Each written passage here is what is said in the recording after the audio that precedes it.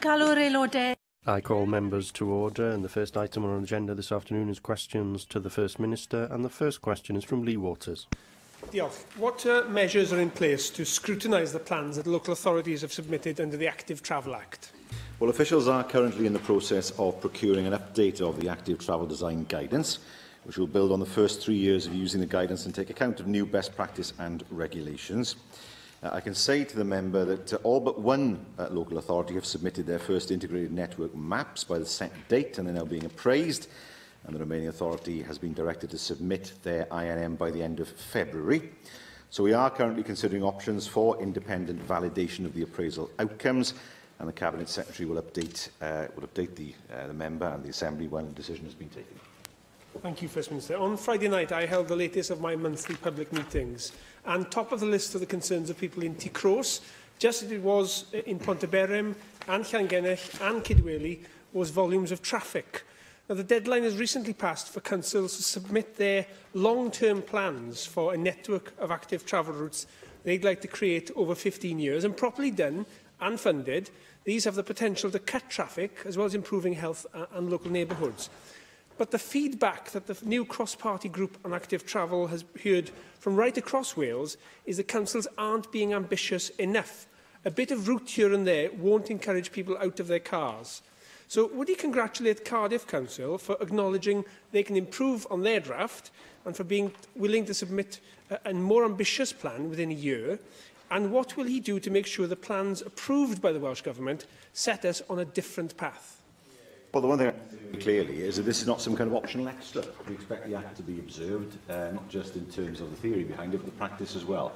I offer my congratulations to Cardiff Council. I hope that others will learn from their good example, because we want to make sure that we have a proper network across Wales and not just isolated routes. At the moment that is the case, but to join them up and to be able to say in the future that people are able to get to work, they're able to cycle for leisure as well, on a network of cycle routes that can compare with some of the best in Europe. We've got some way to go, because I've seen what's available, for example, in countries like Austria. But yes, I can say to the member, but we are absolutely determined to make sure that the integrated network maps are robust, sound, and promote healthy travel and active travel in the future. Janet Finch-Saunders. Just Llywydd. The Active Travel Wales Act 2013 was a very widely welcomed piece of legislation, and the member there is quite right to raise concerns about how it is being fully implemented and taken forward. And I have heard those very same concerns, that local authorities have been quite slow to prioritise that, clearly with the budget pressures and everything. But I know that the previous Cabinet Secretaries and Ministers for Local Government have often said, oh, local authorities have their own autonomy. This is Welsh Government legislation, and it is government legislation that is going to make lives better for our young and for all of our people across Wales. So how can you prove and provide some very strong leadership, First Minister, in making sure that the Active Travel Act isn't just a wish, that it actually becomes full legislation and fully applicable, and that we get more people actually active travelling on a daily basis from now on in? Well, it's the law, and it has to be observed. But in terms of money, I can say that the Local Transport Fund and its predecessor, the Regional Transport Consortia Grant, have both been the main source of funding for local walking and cycling routes, in particular new routes, including those to employment sites. And the proportion spent on schemes varies from year to year, depending on bids, but has amounted to around £6 million annually in recent years, helping to develop more ambitious schemes and packages. That's on top of course, the grant that's been in place for safe routes safe routes in communities, rather, and the road safety grant. Adam Price. Yeah, on my own. But it is true to say, isn't it, First Minister, that the Welsh Government also has to show more ambition, because given the figures that he's just quoted, if we compare those with the corresponding figure for Scotland, they have just double the investment that they make into active travel, that is walking and cycling, from 40 million, which was far higher than our figure already, and they're now up to 80 million. That's a government that is giving its due place to this area of policy, which we're not doing currently.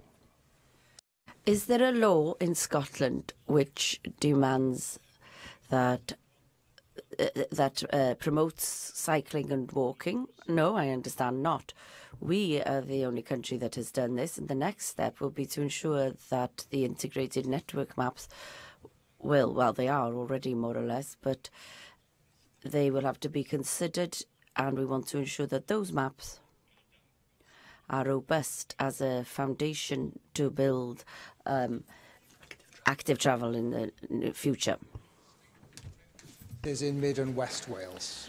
Well, yes, since 2011, Welsh Government has invested around £200 million into a programme of rail improvements, including enhanced infrastructure and additional rail services in Mid and West Wales. First Minister, I've received a large number of complaints from regular travellers on the Cambrian line operated by Arriva's Trains Wales. There have been a large number of cancellations or part cancellations with no alternative bus service being provided, leaving passengers totally in the lurch. The cancellations often occur minutes before the train is due to depart, which of course makes it near impossible for passengers to make alternative arrangements. One of my constituents, Christopher Banks, is a student living in Newtown, studying in Shrewsbury, and he said in an email to me, cancellations of just the 7:38 service in November impacted me on the 13th, 17th, 20th, 21st, 27th and 29th.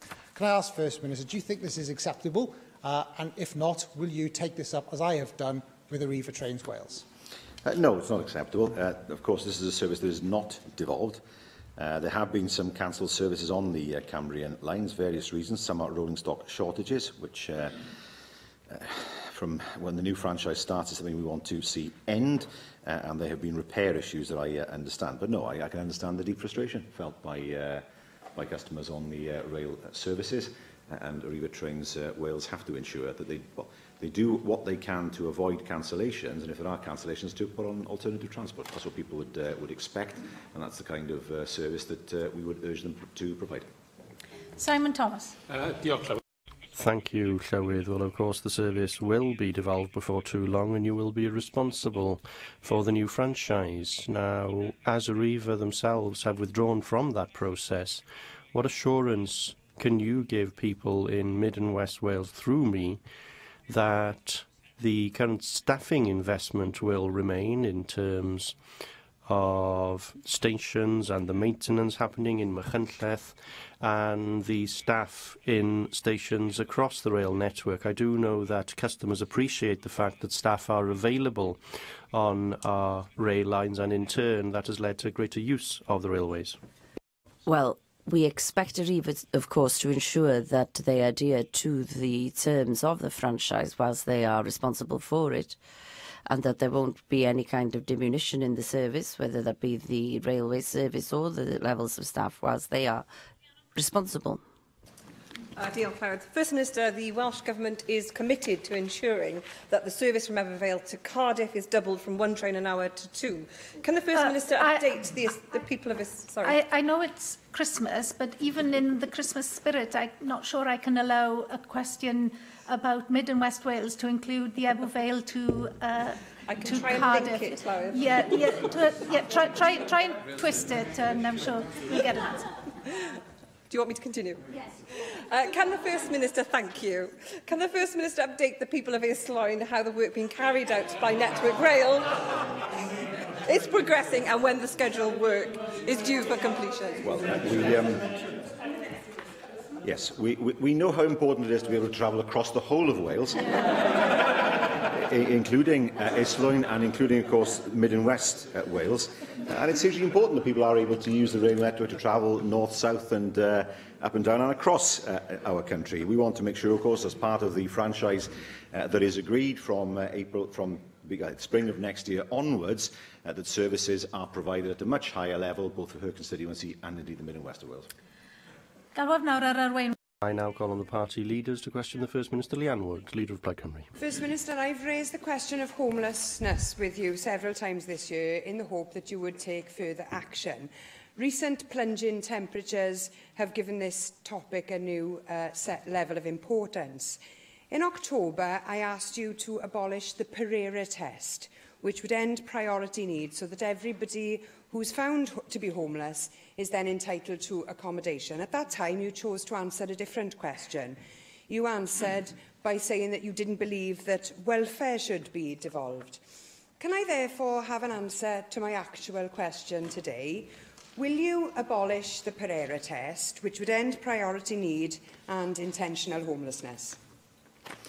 Well, I think we should tread carefully in terms of looking at tests. What I can say is that we as a government, of course, have delivered legislation to deal with homelessness. We know that many, many thousands of people have avoided homelessness because, of course, there is a duty now to be proactive in avoiding homelessness. Nevertheless, it still exists. I was at the Purple Bus last night with the Salvation Army. I saw there and heard stories of people who were homeless and the difficulties, the multiple difficulties that many, many of them faced. And it was made clear to me that there needs to be an individual tailored package for individuals in order to address their, the issue of homelessness for them. Of course, we saw the sad news about the young woman who died in Cardiff, and that is something, of course, that I'm sure all members would express great regret about. But in terms of looking to deal with homelessness, that is something that we have addressed via legislation. Well, as a change in tone to when my colleague Beth Ann Jenkins asked a similar question to the government, when it was said to her that priority need could be reviewed. Abolishing priority need and intentionality is one of the steps we need to take towards moving towards a housing first approach. That's the only way that we can tackle homelessness in the long run. And in the meantime, we've got a crisis of rough sleeping. People are dying on the streets, First Minister. Still, people are falling through the gaps. Street sleepers face great risks, and it's not helped by some of the stories I've heard, for example, where sleeping bags have been confiscated from street sleepers. Now, I can't corroborate that, but if it is happening, will you join me in condemning those responsible and turning to your responsibilities as a government? Do you honestly believe that your government is doing enough to tackle homelessness this winter? Well, listening to what people said to me last night, it was clear that there are some people who have lived on the streets for years.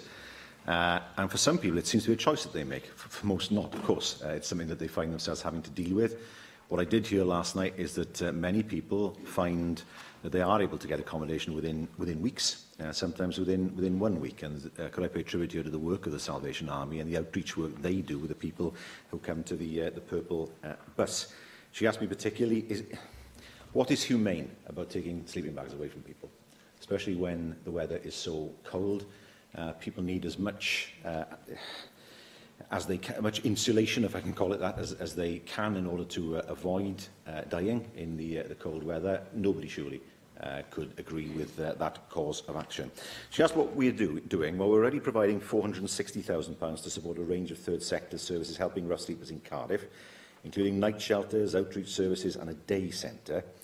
In August, we announced an additional £218,000 for services in Cardiff to support rough sleepers, including improved emergency accommodation and funding for a new Housing First programme in the city. We have announced, of course, an additional £20 million to support homelessness services over the next 2 years in our draft budget, and we will shortly be announcing an action plan to tackle rough sleeping, which has been developed with Frontline Services. I'm just staggered to hear you say that some people are on the streets out of choice. If they are there out of choice, we're talking a tiny, tiny number of people, and that is because there are no other options for them. Recently, the Mayor of Manchester, Andy Burnham, announced that he was strengthening the severe weather emergency protocol. Now, this means that emergency cold weather shelter for homeless people will kick in as soon as the temperature dips below zero for one night, instead of the UK government's 3-day minimum period. Now, I've had information that confirms that even that 3-day period doesn't apply to Wales, let alone the stronger protocol that's going to be coming in Manchester.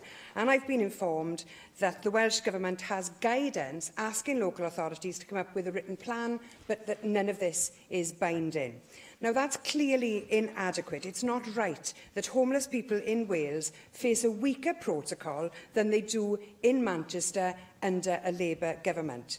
Will you confirm that that information is correct, that the guidance is non-binding? And if it is, will you now strengthen it to reduce the risks that people face from being forced to live on the streets, especially over Christmas? I was very surprised last night to be told that for some people that's what they were choosing to do. I think it's more to do with the fact that they find it difficult to cope with any other circumstance they find themselves in. They are a minority, it's right, and I was quite surprised to be told that last night. The vast majority of people know, of course, they don't choose to be living on the streets. For them, the impression I got last night is that it's easier to help them because for them well, that's what I was told. I mean, we can speculate as to why that is, but that's what I was told. Nevertheless, we know there are people sleeping rough on the streets, and dealing with them is hugely important in order to be able to help them for the future. With regard to the guidance, that is something I can write to her on. What I can say is that if guidance is not observed, then of course we will look to take steps to strengthen the support that's in place for homeless people, and that of course will form part of the action plan that we're developing in the future. Arweinydd yr wrthblaid. Leader of the Opposition, Andrew Marty-Davies. Officer, as this is the last plenary before the Xmas recess, may I wish the First Minister and other members the compliments of the season, and in particular, hopefully, a happy and peaceful New Year as well, then, First Minister. First Minister, over the last couple of weeks, I've asked several questions in this chamber, and I've been reviewing those questions over the last couple of days. And as we are now going to recess, I'd be grateful if you could provide some clarity to some of the answers that you have given over the last couple of weeks.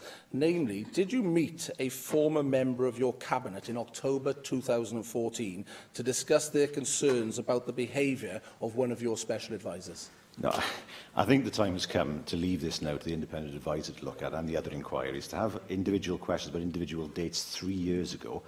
I mean, clearly that's a piecemeal approach. I think the reasonable approach to this now is to let the independent advisor get on with his work, to let the investigation get on with its work, and of course ultimately the inquest. I am grateful that those inquiries are underway, but I do think it is appropriate in this chamber where we're elected to ask these questions, because if we don't ask those questions, then what is our role? That's what First Minister's questions is about. And I have to say, as I have spoken to people who don't normally show much of an interest in Welsh democracy, this is an issue that they have taken great interest in. And some of the answers, like myself, they do require some clarity over. And that was a really straightforward question, asked succinctly, and I just wanted a simple answer for that.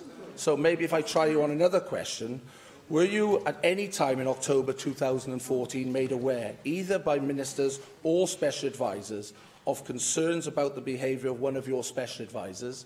And did you put another special adviser to make inquiries of these assertions? Well, again, I mean, oral statements 3 years ago are things that it wouldn't be right to comment on this without looking at the whole picture. As I say, I think it's perfectly reasonable, given the fact that we have now a number of inquiries running, that is for those inquiries, and it's independent inquiries, to look at these issues now in the round. I think that's a perfectly reasonable approach. I do regret, again, you haven't been able to give me an answer to the second question. With the greatest respect, that is an elected member's ability to come to this chamber. That's the privilege that we have as elected members to ask those questions. That's what First Minister's questions and ministerial questions and statements is about.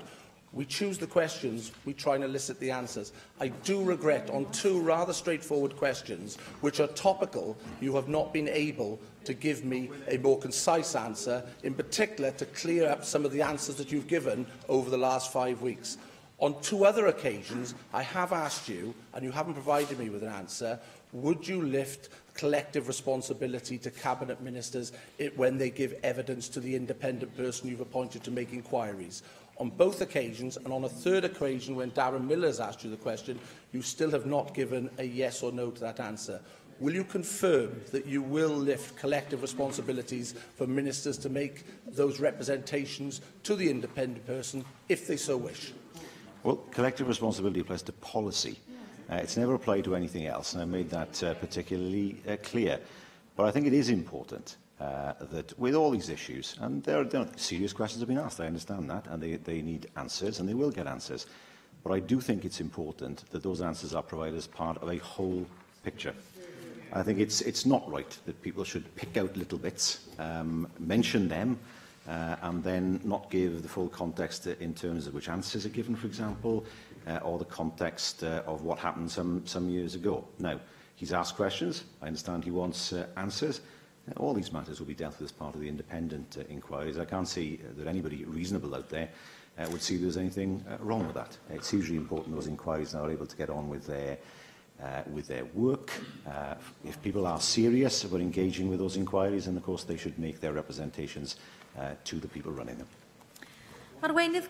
Leader of the UKIP group, Neil Hamilton. No point in pursuing the line of questioning which the Leader of the Conservatives has embarked upon, as you're determined to kick this issue as far into the long grass as possible. So I'd like to turn to something else. I wonder if the First Minister saw in the Times last Thursday a news story under the headline "End of Wind Turbine Blight After Lake District Campaign," which refers to the demolition of a major wind farm development, first time this has ever happened, after 25 years, because planning permission for an extension was refused on grounds that the wind farm desecrated an area of outstanding natural beauty. This follows numerous examples in England and indeed in Northern Ireland, where the protection of majestic landscapes has been given higher priority than reducing CO2 emissions.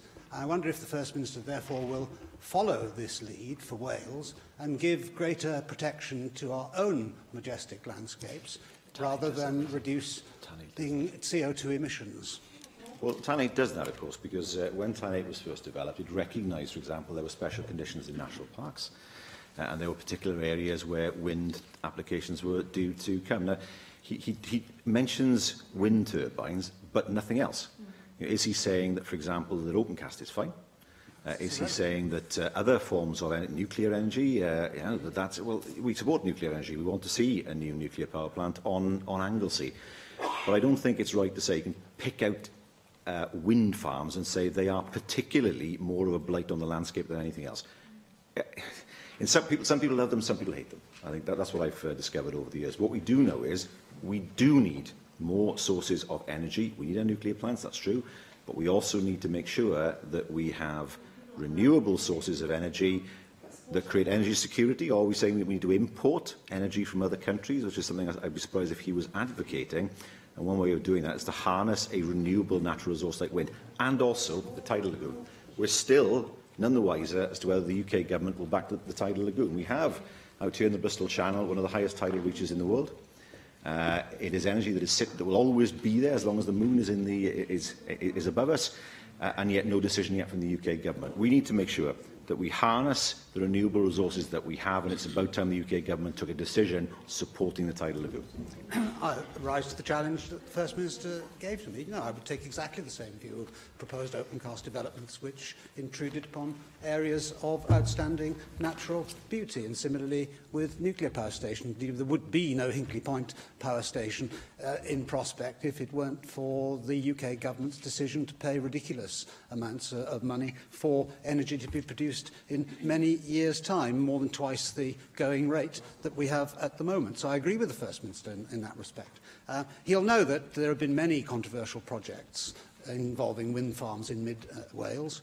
There is one currently in respect of which there's an appeal at the Hendy wind farm near Llandegli Rocks in Radnorshire. And the chairman of the CPRW in Brecon and Radnor says that this wind farm will have serious impacts, particularly on local landscape, historic culture, ecology and tourism. Let's not forget that 1 in 6 jobs in Wales depends on tourism. So there's always a balance to be drawn in these cases.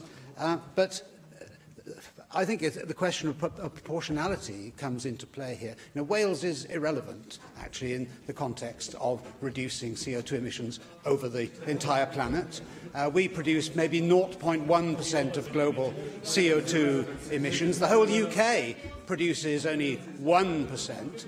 So it makes no difference in terms of CO2 emissions globally if Wales participates in this Grand Green project or not. But it does make a vast difference to the people of mid-Wales if their landscapes are desecrated by having forests of windmills all over the place. And that impacts also on the tourism economy. So what I'm asking the First Minister for is more proportionality in the Welsh Government's policy on green energy. Well, the proportionality is already there. It's not all focused on one form of energy. I can't comment, obviously, on any appeal that is ongoing. What I can say to him is this: Wales is never irrelevant. Wales is never irrelevant, and we have a role to play in terms of reducing greenhouse gases for the good of all humanity.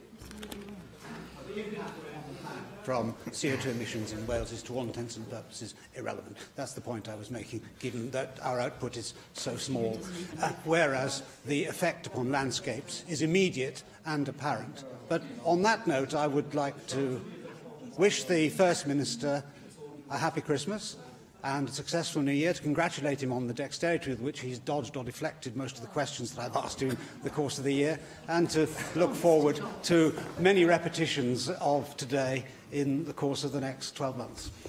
Well, damned by faint praise, I'd call that. I return the compliment to him. I look forward to more relevant questions from him in the future. But nevertheless, he and I will not agree when it comes to climate change and to carbon emissions. I take the view that the vast bulk of science shows us that climate change is happening and that human beings have an effect on climate change, and we in Wales must play our part just like any other country. Question 3, David Melding. Minister, make a statement on mental health support in the workplace.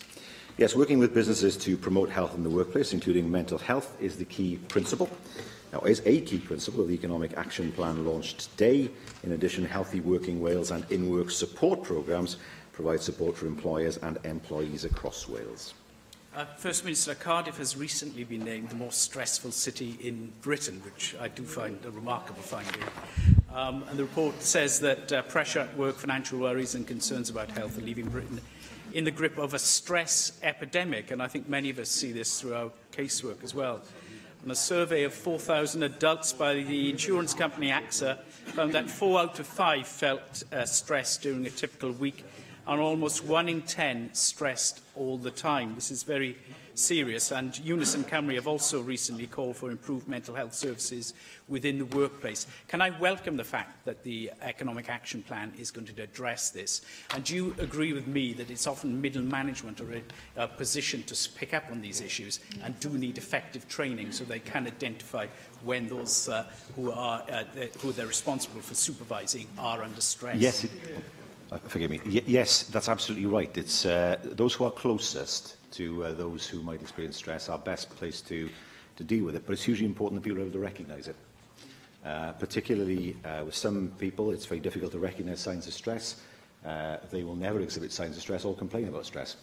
But often, of course, those are the people who are experiencing internally the most stress. So I entirely agree. To have a more healthy workforce, it's important that those who are in positions of management are able to recognise stress in a way that might not be obvious to members of the general public, and deal with it for the good of the person who's experiencing stress, of course, and of course to make them happier and more productive workers. Dawn Bowden. Then David Melding's actually just touched very briefly on the Unison event that took place recently, and I wonder, First Minister, if you would join me in welcoming successful initiatives like the Unison Mental Health in the Workplace conference that was organised in the Pierhead building, which I think once again showed the central role that trade unions can play in helping to tackle difficult issues in the workplace, and demonstrates the valuable role of social partnership in delivering better outcomes for issues like tackling mental health in the workplace. Yes, I applaud what Unison have done. In terms of what we have done, well, Healthy Working Wales is our work and health programme. It aims to improve health at work by focusing on prevention and retention or rehabilitation of those made ill at work, and funding has been committed until 2020 as part of our Prosperity for All commitment to focus on support for employees' health and well-being. I can say that Healthy Working Wales is delivered by Public Health Wales. Further work is taking place in partnership with Business Wales to target the programme for SMEs and to increase outreach. And that will include focusing on the need to improve the mental health and well-being of staff by putting in place policies and practices which protect mental health in the workplace. Caroline Jones. First Minister, we lose an average of 2.5 days per employee to mental health related absence each year. It is also estimated that presenteeism, where mental health issues lessen work performance, costs the UK around £15 billion a year. It has been estimated that optimal treatment for mental health disorders will only reduce the impact of mental health illness by 28%. So we have to focus on prevention. The Mental Health First Aid programme can provide help to prevent the mental health problems developing into a more serious state. First Minister, what can the Welsh Government do to encourage more businesses to train their staff in mental health first aid in the same way that they employ first aiders to treat physical ailments? Well, two things. First of all, it's already happening through Healthy Working Wales. 3,549 organisations in Wales, employing 503,914 people, have engaged in the Healthy Working Wales range of programmes since July 2011. That represents 36% of the working population of Wales. It is something, of course, that will form part of the economic contract, as the Cabinet Secretary will explain later, as part of the Economic Action Plan. Question 4, John Griffiths. Question 4, John Griffiths. What action is the Welsh Government taking to promote joint working between the health sector and the leisure and sports sector in Wales? Well, Prosperity for All makes our expectations for collaboration very clear. We have asked Sport Wales and Public Health Wales to set out how they will build on existing examples of good practice and work together on joint policies. First Minister, if we are to meet the challenges of achieving a more preventative and proactive approach to better health in Wales, we do need a more physically active population. That is an important part of making that necessary change. In Newport, the Aneurin Bevan Health Board, Public Health Department, together with Newport Live, Newport City Council, Natural Resources Wales, local sports groups and many others have been working together for some time to try and achieve a more physically active local population so that we do get that better health. In addition to what you've outlined in your initial answer, First Minister, I know locally, and I'm sure it applies to many other such initiatives across Wales, there is great interest in what further action, what further support Welsh Government might be able to provide to support those initiatives, to make that fundamental change to a more preventative and proactive approach to health in Wales. Well, I can tell my friend the member for Newport East, the Public Health Wales Act places a requirement on Welsh ministers to publish a national strategy on preventing and reducing obesity, where engaging in physical activity and tackling sedentary lifestyles will play an important role. That work is being led by the Chief Medical Officer, and both the sports sector and health sectors are fully engaged in the development work. We also have, of course, the National Exercise Referral Scheme, Welsh Government-funded scheme that's delivered by Public Health Wales. It's been developed to standardise exercise referral opportunities across all local authorities and local health boards in Wales, and it targets patients who have a chronic condition or who are at risk of developing chronic disease, and there were over 28,000 referrals across Wales in 2016. And in terms of Newport, I can say the total investment into Newport from Sport Wales, for example, is over £610,000, over £500,000 co-funding, which covers work with schools, community participation, free swimming and other regional work with and through Positive Futures, and £100,000 roughly, which is community chest funding, which a local Newport community chest panel oversees. Angela Burns. Thank you, Presiding Officer. First Minister, I listened to your answer, your initial answer to John Griffiths, and I absolutely accept, and it was very clear during the Public Health Bill process, that ministers are acutely aware of the need to improve our health and well-being by using sport and leisure. However, there is still a woeful level of interaction between those who are responsible for the commissioning of sport and leisure in order to provide these services and those who are responsible for driving the health and well-being agenda. I note what you say about Public Health and Sports Wales. However, I would like to ask for, one, more imagination in what we provide, because leisure does not just mean sport. And if you are elderly and infirm, to be frank, a sports hall down the road with a football in it is not going to do you any good. And secondly, what can your government do to try to get at a local level these commissioning agents, those who have the duty to provide and those who want to have well-being and good healthy living for our citizens, to actually work together on a daily, weekly and monthly basis?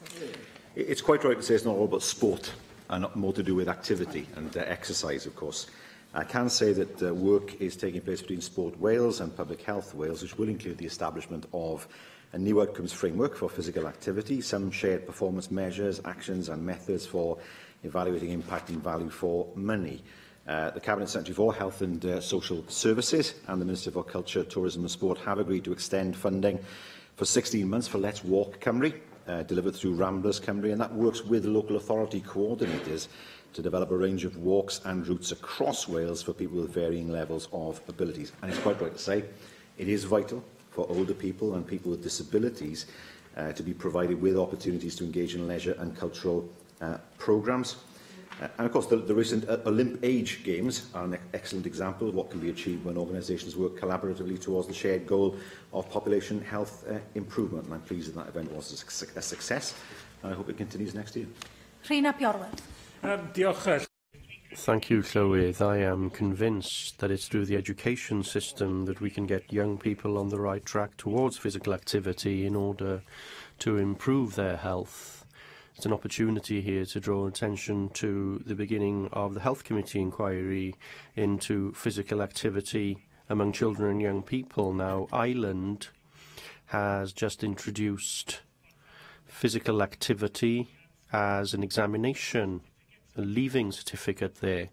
So, to what extent do you and your government believe that we need an element of testing or even examination in order to ensure that every young person throughout their school career does ensure that physical activity is high on their agenda?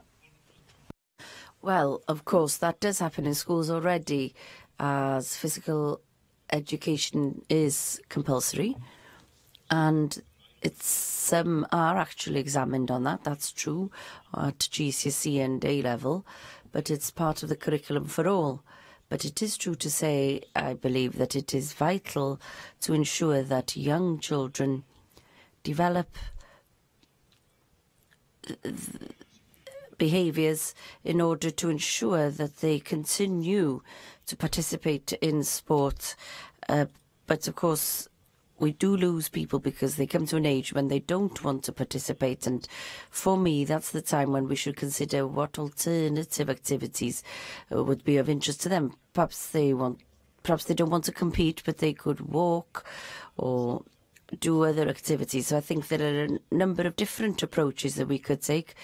For some, they don't want to participate in PE or in sport, but we could work with the schools to see what we can do to assist and support those who want to do physical things but not sport. I think that is the answer, I believe, to ensuring that more young girls in particular carry on with physical exercise. Question 5, Hefin Dave. Will the First Minister make a statement on the delivery plan for Our Valleys, Our Future? Yes, the Task Force delivery plan sets out actions and milestones to deliver 3 priorities: good quality jobs and the skills to do them, better public services and strengthening communities, and it's an excellent example of joined-up, collaborative working, all the buzzwords there, involving partners from across public, private and third sectors, and most importantly, Valleys communities. With that in mind, I particularly welcome the aspect that supports local SMEs to bid for public sector procurement contracts. Caerphilly County Borough Council piloted a project for local SMEs to deliver, to bid for contracts as part of the WHQS, the Welsh Housing Quality Standard Programme, and it brought together 4 SMEs who worked together to deliver an external refurbishment package worth £1.2 million. The work was successfully completed, but the Council was disappointed that the consortium of SMEs broke down soon afterwards and then were unable to further bid for contracts that were in infancy. So the concern that the Council have is that there's limited support to help those small firms continue to work together. So can the First Minister tell us what further support can be made available to assist and encourage such relationships in the future, and how that then will be embedded in the economic plan? Well, we know they're hugely important to what we want to deliver as part of the economic action plan. Without a coordinated approach across government, we won't succeed. I can say that the Cabinet Secretary for Local Government and Public Services has met with all of the Ministers and Cabinet Secretaries to discuss the work of the task force and the delivery plan, and it will be very much part of the delivery of the task force's work to work with those SMEs that are the bedrock of so many examples of enterprise in our communities. Mohammed Ashkar. Presiding Officer, First Minister, our Valleys, Our Future pledges to exploit the job creation potential of major infrastructure investment such as M4 Relief Road and the South Wales Metro project. The M4 Relief Road is currently bogged down in a public inquiry, and one of your own backbenchers has claimed the South Wales Metro project is being set up to fail. First Minister, what contingency plans do you have if your government failed to deliver these projects, which are essential to success our Valley's strategy, and that is desperately we need there? Thank you. Well, he will know that the M4 Relief Road is something as a government we've taken the view is very much needed. There has to be a public inquiry because it's hugely important that these issues are tested. I don't think anybody would disagree with the need to do that, to make sure that any decision we take in the future is based on what the inquiry has found. Secondly, given the fact that I was the first person to talk about a South Wales Metro at Bedwas Rugby Club, if I remember, back in 2009, I can guarantee that it's not been set up to fail. I want the Metro to work. It's hugely important as far as South Wales is concerned. It provides huge opportunities, not just to get people to work faster, but to get investment into communities that up to now have struggled to get the right levels of investment because of where they sit geographically. So the South Wales Metro is definitely something that I want to see succeed for the people of Wales. Adam Price. First Minister, the Economic Action Plan has just been published, says that government will be able to utilise the regional approach as a glue to bring together and integrate the interventions of the Valley's Task Force and City deals. Now, what that says to me is that the singular focus on the unique problems and opportunities of the Valleys will be lost. The Valley's Task Force has been disbanded. There's been no new money put on the table that I'm currently aware of. And so without a structure to deliver it, without a specific budget, won't this strategy be just, once again, a long list of very good intentions which unfortunately won't be delivered upon? No, I mean, if we take the Western Valleys, for example, which he will have an interest in naturally in terms of the area he represents, we know that the Western Valleys are linked to the wider economy of South West Wales, particularly the city of Swansea. So, how is that delivered? Well, the task force is working closely with the Swansea Bay City deal to maximise its benefits to the Valley's communities and to ensure that the priorities of the city deal and the task force are aligned. So, it's a question of tapping into existing sources of funding when it comes to the city deal. And we know, of course, that as we look at developing strategic hubs, for example, in the future, that we will need to consider what the financial implications are in order to deliver on the recommendations of the task force. Question 6, Simon. Question 6, Simon Thomas. Will the First Minister outline the schedule for the devolution of energy powers under the Wales Act 2017? Executive competence for the powers relating to the consenting of energy generating stations and overhead electric lines will be commenced on the 1st of April 2019. Provisions relating to oil and gas licensing will be commenced on the 1st of October 2018. Thank you for that response, First Minister. When Plaid Cymru voted against legislative consent for this act, we said that we were doing so because we were losing powers as well as gaining powers. And I remember you saying, and the government saying, that it's important that we did this because we were to get these powers that you have just outlined on energy powers in Wales. Why then aren't you taking this first opportunity in April of next year to take on these powers? For example, to ban fracking in Wales, something that would receive a broad welcome among the Welsh population. This Assembly is ready for these powers. The people of Wales are ready for these powers. Why aren't you? Well, it's all important that the structure is in place, that we can use the powers. We have requested this, that the powers should be deferred for a few months so that the structure is in place so that we can take action. We don't want to be in a position where we take the powers and that we're not ready for them. They're very complex, the powers that we haven't had previously, but we're very confident about the timetable that we've agreed with the UK government, that this is something which gives us an opportunity to put structures in place for when the powers are devolved. Will the First Minister make a statement on what constitutes a Welsh speaker in the plans to achieve 1 million Welsh speakers by 2050? Well, that's a great question, and may I thank him for asking the question in Welsh. Well, the basis of the target of 1 million Welsh speakers is data from the census. The 2011 census noted that 562,000 of the citizens of Wales identified themselves as Welsh speakers, but it is very difficult to know how you define yourself.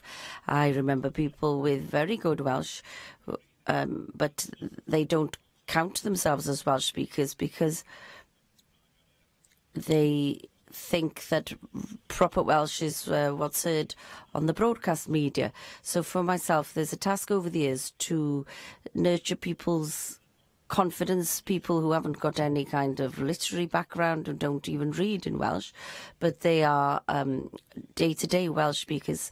We must ensure that they count themselves as Welsh speakers and define themselves as such. Thank you for that response, First Minister. I'll turn to English now. Are developing 3 levels of Welsh speakers. Following a huge improvement in teaching of Welsh English medium primary schools, no child should leave a primary school as a monoglot English speaker, which wasn't true when I was in school. There are now those educated in schools to the medium of Welsh and those who study Welsh in university. What strategy is being followed to achieve 1 million Welsh speakers by 2050? And more importantly, as you said earlier, how to get people who speak Welsh on a daily basis, but not to a technical level, to identify themselves as Welsh speakers? Well, first of all, we have to make sure that people who have learned Welsh at school to a high standard, first of all, in English medium schools, it's hugely important the Welsh is taken seriously. And of course, the Welsh short course has been a difficulty, and that is something that we are addressing. And to get rid of what I think is an artificial barrier between first and second language. How do you define that with any language? And to get rid of to look at whether that actually works in terms of the Welsh language. Secondly, it's hugely important that those who receive their education through Welsh, who don't live in a community where Welsh is spoken widely, who don't come from a Welsh-speaking family background, they don't lose their Welsh as a result of leaving school because of lack of practice and lack of opportunity to use it. It's why, of course, we've invested in hubs across Wales in order that people can go there and use their Welsh in a natural way in parts of Wales where it's not spoken on the street. So that is part of it. How do you get people to become more confident? That's a more complicated question. Individuals see themselves in different ways. We know, for example, looking at other surveys, that in other surveys the numbers of Welsh speakers can go up to 750,000 because people see the surveys as less formal than the census. Whereas in the census, people tend to focus very strongly on what they think their level of proficiency is in a language. They're not asked about their proficiency in English, but their proficiency in Welsh. I do think a lot of people, this is based on anecdotal evidence, tend to identify themselves as Welsh understanders rather than Welsh speakers, particularly in some parts of Wales, Holyhead, parts of southern Carmarthenshire, even though their Welsh is good enough to be regarded as a native speaker. And encouraging those people to make that jump to see themselves as Welsh speakers is an important part of what we're trying to do.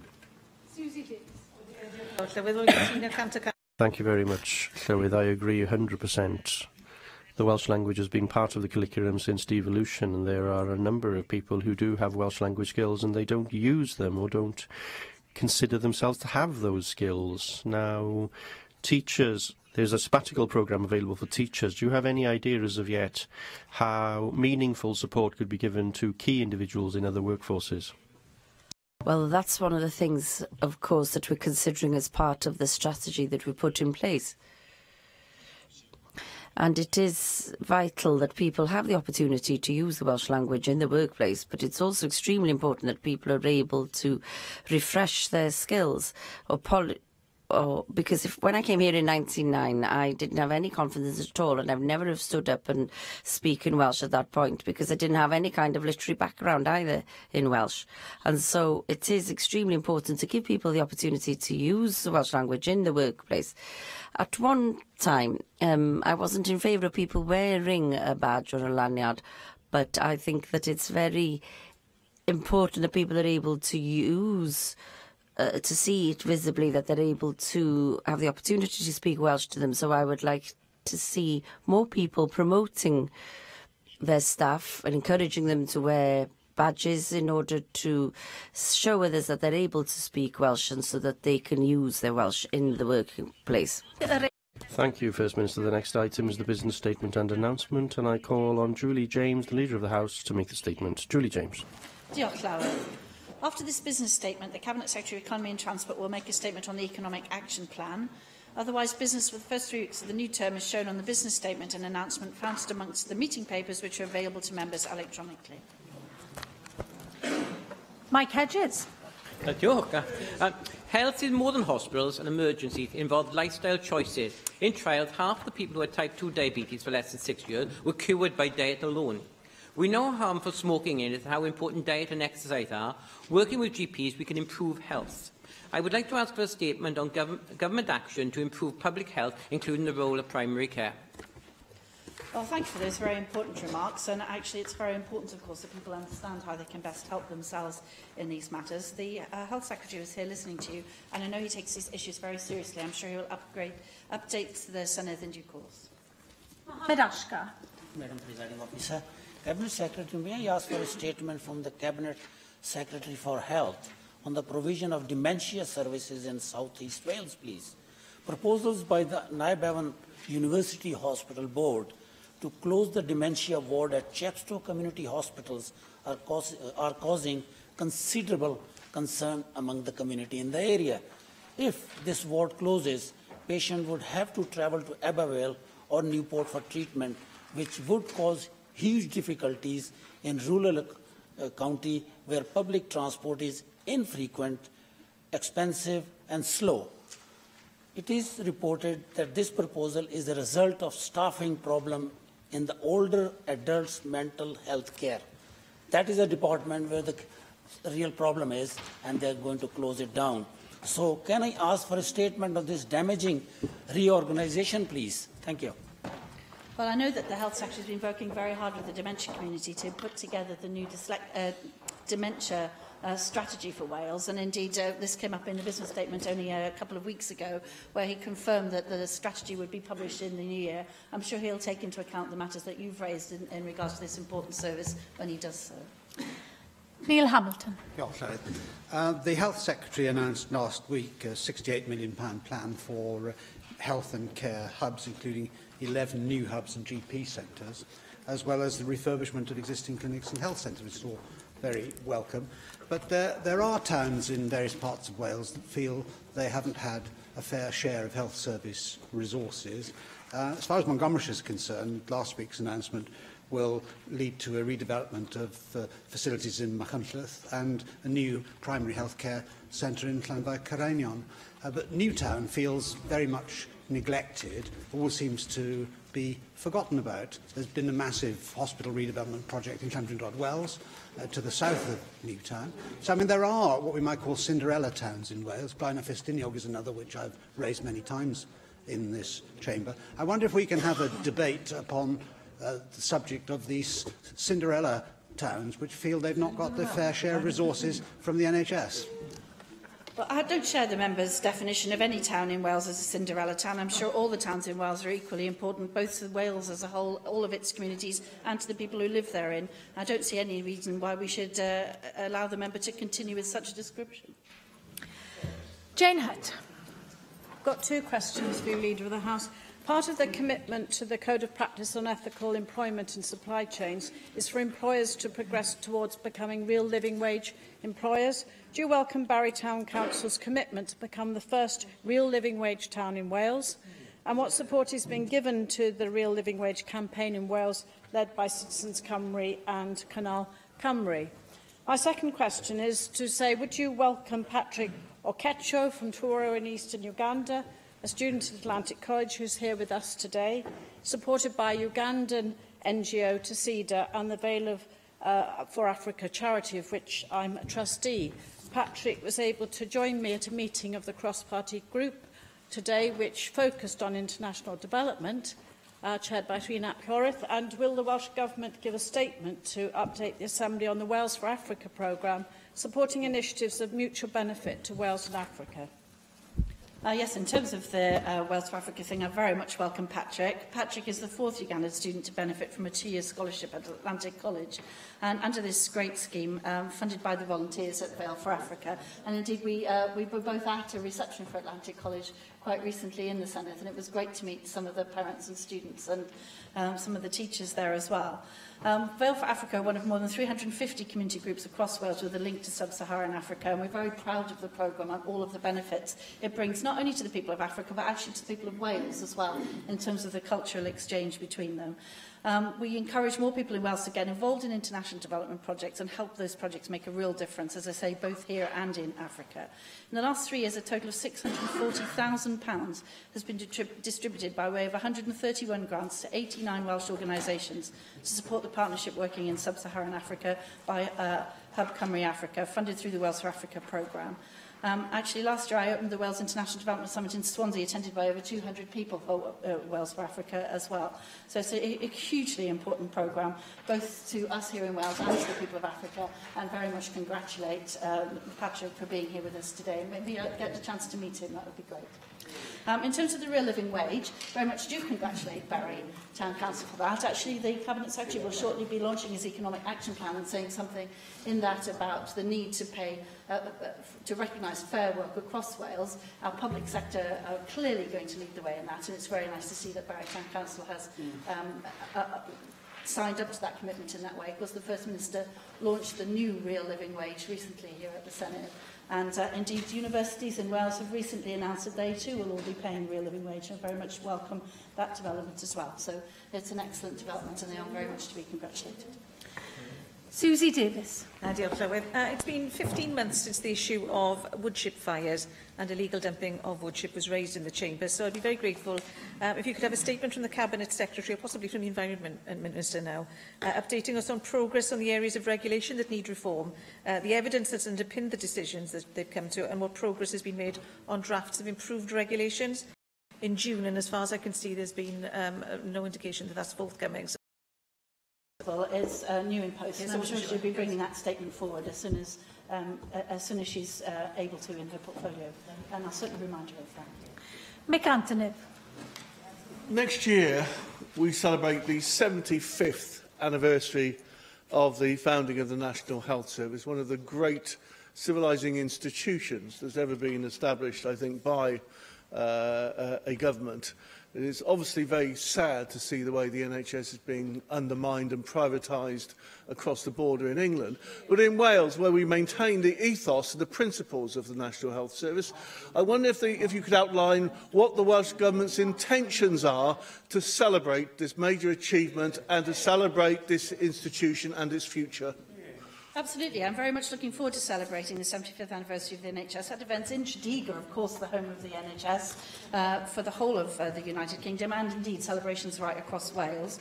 2018 provides us with an excellent opportunity to celebrate the people's decision to make a National Health Service for all of the people, and indeed to celebrate our decision to hold to the founding principles and ethos of the NHS here in Wales. We're very much working with organisations and groups across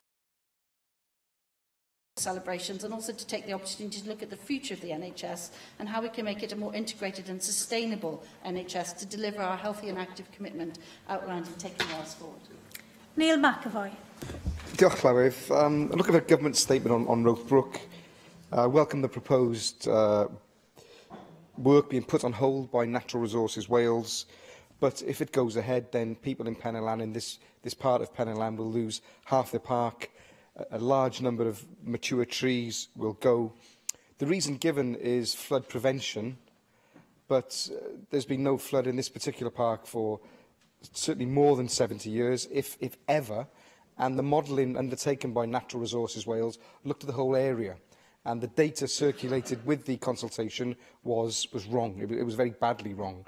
So I'm wondering if there's a government policy on redoing consultations which are flawed, and whether or not the people of Penellan in this Rothbrook area will be listened to. Well, the consultation is a matter for NRW. I'm sure that flood prevention is very important in every area of Wales. It causes real catastrophic damage. And as we approach winter, we need to be really prepared for winter preparedness. It's actually really important to take it very seriously indeed. If the member has specific problems with the consultation, I suggest he writes to the consultation sponsors and point out the specific issues. Mark Isherwood. Your Clive. I call for two statements. Firstly, on the impact of winter weather on transport after the weekend of disruption we've had. Yesterday, along with thousands of others, it took me 7.5 hours with multiple train changes to travel from Wrexham to Cardiff. The staff, I have to say, on the train were fantastic, offering free coffee and goodness knows what else. And they can't be responsible for snow, they can't be responsible for trees falling. There were signal failures as well, trains going backwards as well as forwards. In the context of understanding how this could have happened in the way it did, the extent to which it was beyond anybody's control, and the extent to which we can plan better should there be any further recurrence of this sort of temperature, snowfall and ice as the winter progresses. Secondly and finally, mesh implants. Now, I know last week Neil McAvoy called on you for a Welsh Government statement on mesh implants, and you replied that the Health Secretary had already made a commitment to bring forward a statement on mesh implants, and you were sure he would be doing so very soon. Thus far, his statements, including written responses to me on behalf of constituents, have stated he still believed that the benefits outweigh the risks. I'll therefore be grateful if you could ensure that the statement takes account of developments, recent developments, in this context. In Australia, their regulatory body in Department of Health, the Therapeutic Goods Administration, has concluded that the benefits of using transvaginal mesh products in the treatment of pelvic organ prolapse do not outweigh the risks these products pose to patients. They also consider that there is a lack of adequate scientific evidence before them to be satisfied that the risks to patients associated with the use of mesh products as single-incision mini-slings for the treatment of stress urinary incontinence are outweighed by their benefits. And Australia is removing these products from their register of therapeutic goods. And in the UK, it's reported that the health watchdog NICE, National Institute for Health and Care Excellence, has stated that vaginal mesh operations should be banned, and that in the documents to be published after consultation this month, that they say there are serious but well-recognised safety concerns. And, of course, use of the implants to treat both organ prolapse and urinary incontinence has already been suspended in Scotland. I therefore be grateful when the promised statement is brought forward, these developments could be brought into consideration. Thank you. Well, in terms of your first request for a statement, I know the Cabinet Secretary himself experienced some considerable difficulty getting down from North Wales, as did a large number of other members in the Chamber, and he's indicated his willingness to bring forward a statement about what can be done in the terms the members outlined, what couldn't have been avoided, what might be avoided in the future, and so on. He's indicated his willingness to do so. In terms of vaginal mesh implants, the Cabinet Secretary heard what you had to say. There are obviously very serious issues to take into account here on both sides of that argument, and I'm sure he'll take those into account when he brings forward his statement in due course. Finally, David Rees. Leader of the House, you may be aware, you should be aware, of the concerns over the British Pay Steel Pension Scheme and the actual advice being received by steelworkers, and the fact that some steelworkers may have lost money because of poor advice. Now, one of the firms that's been identified is Celtic Wealth Management, which has given Welsh Government money. Can you get a statement from the Cabinet Secretary for Economy and Infrastructure to discuss as to how they're ensuring that the money they invest in companies such as this are being used wisely, and therefore steelworkers who have spent many years building up their pension pots are not losing out because of bad advice coming from either companies supported by the Welsh Government or companies they're passing on as a consequence? Yes, I share the member's concern about the steelworkers' pensions, and I was actually very alarmed at some of the stories. I have no idea of the I haven't had any chance to corroborate some of the stories, but I also have constituents affected. I'd be very happy to broker a meeting between yourself, the Cabinet Secretary, and any other members with a constituency interest in this to take the matter forward. Diolch I Arweinydd. Thank you, Leader of the House. I have agreed that Darren Miller may make a personal statement. I therefore call on Darren Miller. I'm very grateful for you giving me the opportunity to make this personal statement today. It's a statement which I'm making after much soul-searching, but which I feel a moral obligation and duty to make to the National Assembly so that it appears on our record of proceedings. Last Tuesday, during First Minister's questions, I indicated that I would be seeking to present evidence to the independent investigator James Hamilton in relation to allegations of bullying in the Welsh Government back in 2014 and whether the First Minister misled the National Assembly. The Assembly record attests to the fact that on the 4th of November 2014, I tabled the following 3 questions. Has the First Minister ever received any reports or been made aware of any allegations of bullying by special and/or specialist advisers at any time in the past 3 years, and, if so, when and what action, if any, was taken? Will the First Minister confirm whether any exit interviews were conducted with special and/or specialist advisers in each of the past 3 years, and, if so, what was the outcome of these? And will the First Minister advise as to how many individuals have ceased being employed as special and/or specialist advisers in each of the past 3 years, including the date their employment ceased and the reason for their departure? The reason I wish to present evidence to the independent investigator is because I was requested to table those questions by somebody else. That person was our former Assembly colleague, Carl Sargent.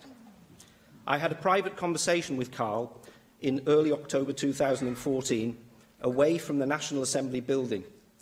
During that conversation, Carl told me that he was unhappy because there was bullying going on within the Welsh Government, which was coming from an individual in the First Minister's office, and that this was taking a toll on him personally, along with others. I will not be naming the individual who Carl identified to me today, but I wish to make it absolutely clear at this point that at no time did Carl, in his discussions with me, ever accuse the First Minister himself of bullying. I offered to help, although I felt powerless to do so. Carl responded by thanking me and said that he would think about my offer and come back to me. Around 2 weeks later, on the 22nd of October 2014, Carl approached me in the members' tea room during plenary with a handwritten note containing draft questions for me to consider tabling to the First Minister. He explained that he hoped that the tabling of the questions would be sufficient to prompt internal Welsh Government action by the First Minister to address the bullying problem. I chose to redraft the questions slightly, and I shared these privately with Carl. He was happy with the redrafts, but he asked me not to table the questions immediately. Instead, he requested that I hold off until he spoke to me again about the matter.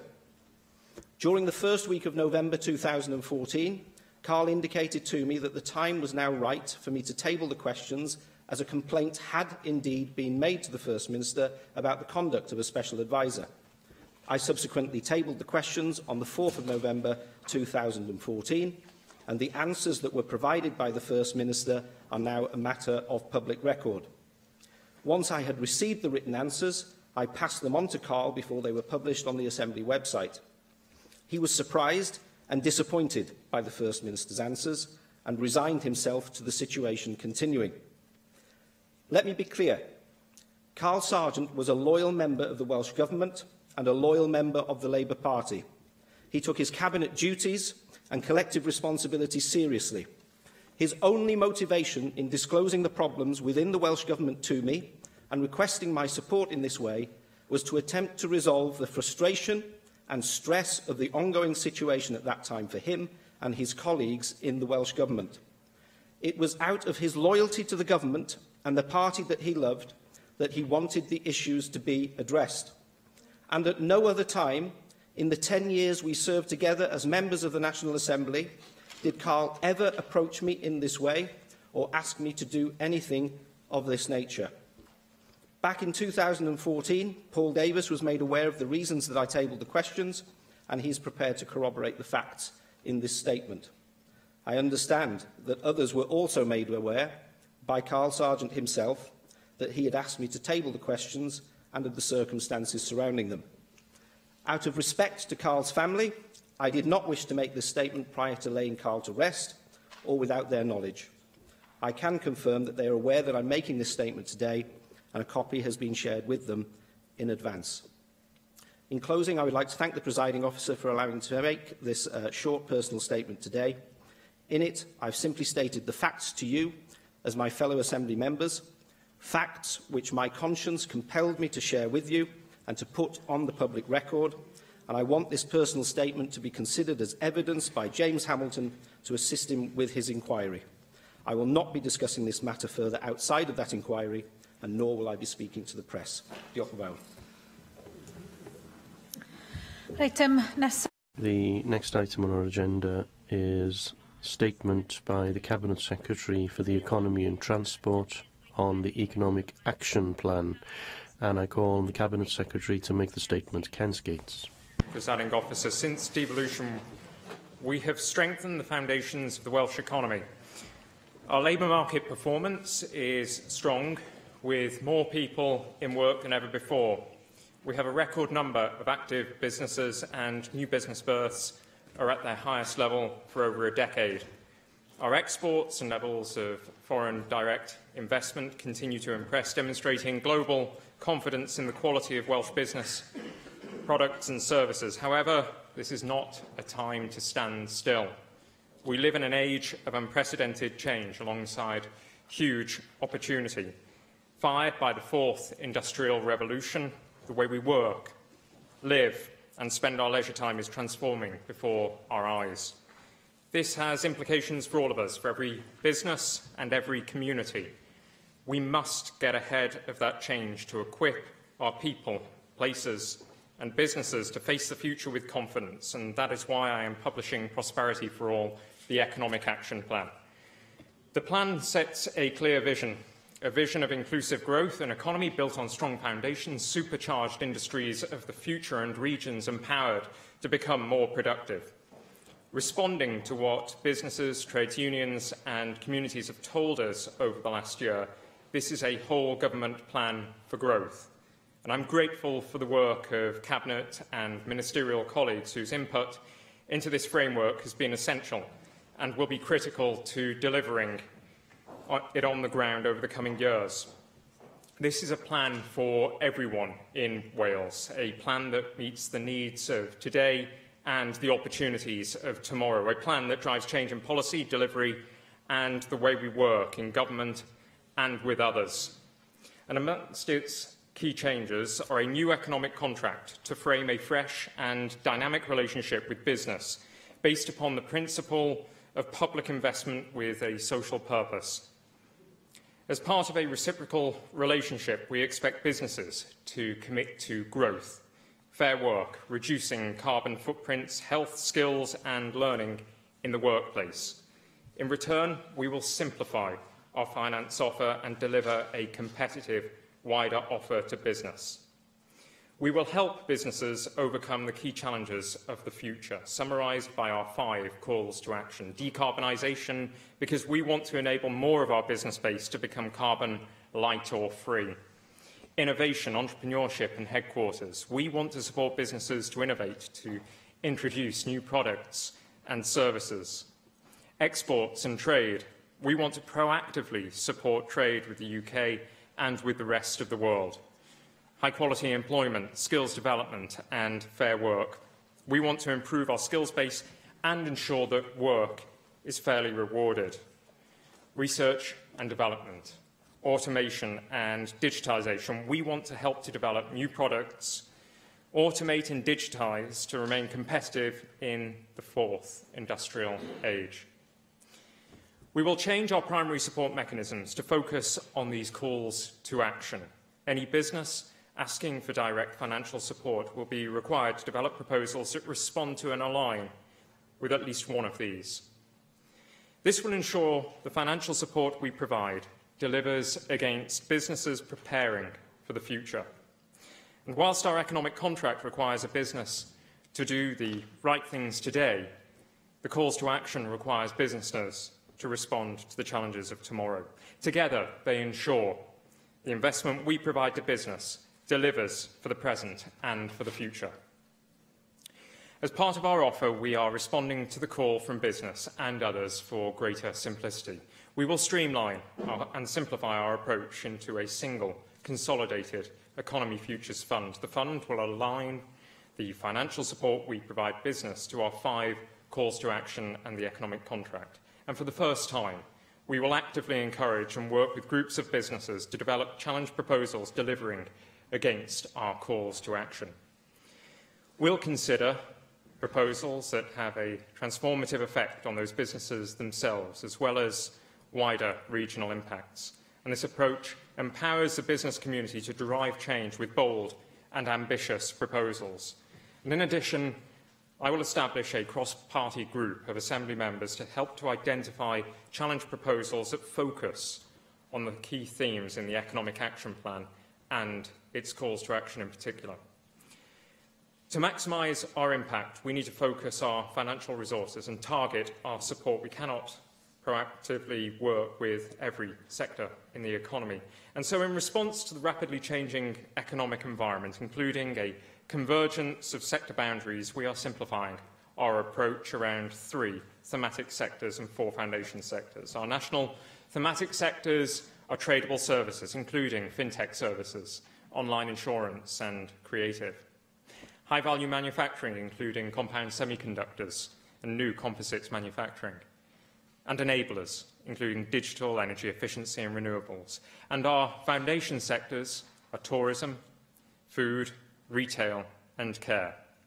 We'll work across government on a range of issues in these foundation sectors, including skills development, new business models and infrastructure. And we'll also work with the sectors to develop enabling plans to capitalise on opportunities for growth and innovation and address key issues. Despite being a small country, we are no less diverse. Each of us represents different parts of Wales that have their own distinctive opportunities and challenges. And it's a time for us to recognise and respond to these. Rather than a one-size-fits-all approach, we will strengthen regional collaboration and use local intelligence to tailor our national delivery. Chief regional officers will promote regional interests in government. This will complement good activity already happening on a regional basis, including city and growth deals. And in order to make a success of regional and local economic development, it will require more effective partnership working on the ground, and I am keen that this plan works with and complements associated announcements such as the new model for regional economic development being launched later this week. The regional footprint of the plan is consistent with our local government reform agenda and those used by the regional skills partnerships. We do not discount the importance of Mid Wales and commit in the plan to working with partners there on a growth deal proposal. We'll improve our infrastructure, and through the plan, we commit to a 5-year programme of transport capital funding aimed at delivering projects in the most efficient and effective way.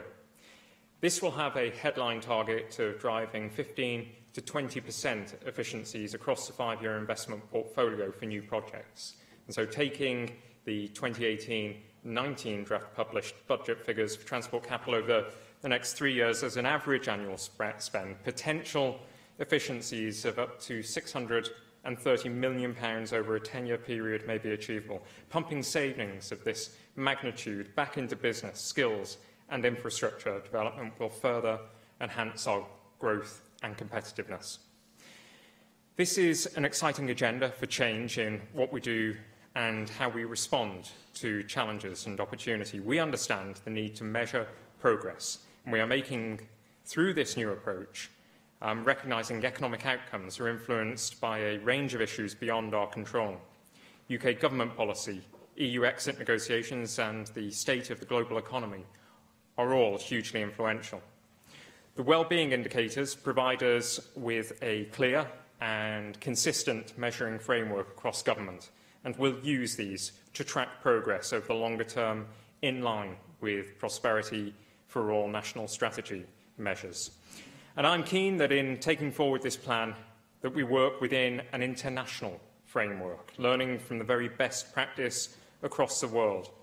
In the context of Brexit, this challenge is more important than ever.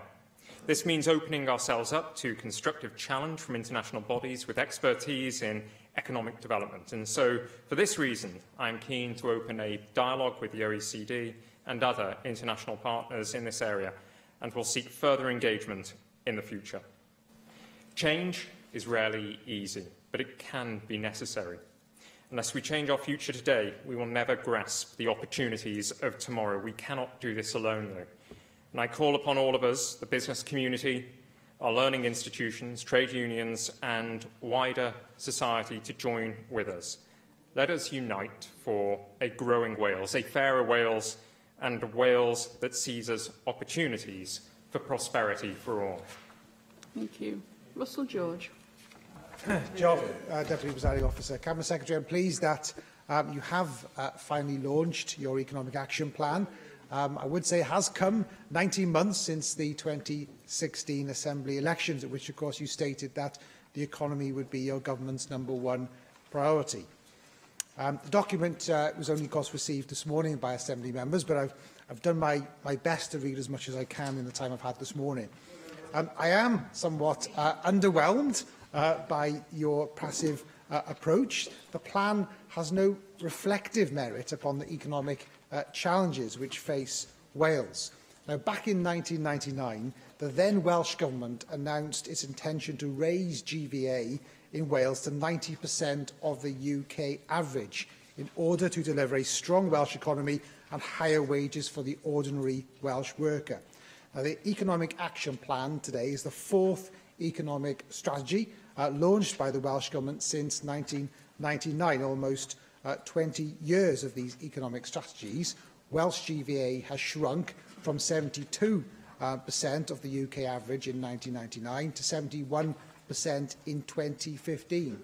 Now, the practical result of these successive failures, I would say, in strategies is that productivity in Wales is now the lowest out of all home nations and regions, and Wales therefore now faces an acute productivity crisis, and Wales has the lowest weekly earnings in the UK. Now, no surprise that the 90% GVA target has been quietly dropped by successive Welsh governments as a stated aim for the performance level of the Welsh economy. Now, looking at the action plan, there are very laudable ambitions, I think, in the action plan, but the strategy is devoid of any strategical insight and methods of delivery. And though I welcome the intent, of course, in the action plan, it seems that the commitments are simply ambitions and words with little insight and direction as to how they will be driven forward, and little support for businesses. Now, as you would expect, is also correct, I want to closely scrutinise the development of the ambitions as they move from words to reality. But this is going to be almost impossible, as the action plan includes no measures or no measurable outcomes. So can I ask, what is the timetable for delivery on these ambitions, and how will you measure success? You say that the scale of your ambition is huge. That's what you say in the document. But what is the final goal? Okay? What does success look like in your view? And turning to the specifics of the action plan, the document makes no mention of the resources which will accompany the plan, or mentions the Welsh Government's flagship economic policies, including enterprise zones and the attracting of foreign direction investment into Wales. And the omission of these policies, perhaps from the action plan, perhaps I'd suggest speaks volumes about the complete lack of success on these measures. Now, through the economic contract and calls to action, you also appear to be changing your approach from targeting a number of priority sectors to a broad headline sectors, but it provides no meaningful detail as to how the Welsh Government plans to support businesses going forward. So it does nothing to increase or speed up business lending, I'd say, and only adds to the administrative burden facing firms seeking support to grow and flourish. Now, from a business perspective, I do have concerns about whether businesses will be able to identify to which sector they belong. Now, as you're no longer going after sectors any longer, I would welcome more detail on why the Welsh Government has adopted for this change of approach. I turn to the Economy Futures Fund. I understand that the fund will operate as a mix of grants and loans, with the balance between the two changing depending on the economic cycle. So this doesn't appear to be very different from the system of repayable finance. So I would welcome more detail on the following areas. What do you envisage the mix of grants and loans will be in the first year of the fund? What will be the reporting milestones in assessing the balance between the mix of grants and loans? and what existing funds are going to be simplified and consolidated into this fund.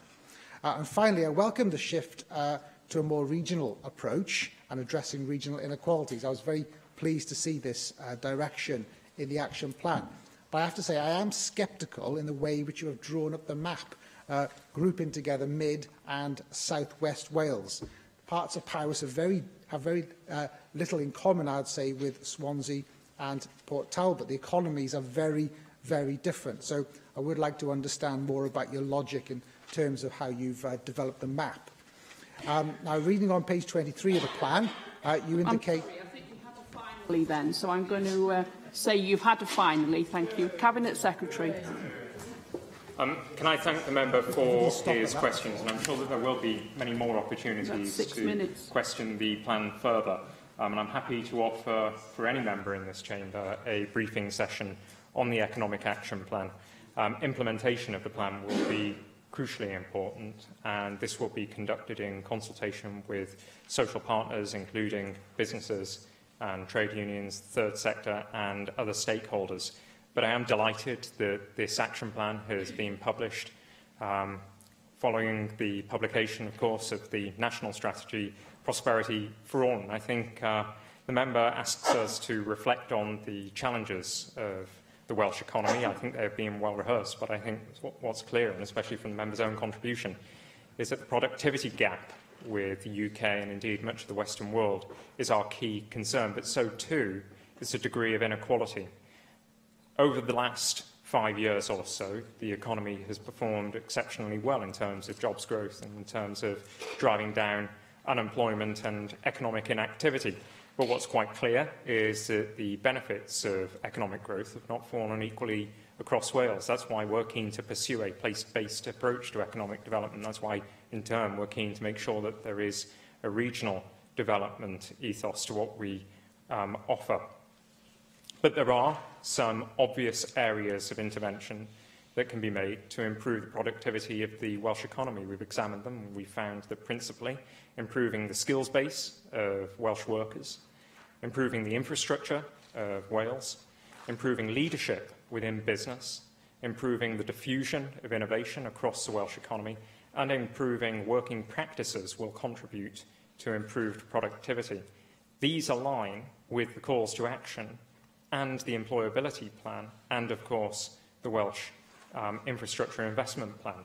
All of our interventions are now designed to improve the productivity of the Welsh economy.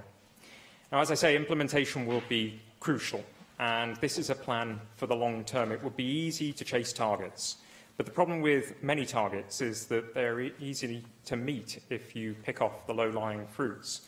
We now need to deal with those deep structural problems within the Welsh economy, and that is why I have every confidence in the likes of the OECD to provide external and expert challenge to be able to monitor our success or indeed failure to perform against international best practice. And I'm also confident that we should be judging our success and progress against the well-being indicators. My view is that success takes a very simple form, that we improve and increase the level of well-being and wealth across Wales, whilst at the same time reducing levels of inequality across Wales.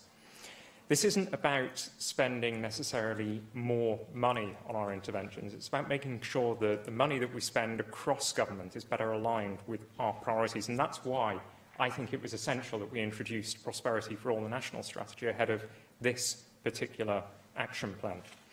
And although the policy, the plan, does not go into detail in terms of the specific allocation of resources to the Economy Futures Fund, because there are literally dozens of funds that are going to be consolidating. We're looking at a launch of that new Economy Futures Fund at the start of the next financial year. The plan does identify approximately £630 million over the course of a decade that could be invested back into delivery, and that could make a major difference to our competitiveness and our productivity levels. I do think that the balance of grants and repayable finance that we offer currently is appropriate for the economic cycle. And I think we need to be able to flex appropriately to remain competitive in any given time of the economic cycle. Right now, our export rates, our FDI investments are all healthy. What we need to do is we need to make sure that our investment in those areas that drive up productivity remain healthy and appropriate for any given space in time. And in terms of the sectors, well, sectors in their traditional sense are already converging, and I think this has been recognised as well by the UK government with its recent UK industrial strategy. It's very difficult to determine, for example, whether fintech sits neatly with digital or whether it sits neatly with financial and professional services. The fact is that many new industries of tomorrow overlap the current sectors that we operate and support. So it's absolutely vital that we look to the future, that we leap to the future, that we're not dragged there, or that we don't follow others into a new way of supporting business development. So our thematic sectors, with experts and support from Welsh Government available to support the growth of those new thematic areas in business, I think is the right path to be taken.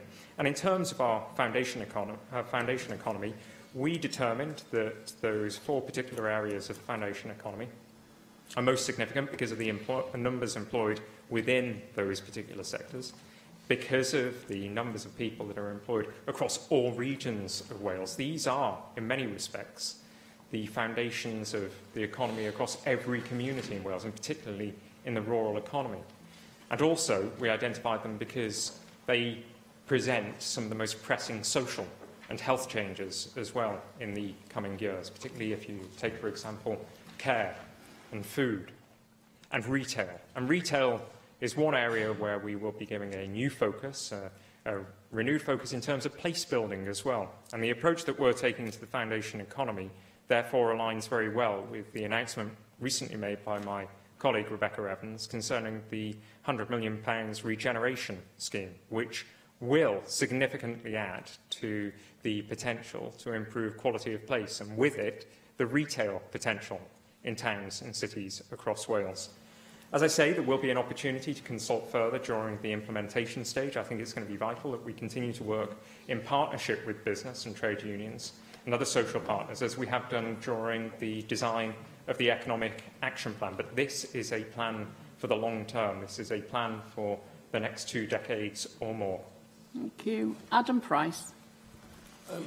There are some aspects of this economic action plan that you welcome, the new focus on the foundational economy and on decarbonisation, for example. But in stepping back and looking at the economic strategy as a whole, I think it's important to benchmark it against the 3 key ingredients that we know from across the world make up successful economic strategies.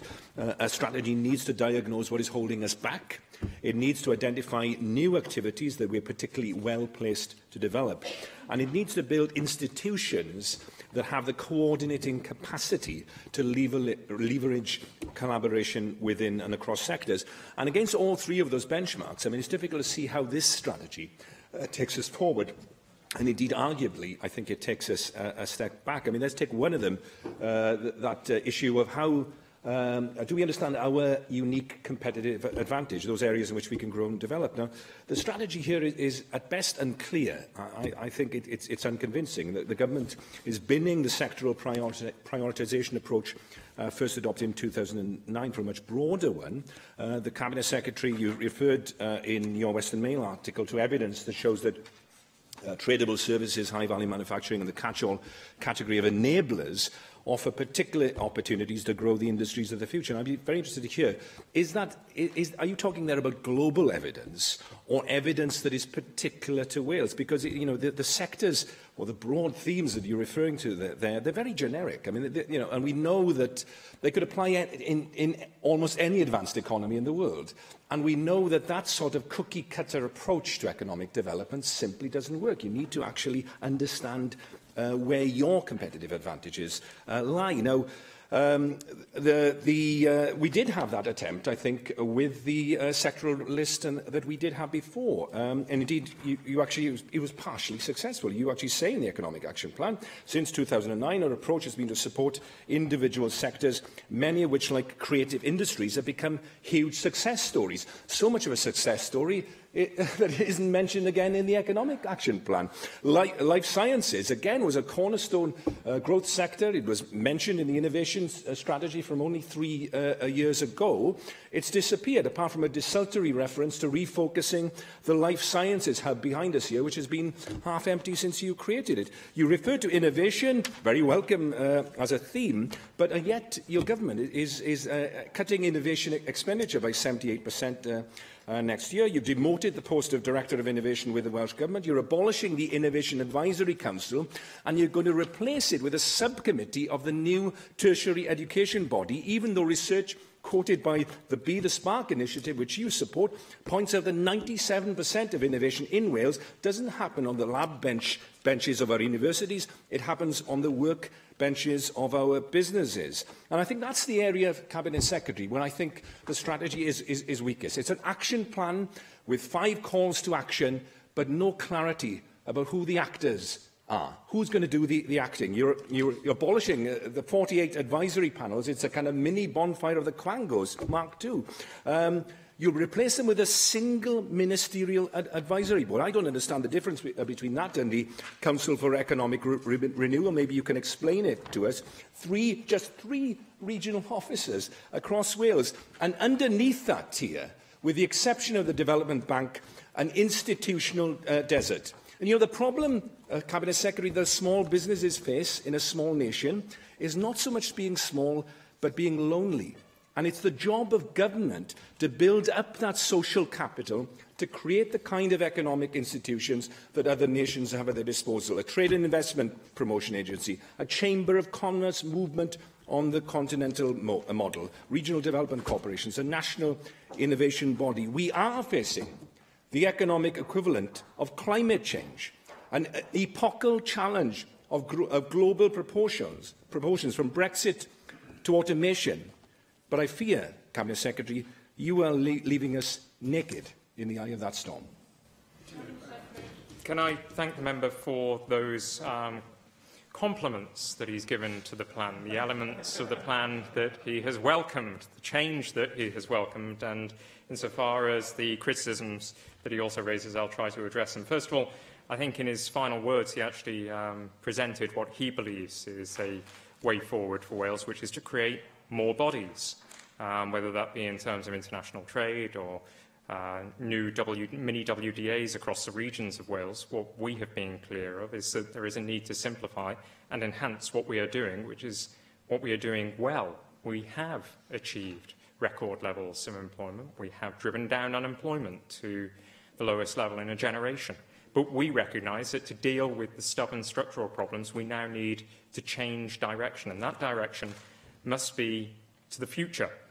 I know that it's very difficult for some members to appreciate that the move from 9 priority sectors to 3 thematic national sectors is a radical departure, but one that will mean that wherever a business sat in the traditional silos, provided they are operating in a way that will future-proof them, provided that they are operating in a way that aligns with the calls to action, they will be able to get the appropriate support from government and support with government in order to become more productive and more competitive in the future.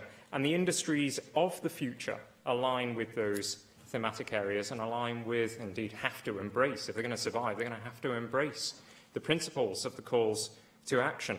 Now, I agree with the point that the member made at the outset that any economy, to be successful, has to contain 3 key factors.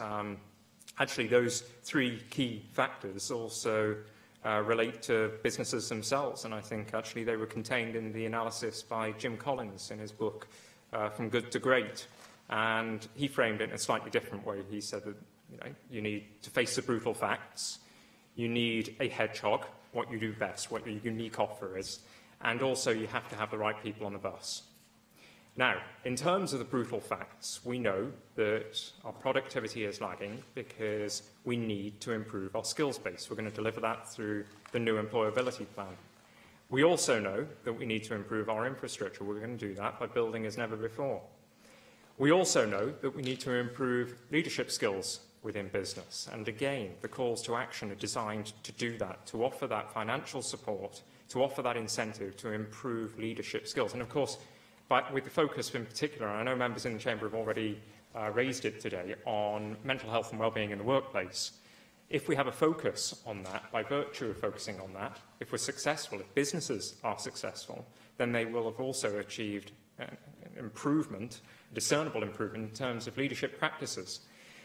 In terms of the other areas that you could constitute as brutal facts, those factors that are holding us back, the barriers, as I said to Russell George, you have to have the right regional economic development vehicle in order to support businesses.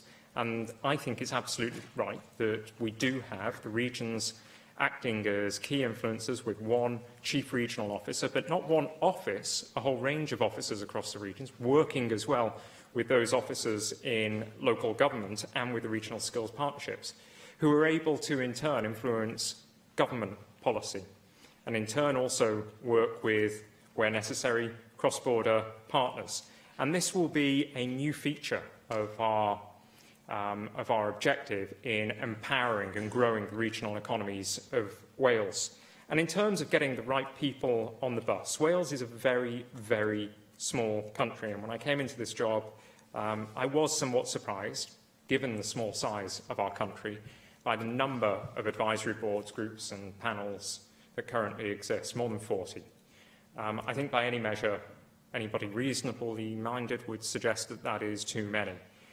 Consolidating much of the expertise into a ministerial advisory board, I believe, is the right thing to do in order to not waste people's time, but also in order to bring together experts from across the sectors and from across the regions to work together, to be able to share ideas and innovation. And speaking of innovation, the member also raised this as a crucial factor in the development of sustainable and resilient economies, highly productive economies. Well, our calls to action has innovation running through its veins. The challenge proposals are designed to extract the best innovation and the best calls for innovation from across the business community. And in terms of the actors, well, the actors are our partners with us in business, in trade unions, in social enterprise. We must work together. We are all actors. And in terms of what our unique offer is, it has to be our people, our human capital. And that's why I am determined, through the economic contract, to ensure that people in Wales don't wake up each working day dreading the working day ahead of them, but get up looking forward to work, being productive in the workplace. And Carolyn Jones was right, £15 billion is lost in productivity as a consequence of people turning up at work and not being able to operate to the best of their ability. I want Wales to be known as a place where people want to work, where they don't just deliver enough during the working day, but where they excel, where they have unique skills, all of them, and they are able to utilise their skills, where they have transferable skills, where they have secure employment, but also know and have the security of mind, knowing that they have the skills that can easily be transferred to other occupations should they lose their place of employment. And I want another additional unique prospect for Wales being a fair work country. We have to set our ambitions high insofar as the country and the values and the principles of Wales are concerned, and this action plan sets out to do just that. Okay, thank you. I'm going to have to ask for shorter answers, though, Minister. Sorry. We've had two very lengthy answers to only two questions, and we're way past into the third sector of this statement. So I have 4 speakers, so it's going to be, we're going to have tighter answers. Hewin David. I welcome the economic plan, and Adam Price has already made reference in the Chamber to my Cardiff University briefing back in September. I had no sight of the action plan before the embargo, but I would say that it does reflect some of the things that we've been talking about as backbenchers on this side of the Chamber. Certainly the introduction, particularly the foundational economy, and you mentioned human capital. Adam Price mentioned social capital, and I think that is the key. I don't think you answer that question, though, through institution building, it's got to be said. I think you answer it through skill building. which was the gist of my question to the First Minister earlier, and I think that's the focus it should be, particularly in the foundational sector. So in order to recognise the time constraints and cut things short, I'd like to reflect on that question I asked the First Minister earlier. Where you've got micro firms, self-employed people, bidding for contracts collectively, how do you ensure, how will this plan ensure those foundational sectors are able to continue and sustain their collaborative working through skill development, sustain that collaborative working beyond the contracts to which they apply, to ensure that you aren't just creating a short-term collaborative approach, but you're sustaining that for the longer term?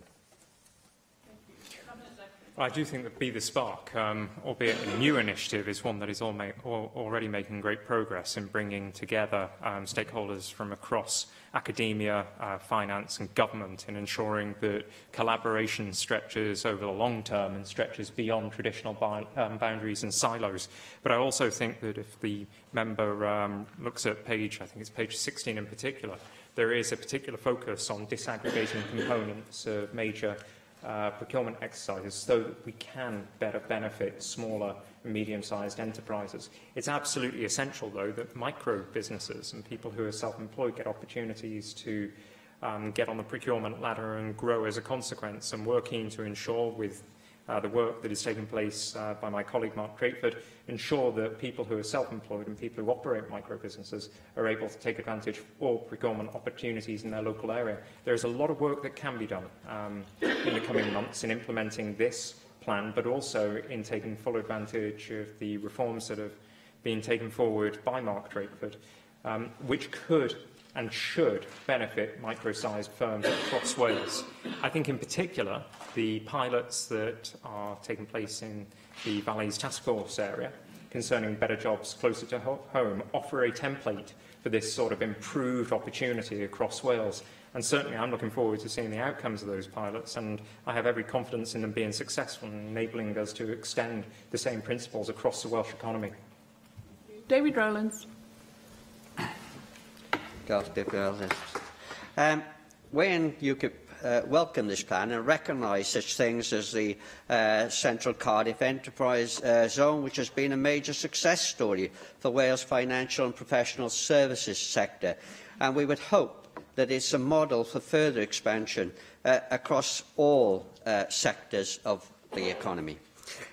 We also note the Cabinet Secretary's past admission that all challenges we in Wales face can only succeed in partnership with the business sector. Those challenges include digitalisation, automation and an ageing population, all difficult obstacles to overcome. But if we are successful in dealing with this changing face of our economy, it will establish Wales' future for generations to come. And whilst having some political differences with the Cabinet Secretary, I sincerely do not want him to fail in his comprehensive ambitions for the Welsh economy. But can I ask him to note that the key enablers to economic success must include business support for the private sector, which should involve access to finance, minimum regulation, taxation or public sector intervention. A robust support regime for innovation and entrepreneurship in partnership with our universities, and perhaps most of all, investment in our youth in the form of the very best education, both academically and vocationally. And above all, we must instil aspiration in our youth who are partners in this enterprise. The road to long-term improvement can only come through raising the education and training levels of our people, especially in ensuring that adequate literacy and numeracy levels are universal. But it must be pointed out that even the right educational policies will not alone be sufficient to change Wales' economic position. However, it is a necessary element that few, if any, would dispute. In order to achieve its economic objectives, the Welsh Government needs to have a system of targeting companies who provide higher value and a greater degree of sustainable tenure in Wales than has hitherto been the case. We must move away from satellite companies' approach to one which encourages those who will locate their headquarters in Wales.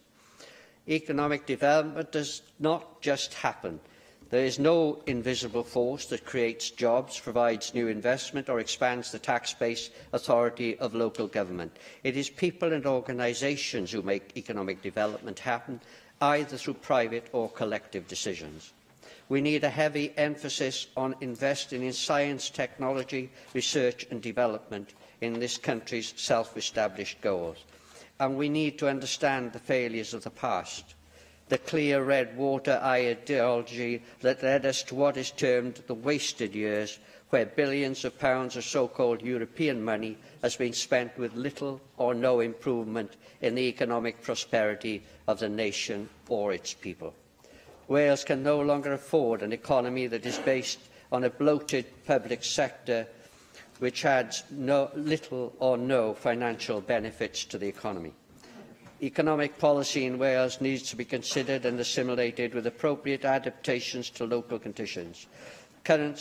We acknowledge the current situation of the Welsh economy can be described as challenging.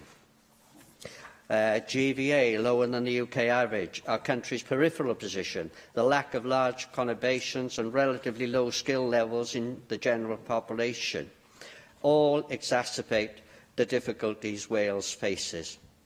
We in UKIP welcome the economic ambitions included in the plans and look forward to a stronger economy it promises, which will hopefully benefit all of Welsh society. I don't think I actually heard a question from the UKIP spokesperson, but I'm sure there were some comments that you could perhaps briefly respond to. Well, I'd like to thank the member for welcoming the Economic Action Plan and for giving it his party's best wishes. I think the member raises some important points about education and the role that education and skills training has in developing a modern and secure economy. And I think also the member touched on, I think it's worth actually my reflecting on the point that was made about appropriate regulation. There is a Welsh Minister's business service that currently exists, but we will be looking at strengthening that service, working with the Council for Economic Development and the new Ministerial Advisory Board in shaping regulation that is appropriate, regulations that are fit for purpose, of course minimal regulation, but also regulation that protects people as well as ensuring that businesses are as competitive as they can possibly be. And I would say that whilst employment numbers within the public sector have indeed reduced in recent times, the public sector still offers £6 billion of procurement opportunities for the private sector, and it's essential that Welsh-based companies are able to take full advantage of those opportunities. In terms of growth potential, well, that's going to be part of the economic contract. If you're going to get to base camp, you're going to have to prove that you have growth potential. And then, as part of the Climb to the Summit, we will offer, through the calls to action, an opportunity to draw down Welsh Government funding and support if you are willing to headquarter in Wales, because I think every person in this chamber would recognise the need to have more HQs in our country. Thank you. Vicky Howells. Diolch, Diplo Llawer. I'd like to start by congratulating you, Cabinet Secretary, on the publication of your long-awaited Economic Action Plan. And looking at the way it's cross-cutting across all aspects of government, I think it very much was worth the wait. I welcome in particular the commitment to develop new structures to support the key foundational aspects of the Welsh economy. This is something that myself, along with other backbench Labour AMs, have been calling for some time. And with around 4 in 10 Welsh jobs being based in the foundational economy, this area, I would argue, has never yet been properly integrated into Welsh economic policy. So I'm very glad that you have redressed this. So I have 2 questions for you today. Firstly, we know that there can be challenges around the quality of jobs in these foundational sectors. How do you plan to work with foundational employers to improve the social ask of their firms and enhance their employment offer? And secondly, I welcome your reference to simplifying business support structures too. I know that evidence already heard as part of the cross-party group inquiry on small shops into entrepreneurship has strongly supported this.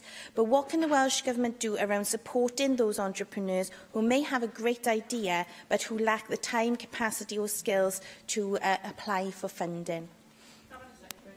Can I thank Vicky Howells for her questions and put on record my thanks to her and to colleagues for the encouragement that has been given for developing an approach that will support the foundation economy across Wales, an economy that in many parts of Wales is the only economy, and I think many of the most marginalised communities in Wales are those that have great potential to develop the foundation economy over other parts of the economy, other sectors of the economy.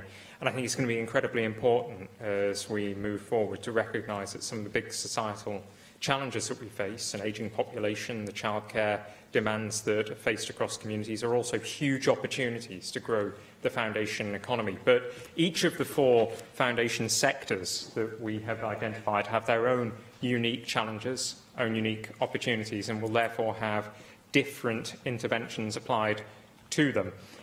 For the care sector, for example, there is a particular need to address the skills challenge and the need for more sustainable business models. So we'll be working with the sector to develop, again, through short, sharp, task and finish work aligned to the Ministerial Advisory Board. We'll be looking at solutions that deal with those challenges. In retail, we know that a major problem facing the retail sector is competition posed by online retail, but also the lack of quality places where people can feel safe, where people can feel good shopping, and therefore it's absolutely essential that as part of the intervention to support the retail sector, we look at enhancing the quality of place across communities in Wales. For tourism, well, tourism has already been invested heavily in by the Welsh Government, but it continues to possess huge potential. In all likelihood, given changes to the way that we work, people will have more leisure time in the years to come, and therefore there is great potential to fill that leisure time with business opportunities within the tourism sector. And then with food, well, there is a good story to tell for the Welsh food sector. I think exports in the past few years have risen by approximately 95%. We have carved out a very distinct, high-quality identity as a food-producing nation, and we wish to support an improvement and an increase in the quality and availability of food produce, again working with the sector in this regard. And each of the approaches will therefore be different. But in order to drive up, and Vicky was absolutely right, some of these areas of economic activity offer, I'm afraid, job opportunities that are currently poorly paid and which are not secure. But interventions in the foundation sectors will also be relevant to the economic contract and dependent on that criteria being met. Where the criteria cannot be met, there will be support offered through other means, and in particular for smaller and medium-sized enterprises, and there are a huge number of those in the foundation economy. There will be the support of Business Wales and the Development Bank, of course, and other services outside of government. But our intention is to offer the incentive to become a responsible employer, a fair working place of employment. And that should apply not just to advanced manufacturing and fintech and life sciences, it should also apply, Deputy Presiding Officer, to those sectors in the foundational economy. And finally, with a question, just one question, Rhiannon Passmore. Thank you. I would like to obviously, though, welcome this particularly important and innovative document, and also the innovation around the new economic contracts. My question really is around the potential for the communities of Islwyn around tourism. I wonder how the Cabinet Secretary perceives the future of the Cwmcarn Forest Scenic Drive. It is an area of stunning Welsh landscape historically and for the future of that community. And also, how would you characterise the Welsh Government's prosperity for all plan on key sectors such as within the steel industry in comparison to the paucity of vision shown in the UK Tory Government's expression of an industrial strategy? Thank you. Can I thank Rhiannon Passmore for the questions that she has offered, and also for the determination that she's shown in terms of delivering a reopened Cwmcarn Forest Drive, and I think that would contribute to the place-building objectives of the local authority and indeed the member herself. And I'm keen that myself and my colleague in government, David Ellis-Thomas, take forward, if possible, the proposals to reopen the Forest Drive, potentially through an investment aligned with the year of discovery in 2019. In terms of steel, no matter how money we throw at the steel sector, unless it can be globally competitive, ultimately at some point it will fail. And therefore, our investment in the future has to be aligned to those calls to action, to decarbonise and therefore to become more energy efficient. Investment in research and development to bring new products to market sooner. And products are facing shorter lifespans. The cycle of a product is shortening by the day. And therefore, our investment in the sector, as with many other sectors, has to be based on making it more competitive and future-proofing it from competition around the world. Thank you very much. Thank you, Cabinet Secretary. Item 4 on the agenda is a statement by the Cabinet Secretary for Local Government and Public Services, working together for safer communities. And I call on the Cabinet Secretary, Alan Davies, to make the statement. Thank you very much, Deputy Presiding Officer. Next year marks the 20th anniversary of the Crime and Disorder Act that put statutory partnership working at the heart of efforts to address community safety issues. Although the partnership principle of the original Act still holds, today's social, political, economic and environmental conditions in Wales are clearly very different to those in which community safety partnerships were established in the 1990s. Today's challenges include a range of new types of crime, including modern slavery and hate crime, the escalating threat from international terrorism, the influence of new psychoactive substances and the effects of cyber-enabled offending.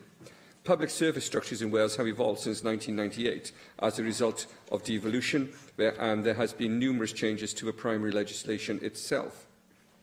The Auditor-General's critical report, Community Safety in Wales, published in October 2016, suggested that Welsh community safety partnerships were not as effective as they should be. It highlighted important issues, including the complex and confusing policy landscape in which partners now operate, and concerns about leadership and accountability in the delivery of community safety priorities. However, the report doesn't fully reflect our work to create more sustainable partnership approaches to public services delivery. The recommendations are also unlikely to address the challenges and the issues that the Auditor-General himself identifies. Building on previous work, we have now undertaken a comprehensive and wide-ranging review of community safety partnership work in Wales. I am confident that this will help us further develop the many successes of the Welsh Government's approach. In partnership with the Youth Justice Board, Cymru, we have achieved significant and sustained reductions in the number of first-time entrants to the youth justice system. We have halved the number of fire casualties and fires, including grass fires, set deliberately. Welsh police forces have recruited an additional 500 community support officers paid for by the Welsh Government, whilst many areas in England are losing these valuable community assets. We have introduced groundbreaking legislation to address violence against women, domestic abuse and sexual violence, and are leading the way with our pioneering work to address modern slavery.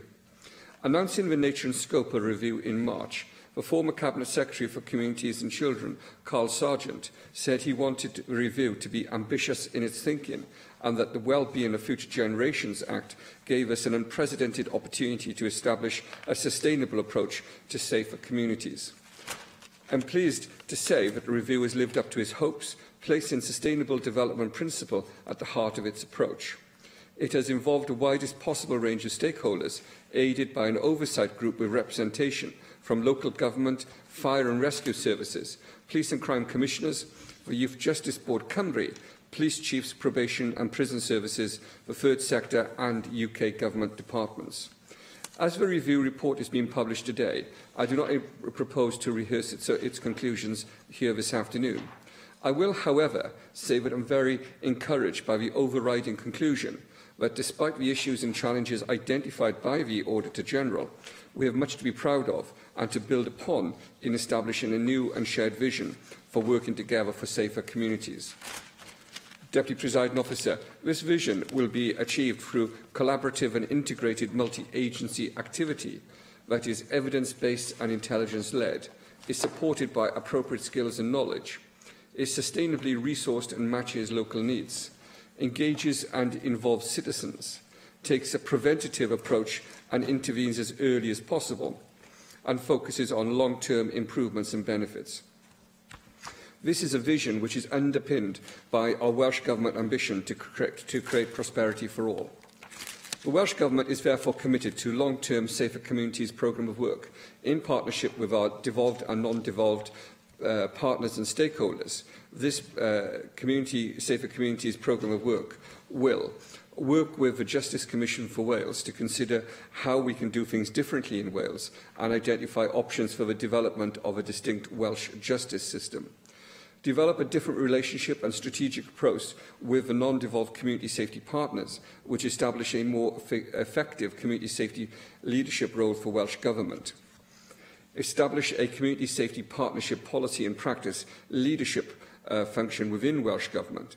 And finally, it will develop a new Wales-specific guidance that builds upon the Sustainable Development Principle and the hallmarks of effective partnership.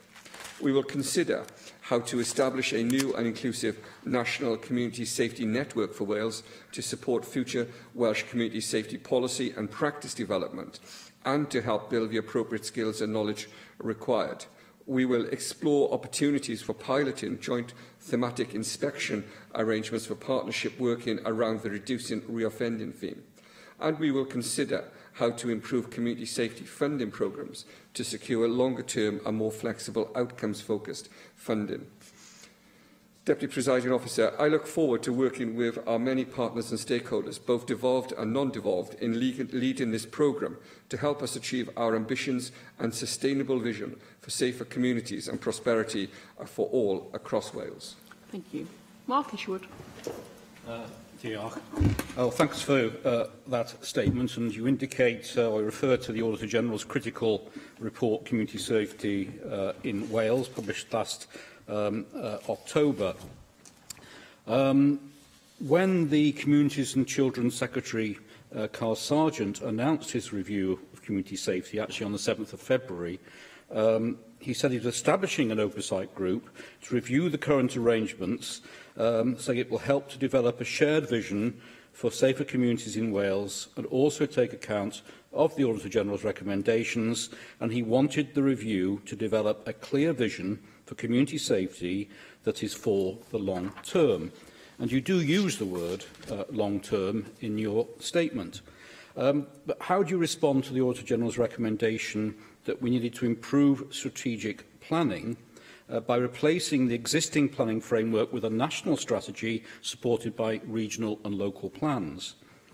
His statement that we needed to formally create effective community safety boards to replace existing community safety structures, and his statement that we need to ensure effective management of performance of community safety by setting appropriate measures at each level, ensuring performance information covers the work of all relevant agencies, and establishing measures to judge inputs, outputs and impact to be able to understand the effects of investment decisions and support oversight and scrutiny.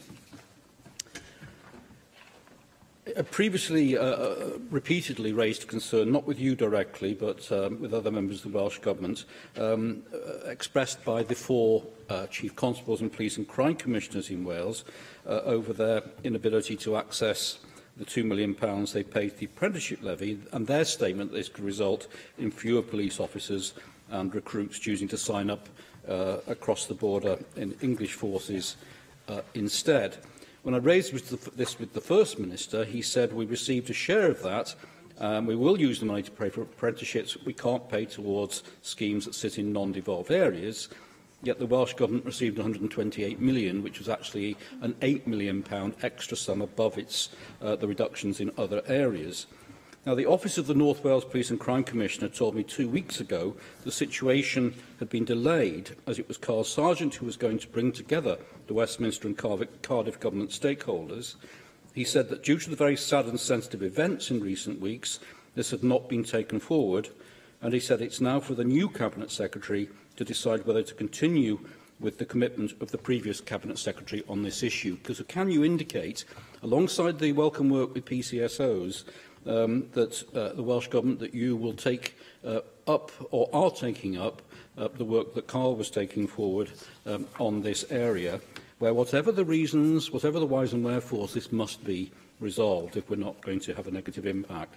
You refer many times to partnership in different contexts, and you refer to the third sector being one of those who'd worked in the review group. But how do you recognise, or will you recognise, the key role that third sector partners will play in the delivery of community safety as we go forward?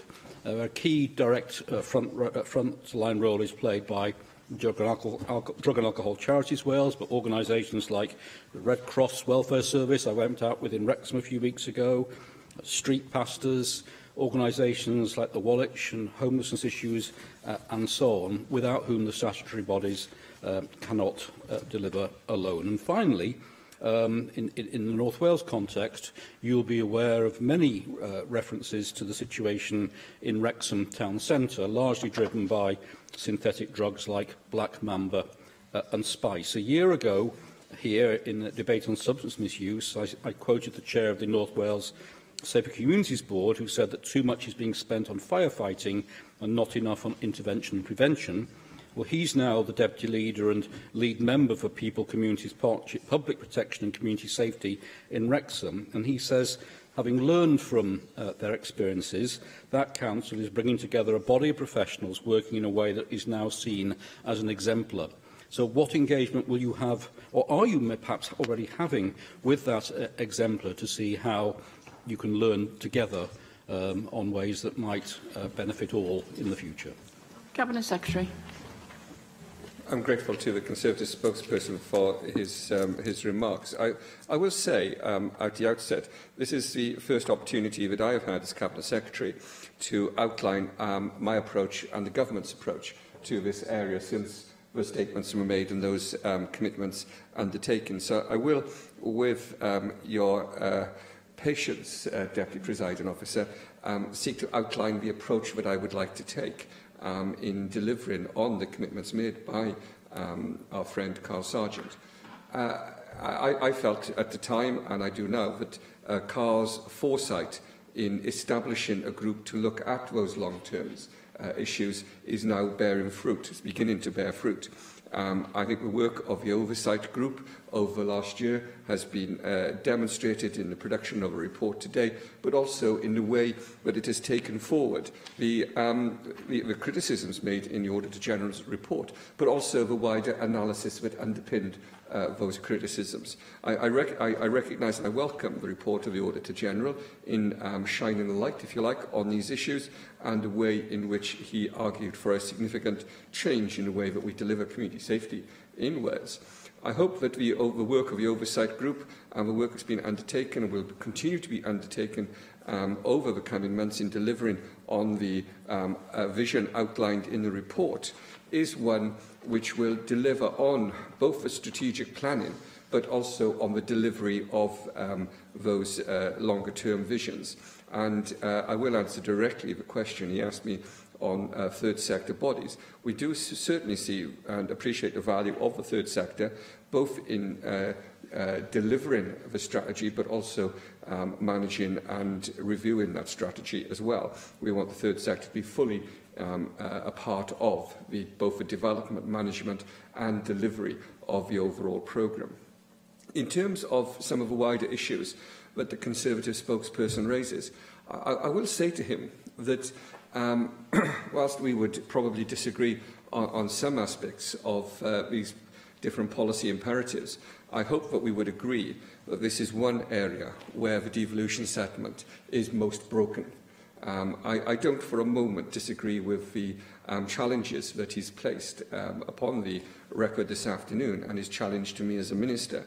But I will say to him that many of the issues that we face in terms of community safety and wider aspects of justice policy are made more difficult and are more difficult in Wales than in any other part of the United Kingdom because we do not have the tools available to bring together devolved and non-devolved areas and functions to deliver a holistic and comprehensive response to those challenges. And it is a matter for the United Kingdom government to demonstrate that their vision for a devolution settlement, which is not supported by the majority in this chamber, or, I believe, a majority in this country, is one which is sustainable, robust and coherent. It is my concern that the current settlement is neither coherent, sustainable or robust, and it is at this point of policy that it is at its most broken.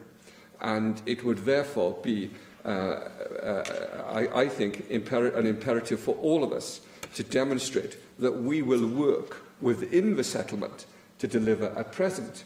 But he must recognise as well that it is the failure of the United Kingdom government to resource the police and also to provide for a constitutional settlement of this country that enables a holistic and broad-ranged and wide-ranging response to the challenges he rightly outlines in his contribution that lies at the heart of many of the issues we're seeking to resolve.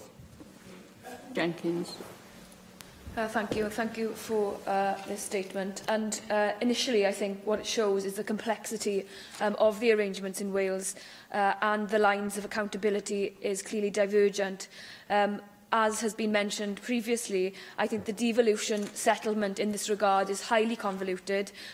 We see a situation where the police commissioners, the Welsh Government, the health boards, all in some way have responsibility or play their part, and is holding them to account when there are those different devolutionary processes. That makes it more complex to deliver and for us to scrutinise those services. So it's always going to be more difficult when we look at the picture as it stands, and that's why you would not be surprised to hear us say as a party that we need to have a separate Welsh legal jurisdiction and devolution of justice to Wales so that we can come to grips with some of these issues. And I hope that's what the Cabinet Secretary means by a distinct Welsh justice system, because without all the tools in the box, it's very difficult for us to come to sound conclusions.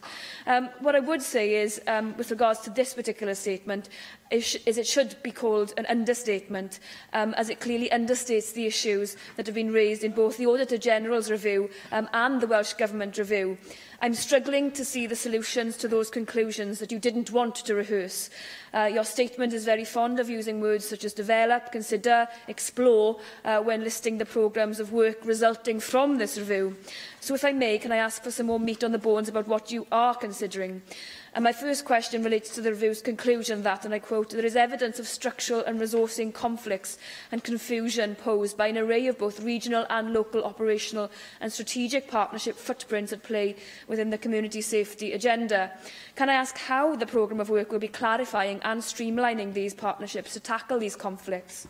And secondly, the review states, and I quote, we also found a confusion of community safety funding streams from multiple government sources, with many of grants tied to quite prospective and inflexible terms and conditions, and requiring significant levels of administrative effort, monitoring and reporting for what are usually comparatively small and short-term sums of money. How are you going to tackle this directly, Cabinet Secretary?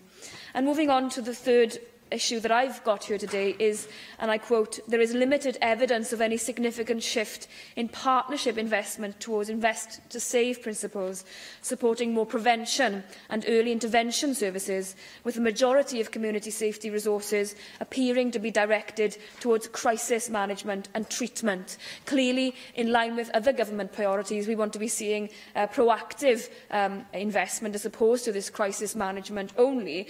So do you think that this is an inherent limitation of austerity, or do you think it's to do with the fact that we don't have power over all the services? I'd like to hear your view. And my final view, I think, on this is I remember speaking to Carl Sargent about the fact that he was quite passionate about how we integrated services. In Swansea, he gave an example of how ambulance services were providing places for people who were intoxicated on a night out to go to get treatment. This was then funded by the Police Commissioner. He was very keen to see how those services could be better integrated so that the costs could be divvied out, and that not one service within the Welsh Government would take all the hit from that. So that was something that I heard quite clearly from him, and I was wondering if that's something you are going to progress to. Cabinet Secretary. I'll start by thanking the Plaid Cymru spokesperson for her warm words at the beginning of her statement.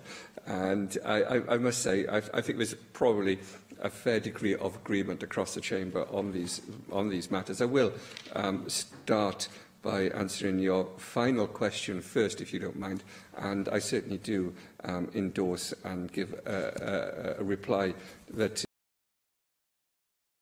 to the points that were made by Carl Sargent, and I certainly is my intention to take forward the work and the objectives that he set at that time in the way that he outlined to you. I think the conversation that you repeated between yourself and Carl reflects very well his commitment to many of these issues, and that's certainly a commitment that I would seek to undertake to repeat this afternoon.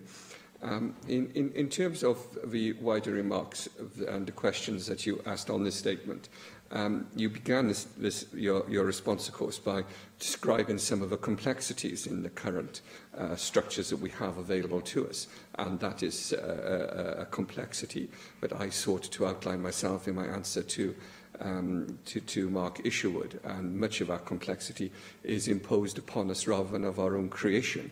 And what I seek to do in this statement this afternoon is to seek to find a way through that complexity by bringing people together, agreeing on what our objectives are, and then setting out a very clear work programme which will achieve those objectives. In answering the debate on the Petitions Committee debate on the prison in Baglan last week, I sought there to outline my approach to this area of policy.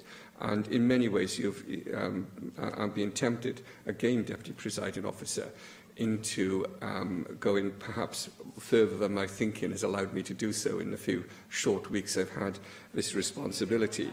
But let me say this.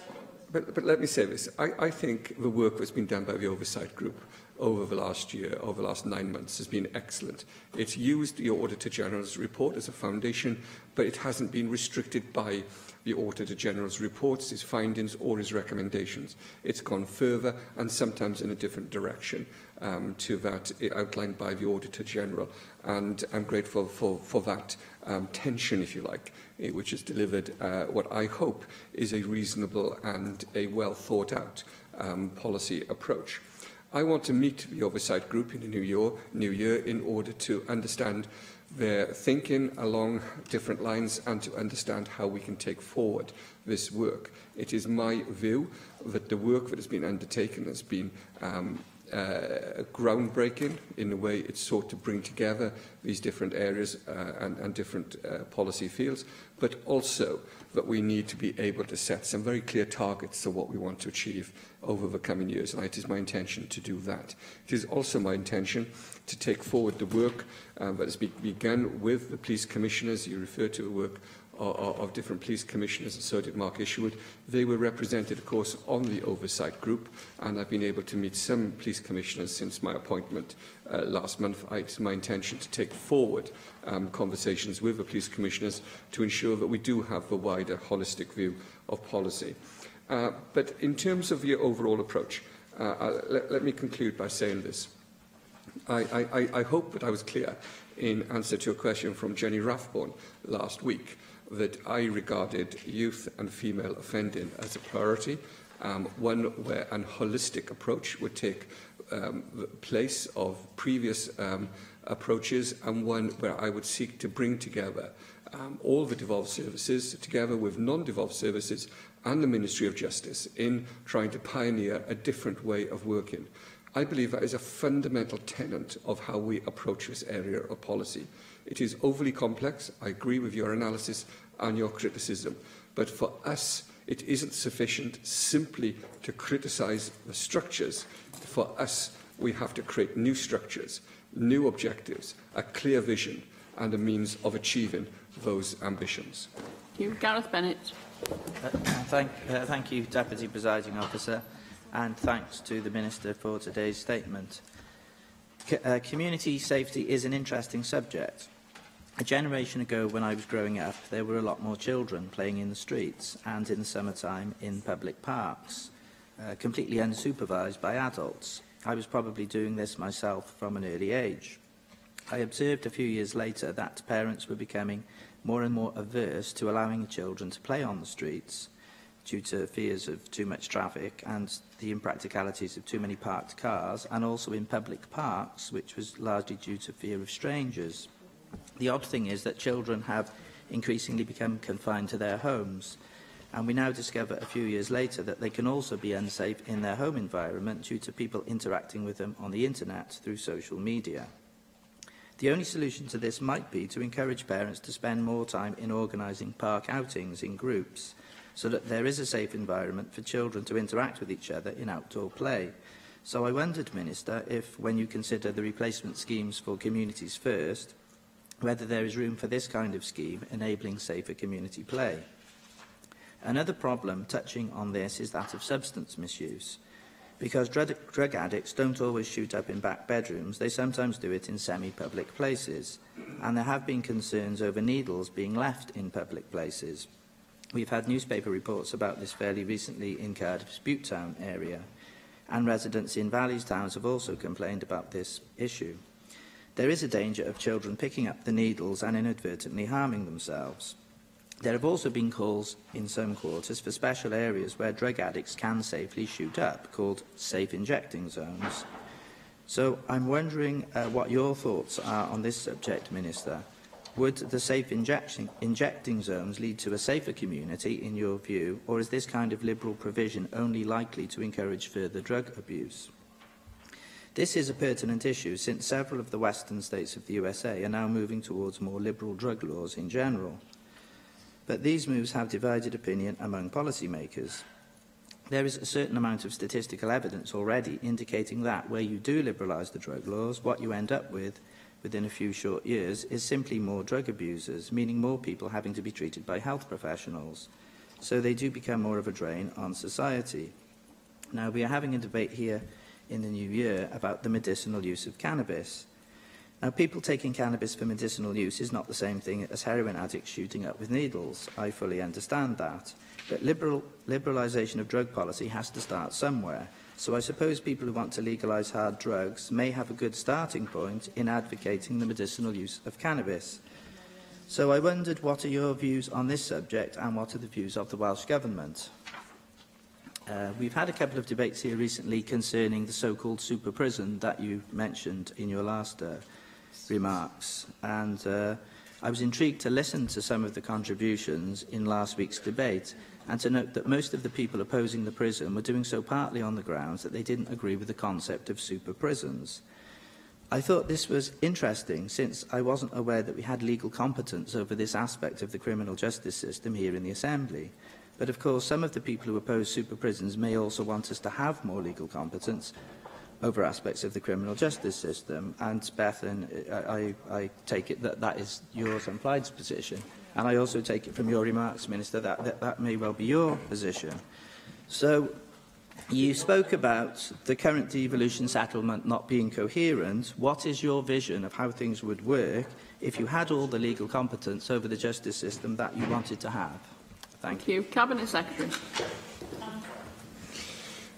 I'm not sure where I'm going to start, Deputy Presiding Officer, but let me start with this final question again. I seem to have fallen into a habit of doing so. My vision is very, very clear. I think the policing should be devolved to the National Assembly alongside with justice policy within a distinct Welsh legal jurisdiction, which will provide us with the clarity and the ability to both deliver holistic policy approaches and to do so within the structures of a clear devolution settlement where we have clarity of accountability for this place to be responsible for all of those different policy imperatives and approaches. And let me tell you why.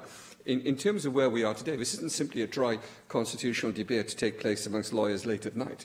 What this is about how we deliver policy for some of the most vulnerable people in the country. The UKIP representative spent some time talking about substance misuse and other potentially criminal activity. You do not address those issues with a policing response alone. The one lesson we have learnt time and time again, and forgotten all too often, that if we are to address offending at its most basic level, then we need to take a far more comprehensive and holistic approach involving social and other services, as well as policing and other enforcement agencies. It is not possible, and I think most people recognise this, whether UKIP do or not, I don't know, that it is possible to address these issues around community safety and around offending with simply using a policing and a prison or a penal policy approach. And that certainly is not the view of this government in the way that we address these issues. So we do want to see a more holistic approach to a more comprehensive way of delivering safer communities within a justice policy that has rehabilitation at its heart. And I will say this in terms of the original points of the introduction that was made by the UKIP spokesperson this afternoon. One of the passions, if you like, of Carl Sargent in office was that of creating an environment where children didn't simply grow up, but were nurtured. Were nurtured in warm, loving families, in communities where they were able to go out and play, but to grow up feeling safe and secure. He brought the whole question of ACEs, adverse childhood experiences, into the heart of government. And I sat around many tables talking with him as he drove home the importance of childhood and ensuring a safe and happy childhood for children across the whole of this country. And at its heart, what we are seeking to do in developing policy on safer communities is to enable all of us to live safe lives where we feel safe in our homes, safe on our streets, and where we're able to grow up and to grow old in a community that cares for everyone. Thank you. Dawn Bowden. Thank you, Deputy Presiding Officer, and can I thank the Cabinet Secretary for his statement and perhaps just take this opportunity to reflect on a couple of my recent experiences in my area, which I think reinforces a number of the points that you've raised in your statement. And can I start by saying I'd just like to take a moment, really, to stress that Merthyr Tydfil is not the town that was portrayed in the TV series Valley's Cops.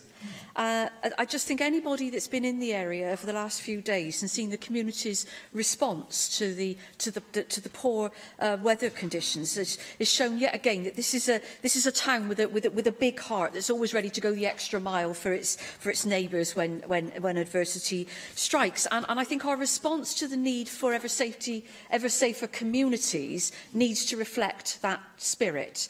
And at the core of that work has got to be the policing with consent from the community and a cooperative and responsive partnership approach. And as you've already identified, Cabinet Secretary, the cooperation has to be between the community, the police and other partners. And in that spirit of cooperation, each has a responsibility and each has a part to play. The community has to take responsibility for reporting crime and disorder, as that is the only way that the police gather evidence for their work. But in return, communities require effective responses from the police to the intelligence that's shared with them, and that does include a visible presence of police and PCSOs, which builds community confidence. But as you alluded to in your response to Mark Isherwood, even though Welsh Government has increased the number of PCSOs, unlike England where they've been cut, a visible presence of police officers is not easy when their numbers have and continue to be cut, and PCSOs can really only offer limited support. However, I will give one example of community safety partnership work in my area. I was recently very pleased to see that the Gwent Police and Crime Commissioner Jeff Cuthbert respond positively to concerns around antisocial behaviour raised by residents in the Upper Rumney Valley. He called partners together to discuss these issues, and we're now following up with those actions based around those concerns. And some of those actions and responses are coming from partners other than police, because working together for safety communities is clearly a team game, and we're all part of that team. And we need that response from other partners. So some of these issues, for example, substance misuse, require intervention and support that are not police-focused. Similarly, with mental health, a crime-based response will not be the best solution, but other partners can help. So I'm interested to know, Cabinet Secretary, how you think we can focus our efforts more effectively to ensure that local partnership models that we need can deliver safer communities against the backdrop of the many obstacles that your statement acknowledges. Secretary. Myself and the member for Tydfil represent very similar communities at the heads of the valleys, and I saw her response to the Valleys Cops TV programme, and I shared many of your frustrations. Sometimes programme makers' desire to create drama on our screens means that we don't always represent the reality of life in our communities wherever they happen to be. And I think that's certainly a case in point.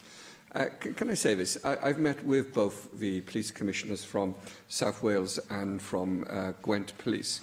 I met them last week to discuss both this report but also how we take these matters forward over the coming months and years.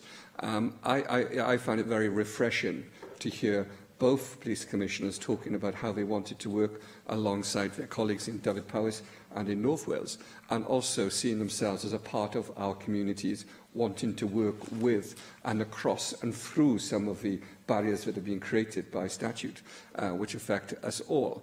And I felt it was a very positive example of how police commissioners can actually help act as catalysts themselves to bring together different community groups to deliver the community safety within and across all of our communities, whereby some of the issues that has been raised by the member for Merthyr are clearly affecting the lives of many people, too many people at present. So I hope that we will be able to continue with the Welsh Government providing a catalyst and leadership, bringing together devolved and non-devolved agencies and organisations, and to ensure that we have a very clear shared vision of how we intend to deliver for our communities, and then to establish, and this is absolutely key, Deputy Presiding Officer, to what I'd like to say this afternoon, is that we need to establish a very clear plan of action so that we will be able to create a tempo whereby we can move forward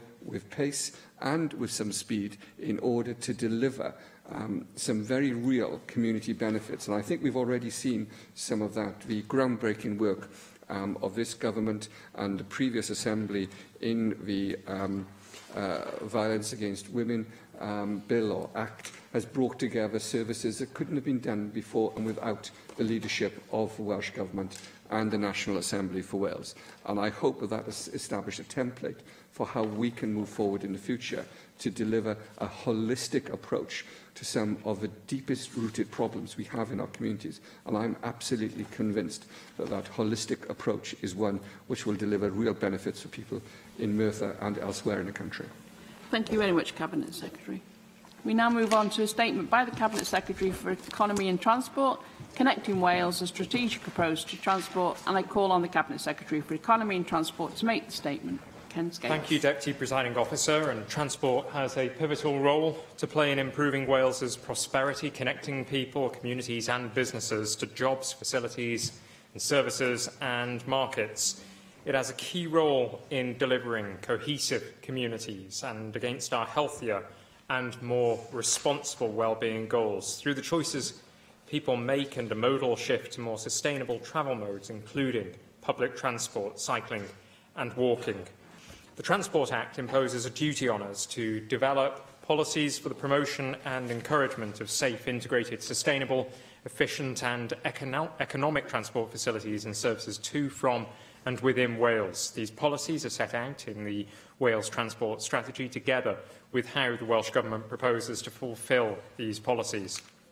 Now, the current strategy was published in 2008 and was reviewed in 2013, when the decision was taken that policies and interventions within the strategy remained relevant and appropriate to meeting the transport needs of the people of Wales. More recently, however, there have been a number of key policy and legislative developments in Wales that require that we revisit the strategy to ensure that our policies and actions taken to improve transport in Wales continue to make a positive contribution to delivering prosperity for all.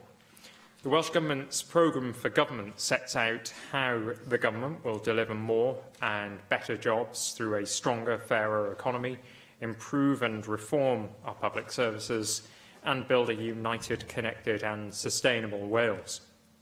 To support our programme for government, which sets out the headline commitments we will deliver between now and 2021, our national strategy brings together the efforts of the whole public sector towards this government's central mission of delivering prosperity for all. Both the programme for government and the national strategy will help us maximise our contribution to the national wellbeing goals required under the Wellbeing of Future Generations Act. We also need to consider the coming into force of the Environment Act, which will lead to statutory emission and carbon reductions targets for Wales, of which transport represents the third largest emissions sector, accounting for approximately 13% of total carbon emissions in Wales. The demand for private vehicle ownership and use continues to increase. Private vehicles remain the dominant force for journeys and for freight transport. Indeed, 85% of journeys made in Wales are by car, with bus and rail journeys each accounting for approximately 8%.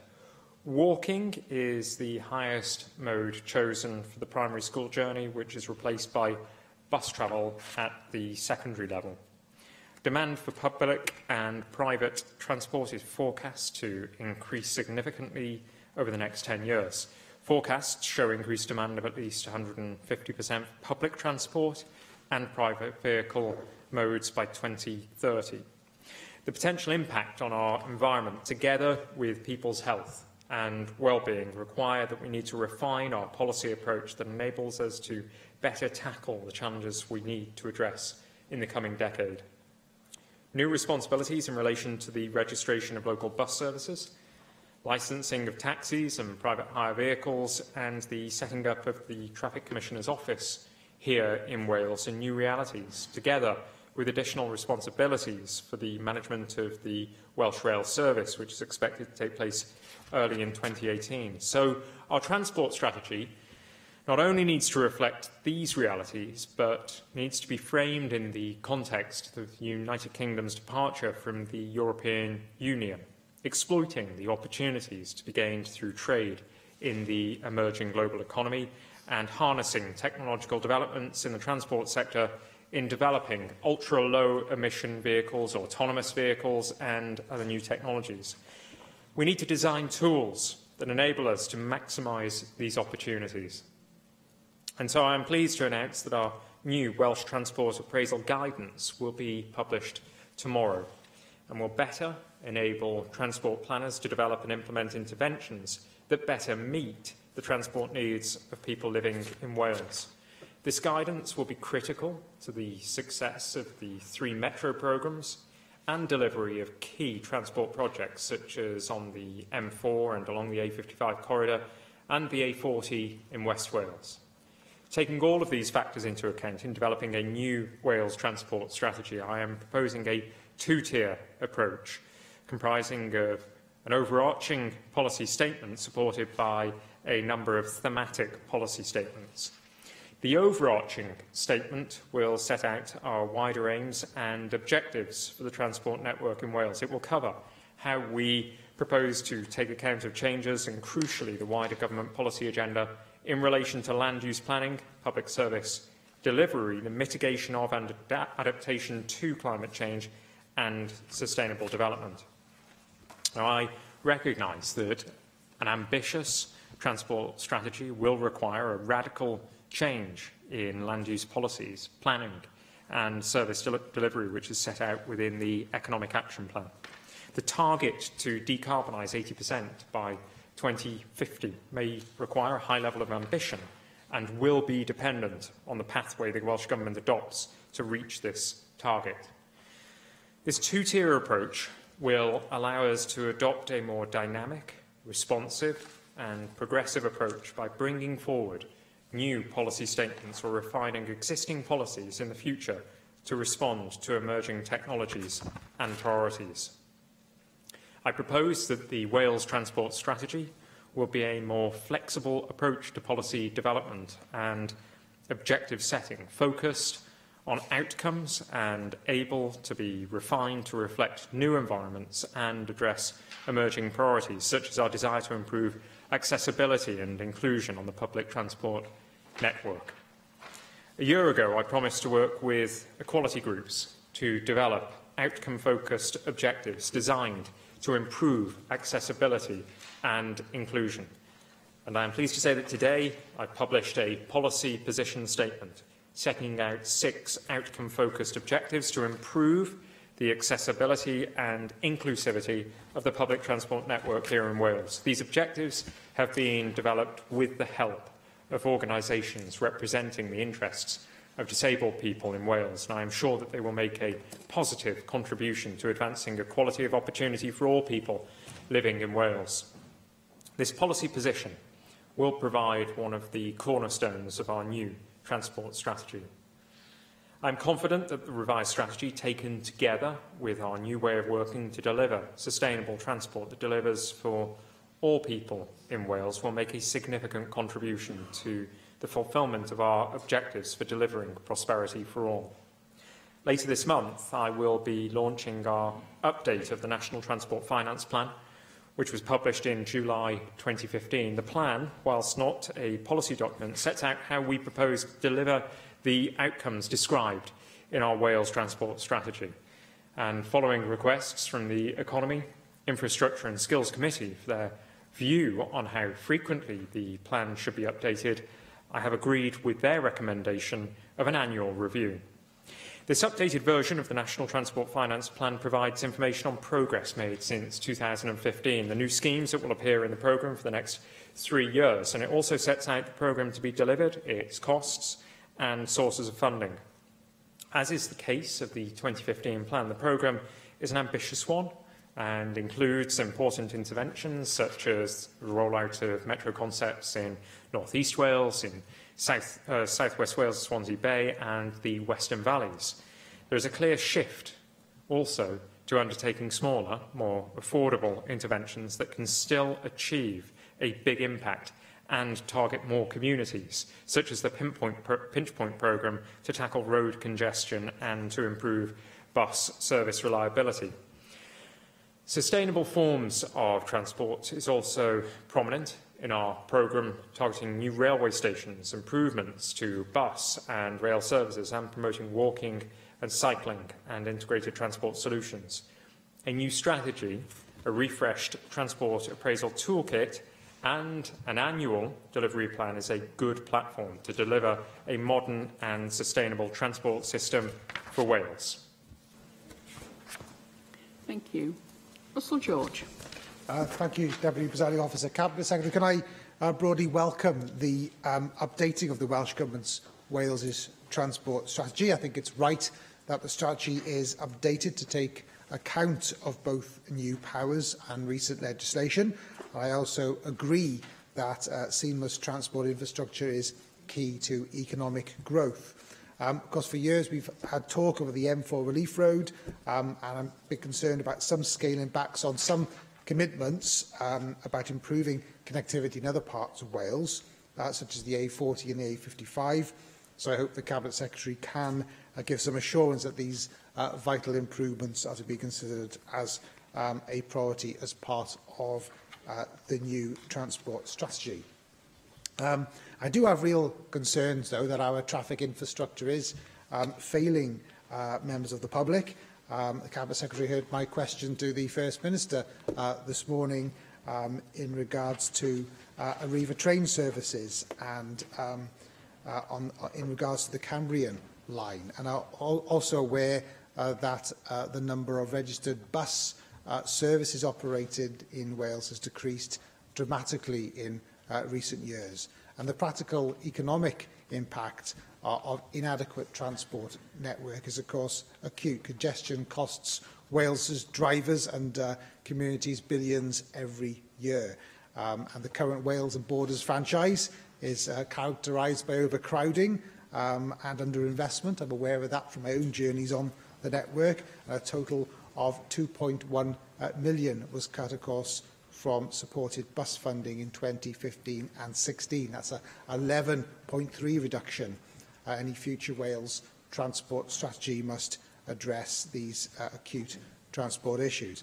I welcome the publication of the policy position statement to improve the accessibility of inclusivity of the public transport network in Wales. However, I do have some concerns whether we will achieve the legislative obligations. By 2020, all stations and trains must be fully accessible, and at present, just 53% of stations in Wales cater for full accessibility. And as Arriva Trains' franchise, of course, comes to an end next year, there's no legal obligation of them to deliver these improvements. So my question is Wales on track to deliver these improvements and to deliver these important legislative demands to ensure that disabled people across Wales have full accessibility access to the rail network? You also made reference to the Traffic Commissioner's office in Wales, and in your statement, now the Commissioner did tell the Economy, Infrastructure and Skills Committee just a few weeks ago that he doesn't even have an office or staff. So as you have mentioned his office in your statement, I wonder if you could offer any support in that area. You also note that the increase in demand for private vehicles and the challenges which will pose as a result of new carbon reduction legislation. So therefore, can I ask what plans the Welsh Government has to develop a network of electric vehicle charging points across Wales as part of this new transport strategy to ensure that our country is obviously fit for the future? And I would remind you, you have previously informed me that you don't have any immediate plans to use public funds for electric vehicle infrastructure so far. As I can gather, the Welsh Government doesn't currently have a policy in place on this issue. So given, of course, the UK Government's announcement stating its wishes to phase out diesel cars by 2040, I would ask if you can perhaps change your position in this regard, and I would welcome any change in attitude from the Welsh Government through this transport strategy, so we can meet obligations under the Environment Act, Wales Act and Wellbeing of Future Generations Act. I'm grateful if you could comment on that. I am pleased that you will be updating the National Transport Finance Plan on an annual basis. I very much welcome that. And I have avoided Deputy Presiding Officer of saying the words "and finally" this time. Yeah. You're very good. You get a star for learning very quickly. Cabinet Secretary. Can I thank Russell George for his questions and the fact that he broadly welcomes the announcements that I've made today and the new strategy. It's being revisited, of course, during a period of immense technological change in terms of legislation, change in terms of powers, change in terms of the way that people connect with one another across Wales and across the UK. But I can assure the member that I am determined that there is to be no scaling back of investments on the A40 or the A55. Quite the opposite. Recently, I published a resilience study concerning the latter of those trunk roads, and the resilience study outlines interventions over the short, medium and long term if we are to upgrade the A55 and ensure that it continues to become an expressway for the north of our country. I think it's essential that we better connect the whole of Wales, and the member did outline some of the creeks that are currently affecting the rail services across Wales, and also some of the congestion challenges that are affecting many communities and many trunk roads across Wales. The Pinch Point programme is designed to address not just known pinch points and congestion affecting roads, but also congestion affecting bus services as well. So I think one of the most important factors that determine whether people travel by bus or not is whether they know they can get to or from their chosen places, destinations and departure places in time on a reliable and punctual service. So resolving congestion is absolutely essential, and the Pinch Point programme is designed to do just that. Of course, in terms of rail problems that have been quite clear this week, It does not help that historically Wales has been underfunded so badly in terms of the infrastructure in our rail network, whilst Arriva Trains Wales and Network Rail have endeavoured to do the best that they can in terms of ensuring that tracks remain clear. The problems that we faced are not just exclusive to Wales, and services affected once they cross the border have an impact on journey reliability and punctuality when they arrive or depart from or arrive in Wales. So we need an investment, not just in Wales, greater investment in our rail infrastructure in Wales, but also right across the borders area as well. And that is something that we've demanded of UK government for many years. In terms of bus services, well, they're set to be reformed with detailed proposals coming forward in the spring of next year as a consequence of the consultations that have already taken place and that are currently taking place as well. And with regard to the obligations that must be met by 2020 concerning disabled access, well, the Welsh Government has been funding a number of stations to ensure that they are compliant with the regulations that have to be met in 2020. We've provided additional investment as part of the National Station Improvement Programme to improve railway stations' accessibility, and, of course, as part of the rollout of the South East Wales Metro programme. But in addition to that, we have made it very clear to those who are bidding for the next rail franchise that their obligation to disabled and people of limited mobility must stand by 2020, and that the rolling stock must be adequately equipped with all of the provisions necessary for those requirements to be met. With regard to the Transport Commissioner, I had the pleasure of meeting with him recently, and I think it would be fair to say that rather than outline any support that may be forthcoming from Welsh Government, our position is one of responding to any requests from the Commissioner. But certainly, if any requests for support are forthcoming, then I would consider them very, very sympathetically. And in terms of electric vehicle charging points, well, as a consequence of the budget deal reached with Plaid Cymru, I'm very pleased to say that a significant sum of money is being made available for the provision of charging points across Wales. We're currently conducting some work examining where there is the greatest degree of market failure. So far, we've found that along the A55 and the M4, the provision of electric charging points is adequate. However, in between the M4 and the A55, there are precious few. So we wish to resolve that entire section of north from the M4 and south from the A55 and ensure that people are able to drive between the north and the south and across the middle of Wales without the worry of whether they will be able to use an electric vehicle charging point. We're also looking at whether they should be installed at sites such as Cadw monuments, where there are visitor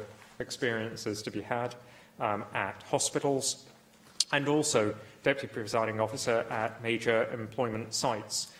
This work is being taken forward by officials in my department and also under the leadership of Leslie Griffiths, and we hope to begin installing electric vehicle charging points in the next 12 months. We are determined to ensure that Wales does not miss out on UK government support either, and that's why we've been encouraging local authorities to bid for electric vehicle charging point resource, but it's also why we're going to continue to put pressure on all stakeholders in Wales to embrace new vehicle technology and to make sure that our infrastructure is fit for the 21st century.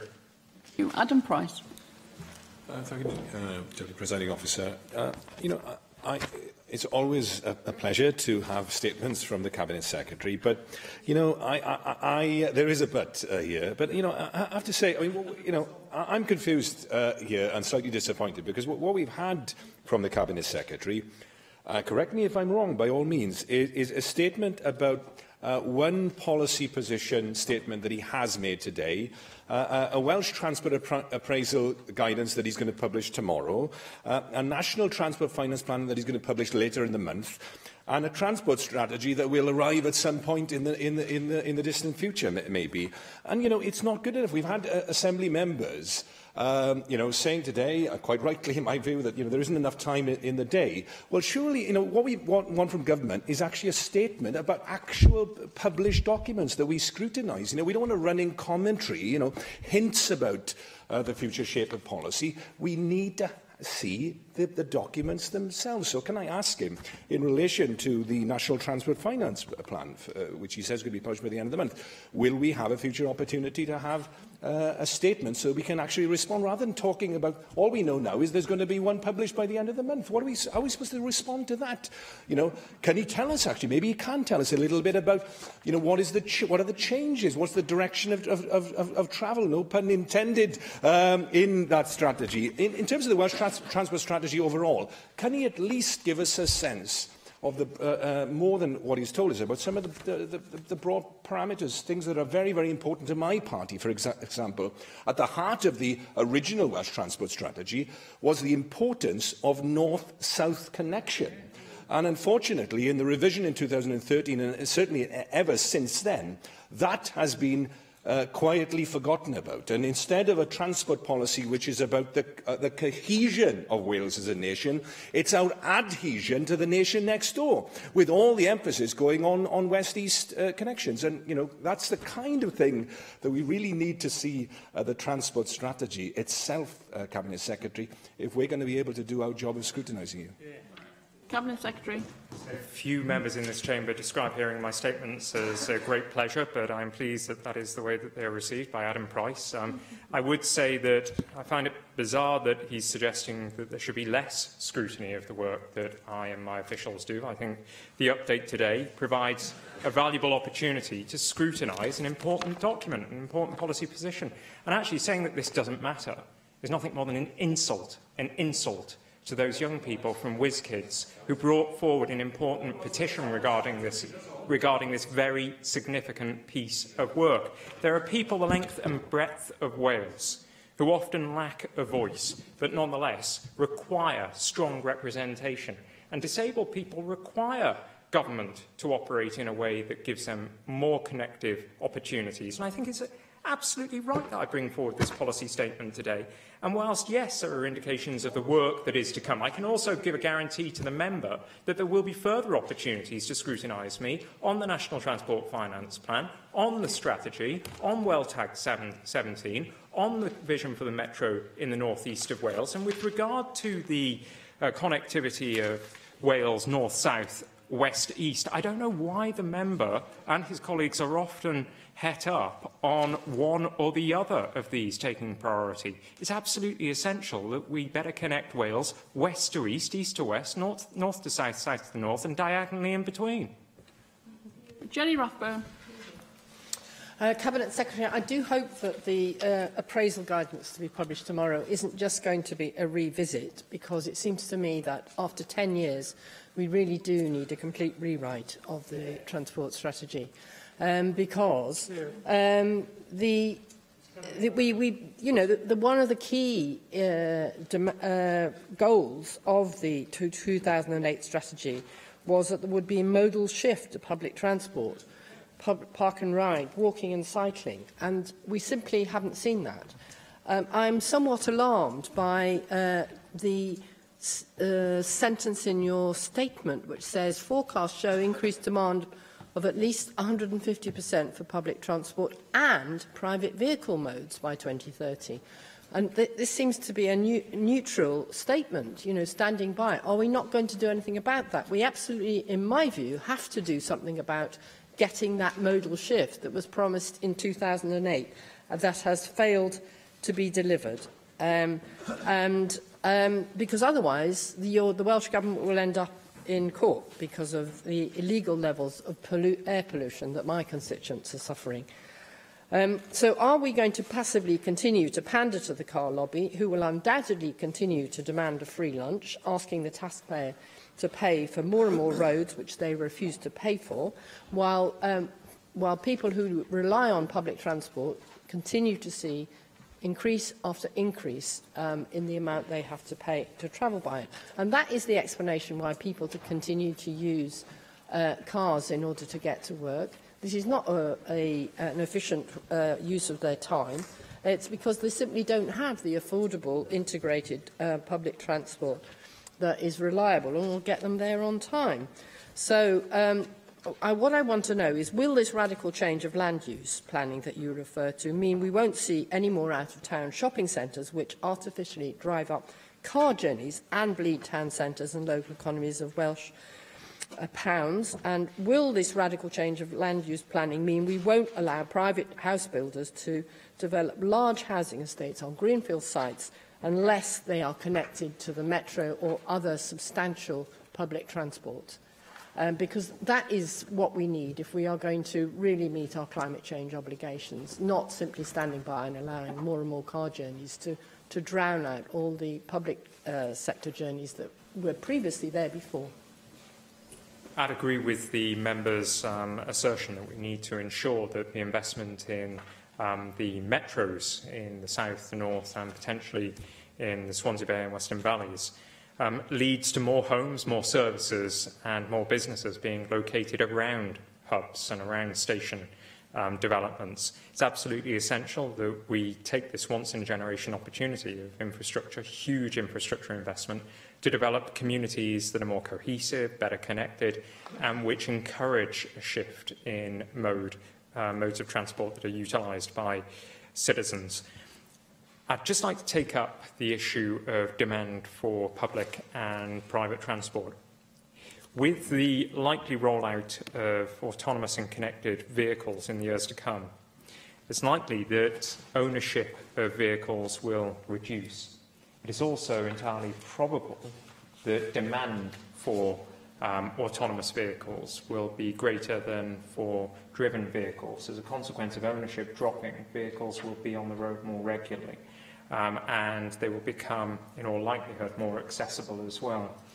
That means that we have to design the infrastructure in such a way as to ensure that people are connected, whether it's by public transport or by autonomous private vehicle. But also there's something in between, which is essentially community transport and also urban transport that sits in between traditional forms of public transport, such as buses and trains and taxis. And they could be autonomous or semi-autonomous minibuses as well. There are a whole raft of interventions that could be planned and utilised, particularly in urban areas. And I think this is an exciting time. And it requires the most creative and determined people to drive the sort of change that will benefit not just individuals, but also the economy and the environment. And I can assure the member that WellTag 17 is something that is a departure from the past. It's a departure because we've designed this and developed this hand in hand with the Future Generations Commissioner, and tomorrow I hope that members will be able to be reassured that WellTag 17 is a distinctly different set of guidance proposals than currently exists. David Rowlands. Diolch, Lewis. Can I thank the Cabinet Secretary for his updated statement? We all acknowledge transport, in whatever form, is essential for most aspects of daily life. It provides opportunities for people to gain access to jobs, leisure, social activities, as well as vital services, including health and education. It is crucial as a driver of economic prosperity, connecting businesses with their customers and their suppliers. It can also have a profound effect on our environment, communities and even our health. The accessibility and availability of transport can influence where people live and work, their leisure activities and their opportunities to interact with friends, family and the wider community.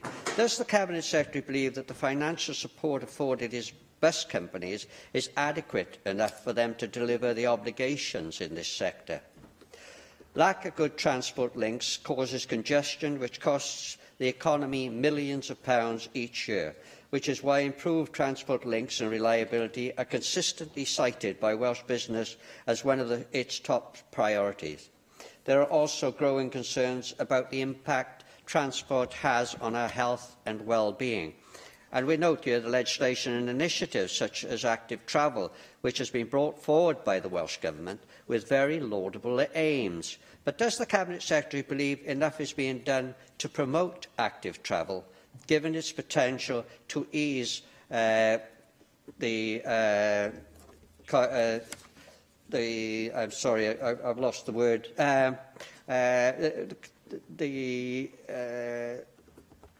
I really have lost the word this time. Congestion is the word I'm looking for. Sorry about congestion in both our cities and our towns.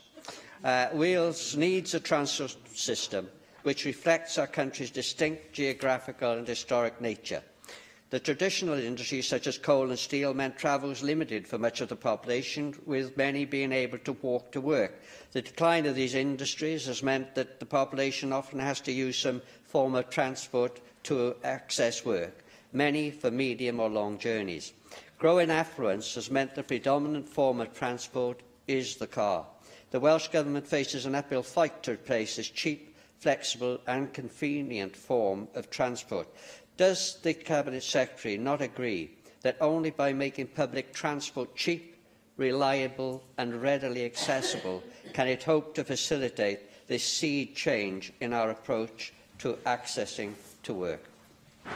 The huge change in work patterns is witnessed by the flows of traffic into and out of our major conurbations, the primary inward flows being those for Cardiff, Swansea, Newport, in the south, and Carnarvon, Bangor and Wrexham in the north. Outward flows being from the Vale of Glamorgan, Caerphilly and South Wales valleys in South Wales and Anglesey and North West England in North Wales. Does the Cabinet Secretary believe that there is a strong enough holistic approach to facilitate a comprehensive solution to Wales' transport problems? We acknowledge the Metro, both in the north and more especially the south, is designed to solve many of the problems mentioned above. Why, therefore, Cabinet Secretary, are we not seeing the delivery of the Metro on the ground? Despite the questions raised, we look forward to working with the Cabinet Secretary to deliver these ambitious plans, which are so vital in delivering a vibrant Welsh economy. Can I thank the member for his questions? I think the point that the member made concerning the availability of affordable public transport is perhaps the most important point made. I'm reminded of a pretty terrifying statistic from the Mersey D area, where 20% of young unemployed people are unable to get to job interviews because they cannot afford public transport or cannot access public transport in order to get to those interviews. Too many young people, and that's in an urban area, far too many young people are being shut out of the jobs market because they cannot access opportunities to even be interviewed for jobs. So I encourage anybody with an interest in breaking down that particular barrier to young people's employment to take part in the consultation that's taking place right now on youth concessionary fares. But more needs to be done and will be done. I think deregulation in 1986 was nothing short of disaster for local bus services across Wales and the rest of Britain. But next year, reforms will be brought forward and radical change will be proposed to make bus services better serve the people of Wales rather than profit motive. The member rightly asked, do I think enough financial resources being invested in bus services across Wales right now to make them fit for purpose, fit for the passengers that they are meant to serve? And I'd say yes. I do believe that enough resources being invested right now, something to the tune of £250 million a year. And there are approximately 100 million passenger journeys taken on bus services, so you can estimate how much is spent as a subsidy on each passenger. But what I think is essential is that we get more bang for our buck from bus services, and that bus service providers do more to drive up the number of fare-paying passengers as well, to make themselves more sustainable. Are we taking a sufficiently holistic approach to integrating transport? I would suggest, until recently, perhaps not, but with the creation of Transport for Wales, with our determined focus on the creation of integrated travel, On active travel, I think we are heading in the right direction, but far more needs to be done. And I think in particular in the area of encouraging people to take up active travel alternatives to motor vehicles. We're revising the road safety framework to address one of the key concerns that particularly young people have in using active travel as an alternative to buses or other forms of motor vehicles. It's quite telling that up to secondary school, the majority of people will walk to school, whereas at secondary school they take a bus. Now, in many instances, schools are too far from homes for people to walk, but they're not necessarily too far to cycle. The major barrier is the fear, not just by those individuals, by those young people, but also the fear of their parents that they may not be safe on the roads. In order to address this, yes, more needs to be done in terms of educating young people and their parents, but also there needs to be better and more consistent training of young people in not just cycling safety and proficiency, but also in walking safety as well. And this is something that we are seeking to deliver through the newly revised road safety framework. And this will cover all young people from the age of 3 to 16. Dawn Bowden. Diolch, Llywydd. And can I thank the Cabinet Secretary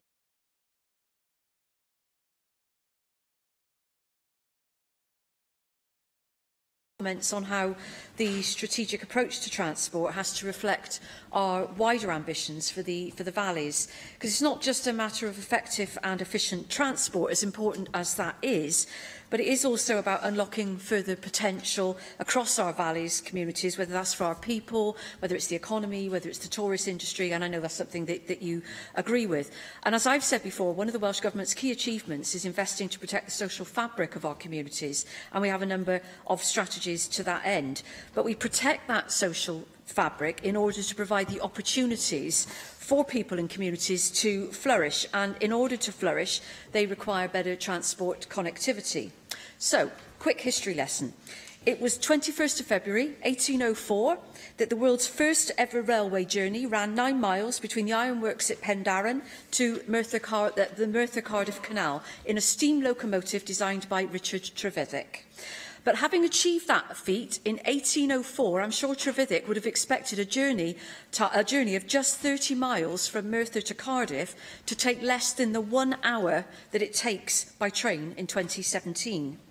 And this is why a strategic view of transport has to reflect our vision for the valleys and to ensure that transport links are upgraded to deliver the systems that people and communities need.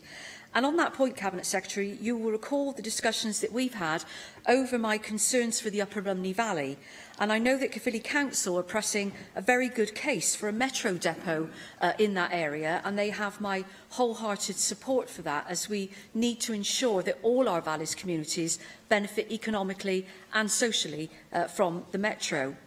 And I have no doubt that the upgrading of the Rumney line, with more frequent services, could bring much needed help to break down the relative isolation of communities in the Upper Rumney Valley. And of course our transport vision must also include the completion of the Heads of the Valley Road, progressing the plans from Dowlais to Hirwaun and then onwards, because delivering those effective east to west Valleys road connections has to be a high priority in any transportation strategy. But if I may now come to my main point today, and that is that as we look at our vision for the future, we can't overlook the critical importance of removing strategic problems in our existing networks now. One such problem, which I have raised before and I know you have acknowledged, is the lack of evening bus services in the Merthyr Tydfil and Rumney area, and further services being cut as we speak. And this is a major barrier for people without cars trying to secure employment in jobs that operate outside of standard working hours, and is a significant contributory factor in social isolation if you have little or no chance of getting anywhere after 5:30. And this, I would suggest, is also a contributory factor to the next problem, which is the regular traffic chaos on the A470 at the Cyfarthfa Retail Park, and the fear of this being compounded by the opening of the new Trago Mills development next April. And while Trago Mills is another very welcome development for the economy of Merthyr Tydfil, the development is based on a 20-year-old planning consent when traffic was much, much lighter than it is now. So the road network there needs some early and strategic intervention to try and avoid misery for road users come next spring and summer when Trago Mills opens, around what is already a regularly gridlocked junction at weekends and holiday periods. So I welcome the initial response that you've made on these issues, Cabinet Secretary, particularly the pinch point programme on congestion. But in concluding, can you give me your assurance that these specific key and immediate transport issues are receiving urgent attention and that we can expect some constructive early proposed solutions to these problems? Can I thank Dawn Bowden for her questions, and also say that I've probably learnt more about Merthyr in the space of the last 18 or so months from the member than I have from any books or history lessons. And again, today, Dawn Bowden gave a fascinating insight into the history of the area that she represents. And I think she was absolutely right to say that transport plays a crucial role in ensuring that the social fabric of our communities remains strong. I think Maslow's hierarchy of needs identifies that in order to stress and anxiety and maximised in terms of fulfilment, we need to feel connected emotionally, but also connected physically. And the role of transport, therefore, is absolutely crucial.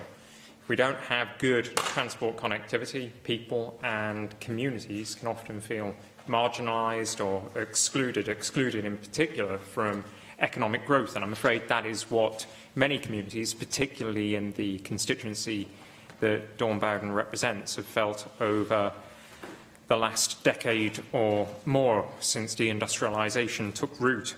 And so we need to make sure that those communities are better connected, not just with each other, but also with the larger urban centres of Cardiff, Newport and other major cities. Better jobs closer to home requires us to invest more heavily in those communities where job prospects are minimal. And it also means ensuring that if you work in Cardiff but would like to live in a community outside of the city, you are able to access work on a more frequent basis, more frequent services and in a timely fashion. And so the Metro Vision is aimed at better connecting all people across an entire region. It's aiming to ensure that private sector investment is maximised in those valleys communities, and as well as shaping a long-term vision of the redevelopment of the valleys, we are also determined to use the Metro Vision in the short term as a means of, in tandem with the work of the Valleys Task Force, to develop the valleys as an attractive place for investors to develop their businesses. And I can assure the member that we are looking at always at pushing out public sector jobs from areas where there is zero unemployment to areas where there is high unemployment. And I know that officials are looking not just at the maintenance depot that has been raised today, but other opportunities to get public sector work higher up into the north of the valleys. I'd also say that in the short term, we are committed to an ambitious programme of road and rail and active travel infrastructure upgrades, specifically designed to meet the needs of people across the region that will be served in the medium and long term by the Metro. Thank you very much, Llywydd. To seeing a Wales-wide transformative strategy for transport that will not only revolutionise how we move around our country, but changes attitudes towards how we want to move around our country. But I think we all have also in our constituencies particular elements of transport planning that we might want to focus on today. I see in your statement, or I heard in your statement, you said that sustainability will be a key driver in moves towards opening new railway stations. I was pleased when you announced recently that Llangefni was on a list of stations that could be reopened. Somewhat surprised, because it's not just about reopening stations. There's no railway line open to Llangefni, so that would have to be addressed first of all. And can I ask for an assurance that that is still in the pipeline? And can I urge you to move expediently towards what I hope will be a positive outcome on the possibility of opening the line to Llangefni, opening Llangefni station, but also and crucially beyond Llangefni and on to Amlwch, because opening a line to Amlwch really would be transformational for a town that has struggled of late. And we have a unique opportunity here in that we have a line there already and in very, very good condition that just needs a bit of upgrading and support from Welsh Government. So I look forward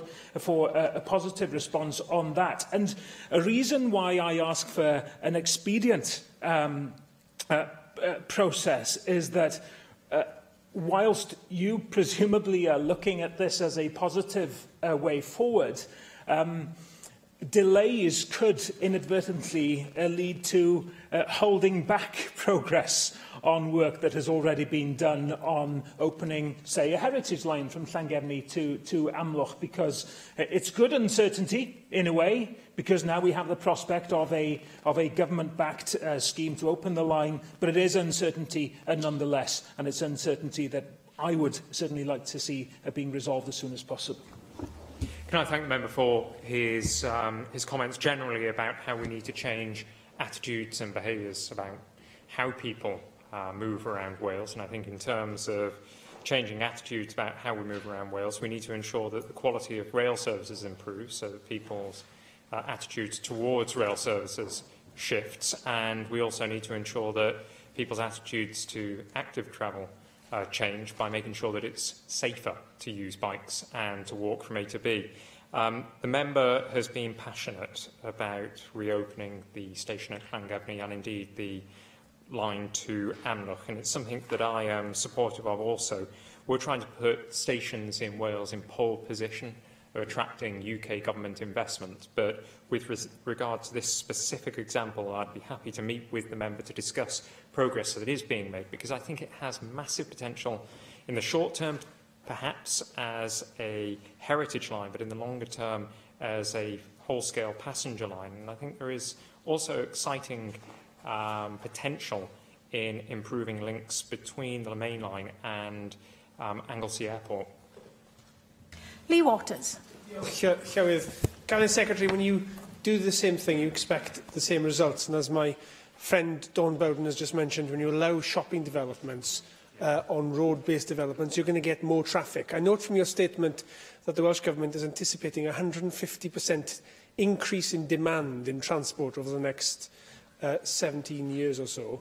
Are you considering how we stop demand, how we reduce demand, how we manage demand, rather than simply continuing the habits of the past of this predict and provide model, where we model future growth and then try and build capacity to meet it? Because that isn't working, and it's not consistent with the principles of the Environment Act or the Future Generations Act. And we need to reset our transport policy for those solutions, not keep trying the approaches of the past.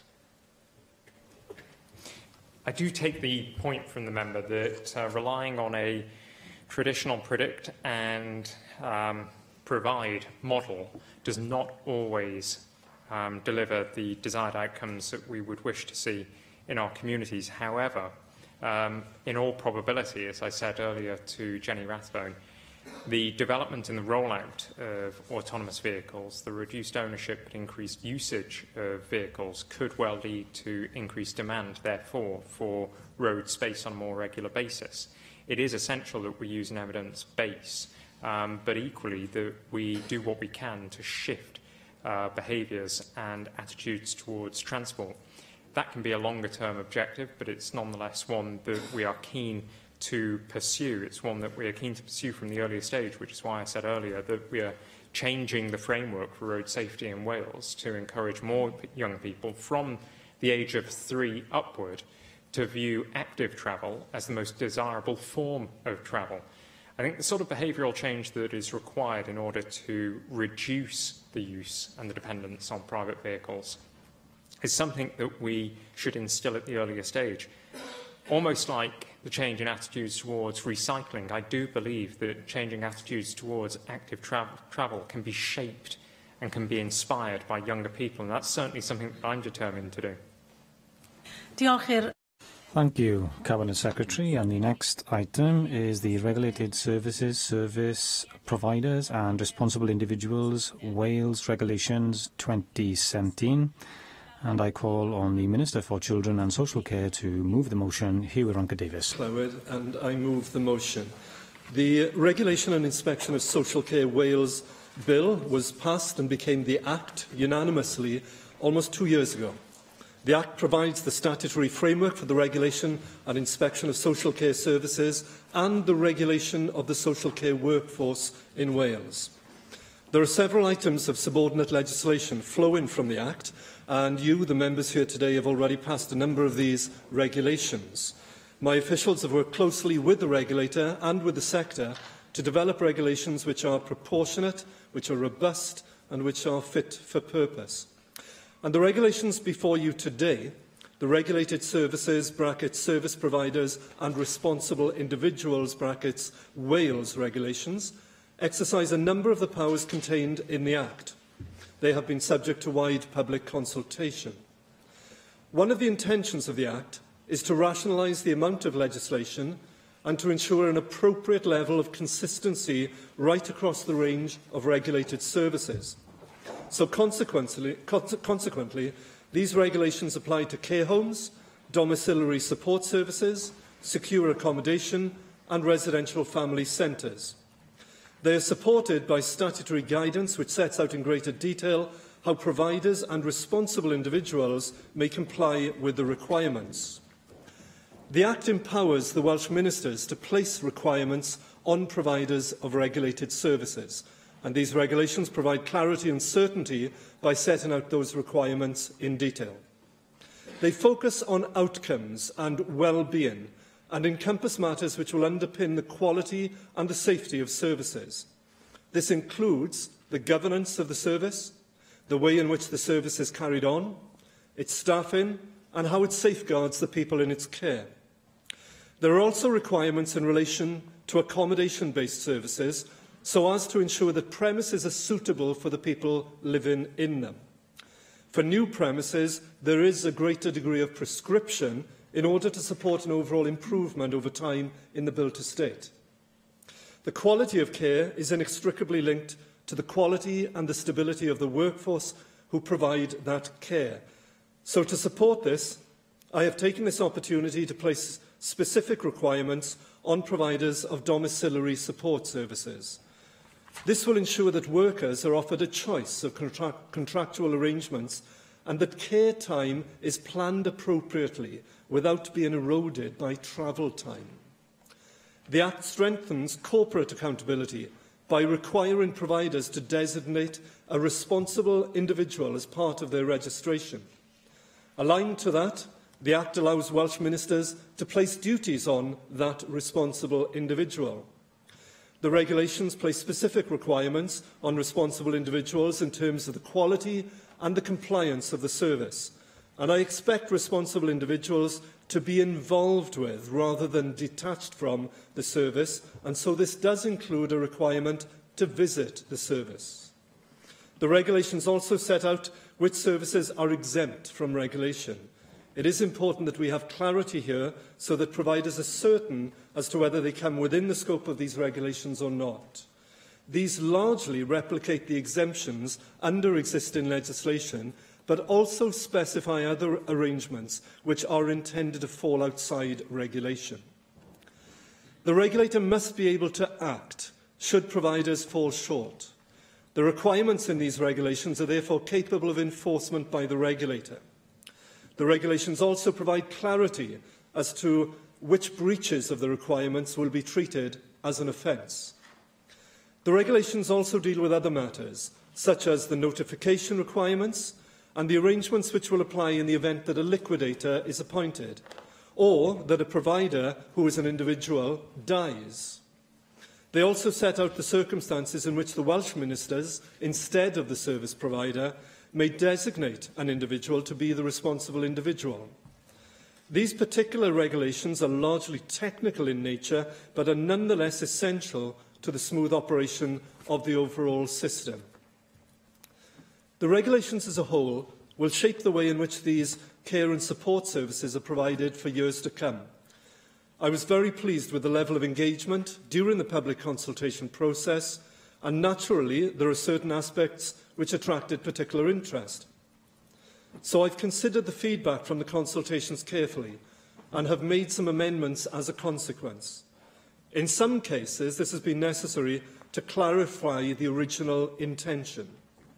In other cases, the amendments respond to issues which were raised during the consultation process. So I have taken, for example, the opportunity to clarify the requirements in relation to registered nurses. I have also adjusted the requirements in relation to shared rooms for adults and the frequency of disclosure and bar-in service checks. Likewise, having reflected on the frequency of visits by the responsible individual, I have amended this requirement. I am satisfied, however, that these changes are necessary to establish a system which works effectively in the round without compromising our intentions, and I have published a report on the outcome of our public consultation. These regulations are necessary to deliver the new system for regulating and inspecting social care services in Wales from April next year. They will ensure that the same high standards and the focus on improvement and good practice apply right across these regulated services, and I commend them to members and look forward to contributions today. Susie Davis. Diolch, Llywydd, and thank you very, very much for the introductory contribution there, Minister.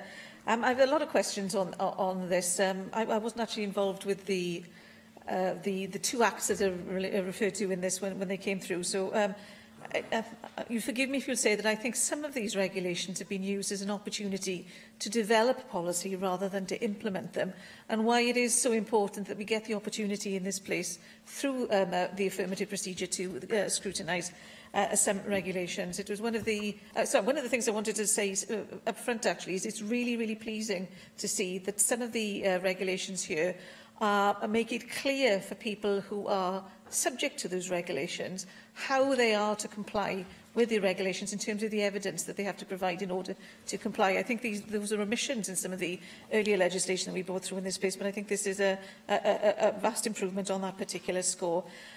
In a way, Minister, I just want to treat this a little bit more as a statement rather than a debate, so I hope I can just ask you a few questions. So the first is that the document that we've got today, and it's a fairly chunky one, I have to say, only affects 4 types of regulated service as defined in the 2016 Regulation and Inspection Act. And I just wondered if you have any plans to introduce separate regulations for the regulated services that aren't covered in this. They may not actually be necessary, but it would be quite useful to have your take on that. And in identifying those requirements that I've just mentioned to provide evidence, in this case, for good standards of care and support by the service provider, ministers have to have regard to the individual's well-being, as you might expect, and any particular standards set out in a code issued under Section 9 of the 2014 Social Services and Wellbeing Act, obviously a different act. Now, at the moment, I understand that there are no codes under that act. They haven't been issued. But as we know, with the school standards and reorganisation, the existence and interpretation of codes have been material in supporting one party's position or another. So I suppose my question is whether you were expecting any codes to emerge from the 2014 Act, and if some do, will these regulations that you're looking at today be revisited in order to take anything that might be in those codes into account in the future? On staffing, you mentioned that you'd taken into account proposals that were put, or information that came to you via the public consultation. And you might remember in particular, there was some concern, I raised this with your predecessor actually, about the removal of the requirement for 24-hour nursing care in some homes, despite there being expectations on the part of the people in those homes that that's what they would be getting, and indeed in some cases contractual obligations to provide that.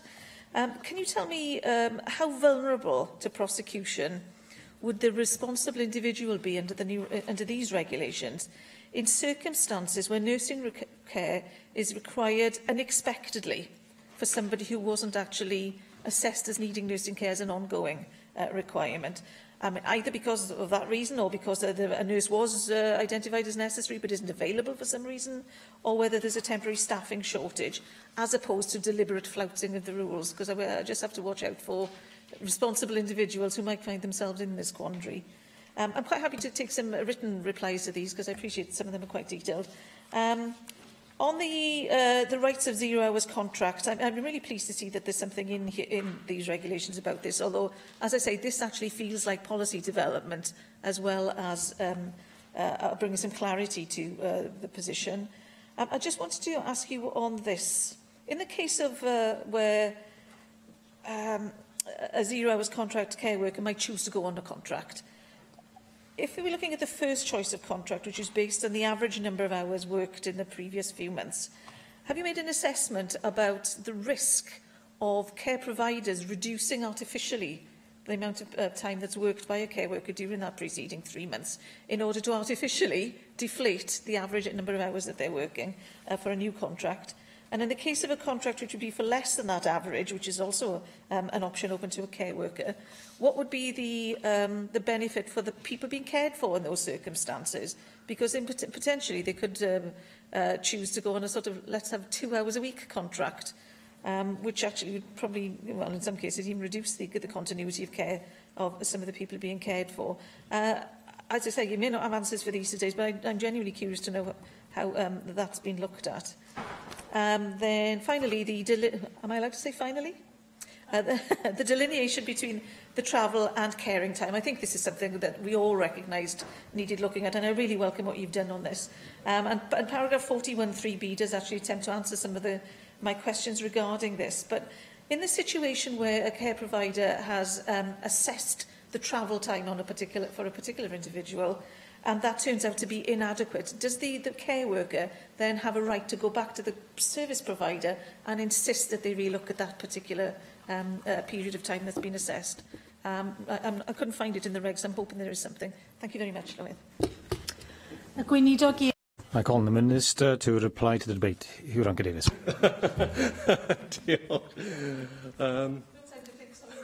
Yes, I will do my best to reply to a string of questions there. But can I first of all just thank you, Susie, for the broad welcome you have of the detail within these regulations and also the clarity that the regulations do bring for providers. And I think some of that clarity has come through. I have to acknowledge the scrutiny that it has received in its transition to this point and included under the previous bill by Assembly members, but also the work done by my former colleague, the Minister, on my left as well. There's been extensive stakeholder engagement.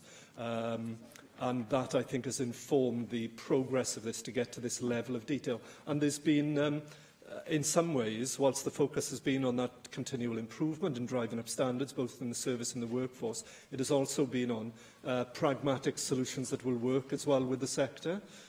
So I think we've come to a pretty good place. Let me try and turn to some of the issues that she mentioned. First of all, one of the issues that was quite interesting in terms of the consultation and broader feedback was exactly that point about accommodation or other services that are not caught within the compass of this current set of regulations.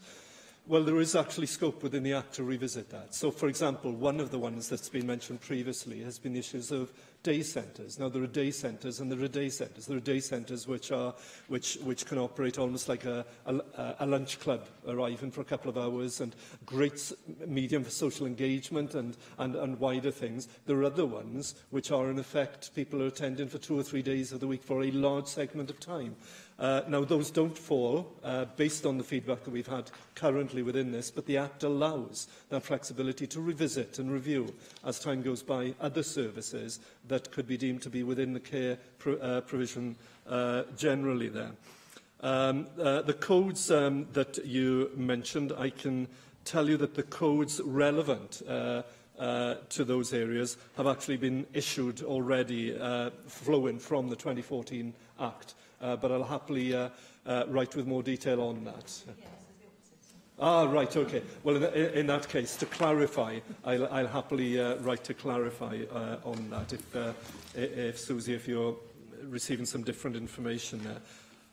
In terms of the approach, whether it's to the requirements on nursing, which, by the way, now are very much focused on the outcomes of individuals, it's very much person-centred, rather than in any way a more prescriptive normative things that says you must have X number of nurses for X number of people and so on. This is much more to do with there is a requirement here on the manager and on the responsible individual who oversees those managers of the individual services to make sure that the needs of those individual people in each individual service have been accounted for. And if that requires full-time nursing presence of 1 or 2 or whatever, that will be provided for. What happens if, the question that you raised was, well, what happens if there is a failure in that? This is exactly where the regulator then would step in, but taking, I have to say, a proportionate approach. Because if it was part of a clear and deliberate pattern, I suspect the regulator would take a very different approach to something that happened on a temporary emergency basis, where there was a process being filled in to fill that gap rapidly. I think so. A proportionate approach would be taken, I think, by the regulator.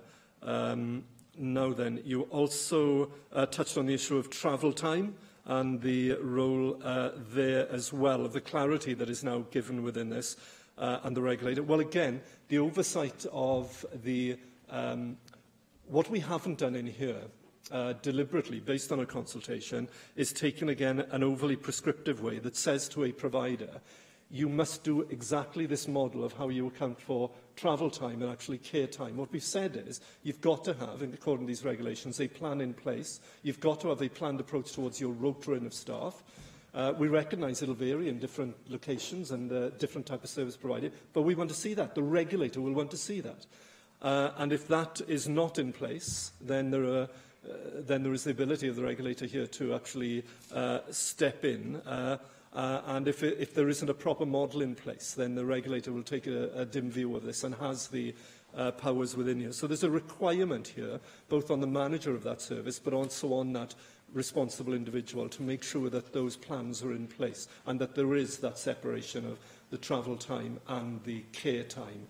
Because at the moment, as we know, unfortunately, what we have sometimes, not all providers, because there's some very good practice out there, but some, the two encroach upon each other, and that is neither good necessarily for the care of the individual, but it's also not good for the way that the staff themselves feel valued as part of their profession. And that's a key part of my approach, is to make sure that we, and part of the regulations do this, whether it's this or the approach that we're taking to 0 hours within here as well, that we actually say to the profession, this is a valued profession, we want to see you lifted up. If there is anything in terms of the codes that I need to write on clarity to you, I'll be happy to do that. Was there any other aspects? I think I've dealt with I don't think we've got all of your points. Well, thank you very much for those contributions, and I'll write to clarify what's happened as a result of the 2014 Act in terms of the issuing of codes. Thank you. A question. The proposal is to agree the motion. Does any member object? The motion is therefore agreed in accordance with Standing Order 12.36, and we come now to the debate on the Equality and Human Rights Commission Annual Review 2016-2017. And I call on the Leader of the House to move the motion, Julie James. Diolch Llywydd. I very much welcome the opportunity today to debate the Equality and Human Rights Commission Wales Committee Annual Review for 2016-2017. I very much welcome the EHRC's annual review and reaffirm the Welsh Government's commitment to working with the Commission to address the vital issues it highlights. We have already aligned the key objectives of our Strategic Equality Plan for 2016-20 with the 7 key equality and human rights challenges identified in the Commission's overarching report, Is Wales Fairer? These 7 key challenges highlight where improvements are needed in Wales. Aligning our plan and objectives with the Commission's challenges ensures we are taking a targeted, joined-up approach to tackling inequality in Wales.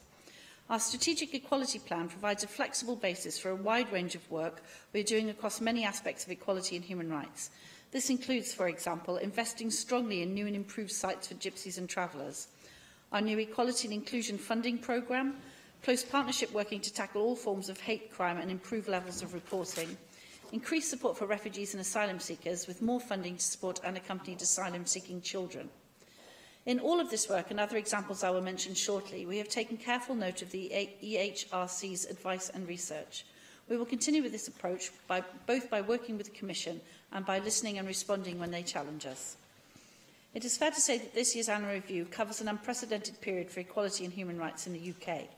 The UK's impending exit from the European Union brings with it uncertainty about many things, including the future of important European funding streams.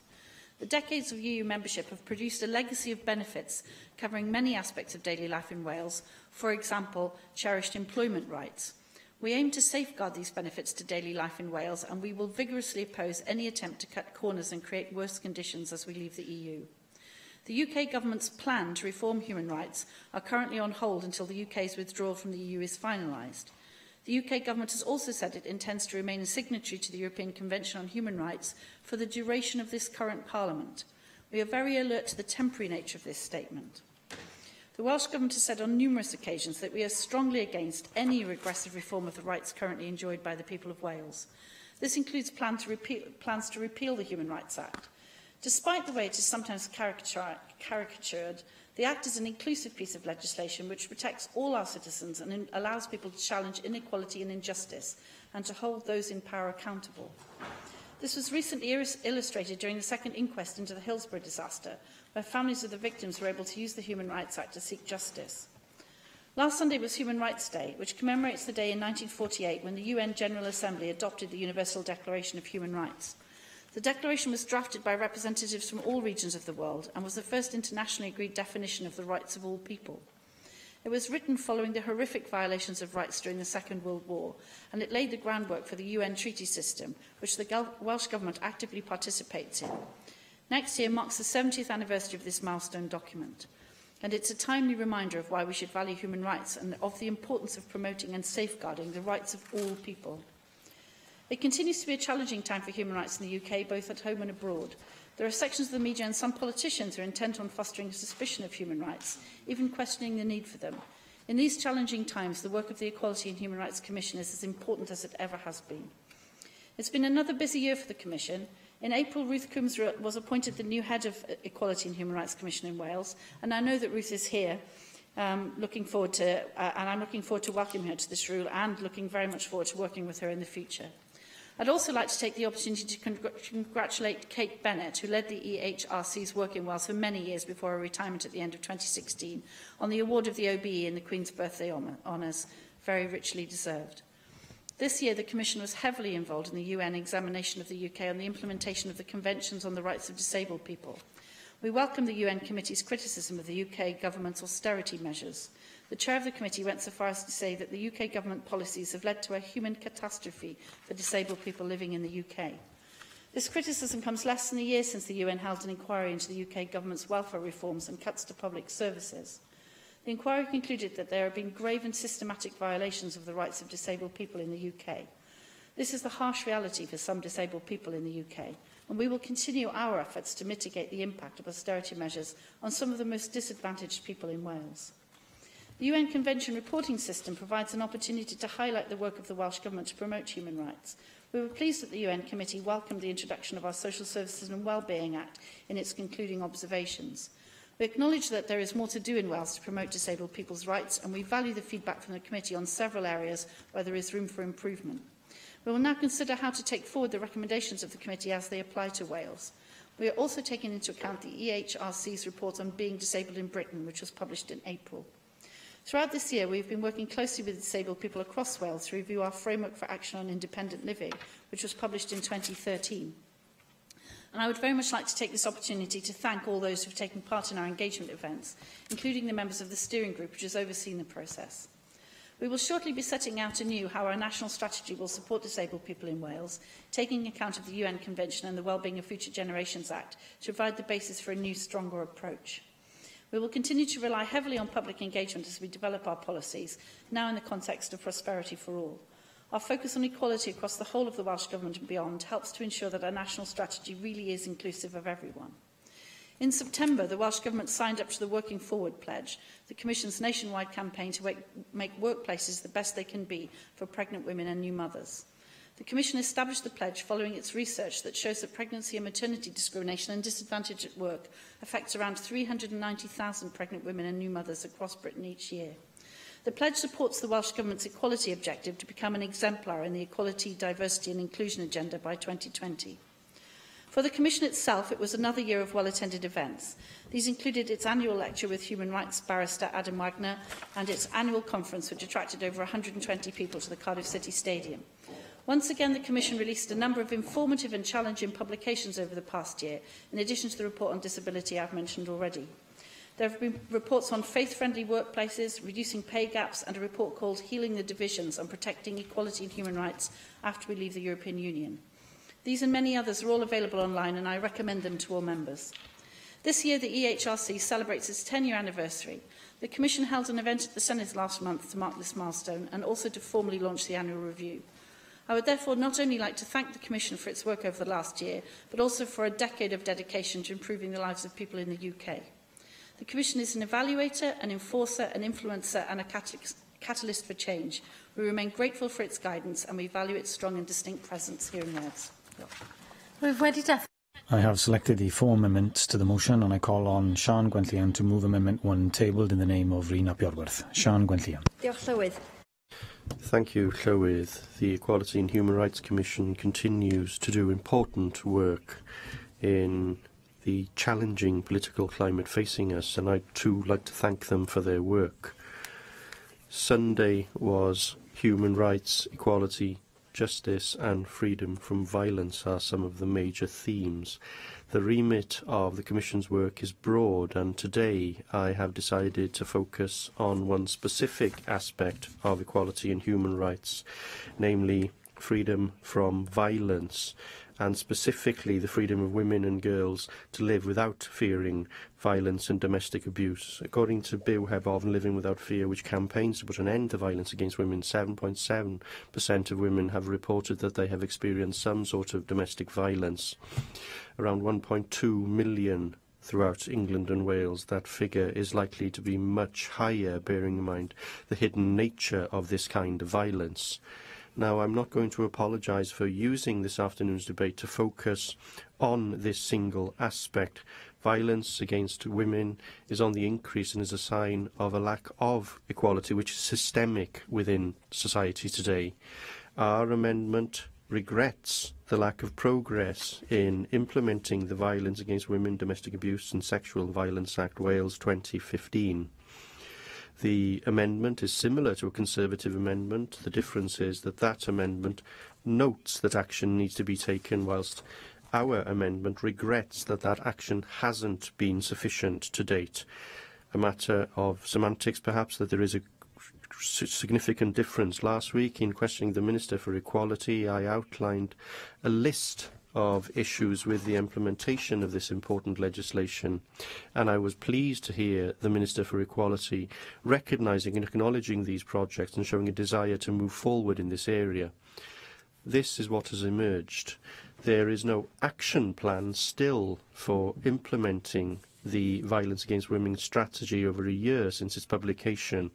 The strategy itself was weak and was published hastily in order to comply with the timetables list in the legislation. It appears that guidance weren't published in relation to local strategy, and the expert group on education and healthy relationship hasn't published its recommendations on the new curriculum, and they were to be issued in the autumn. Last week we heard that these will now be published in the new year. Now, I won't expand upon this, there is more, and I did list them in full last week.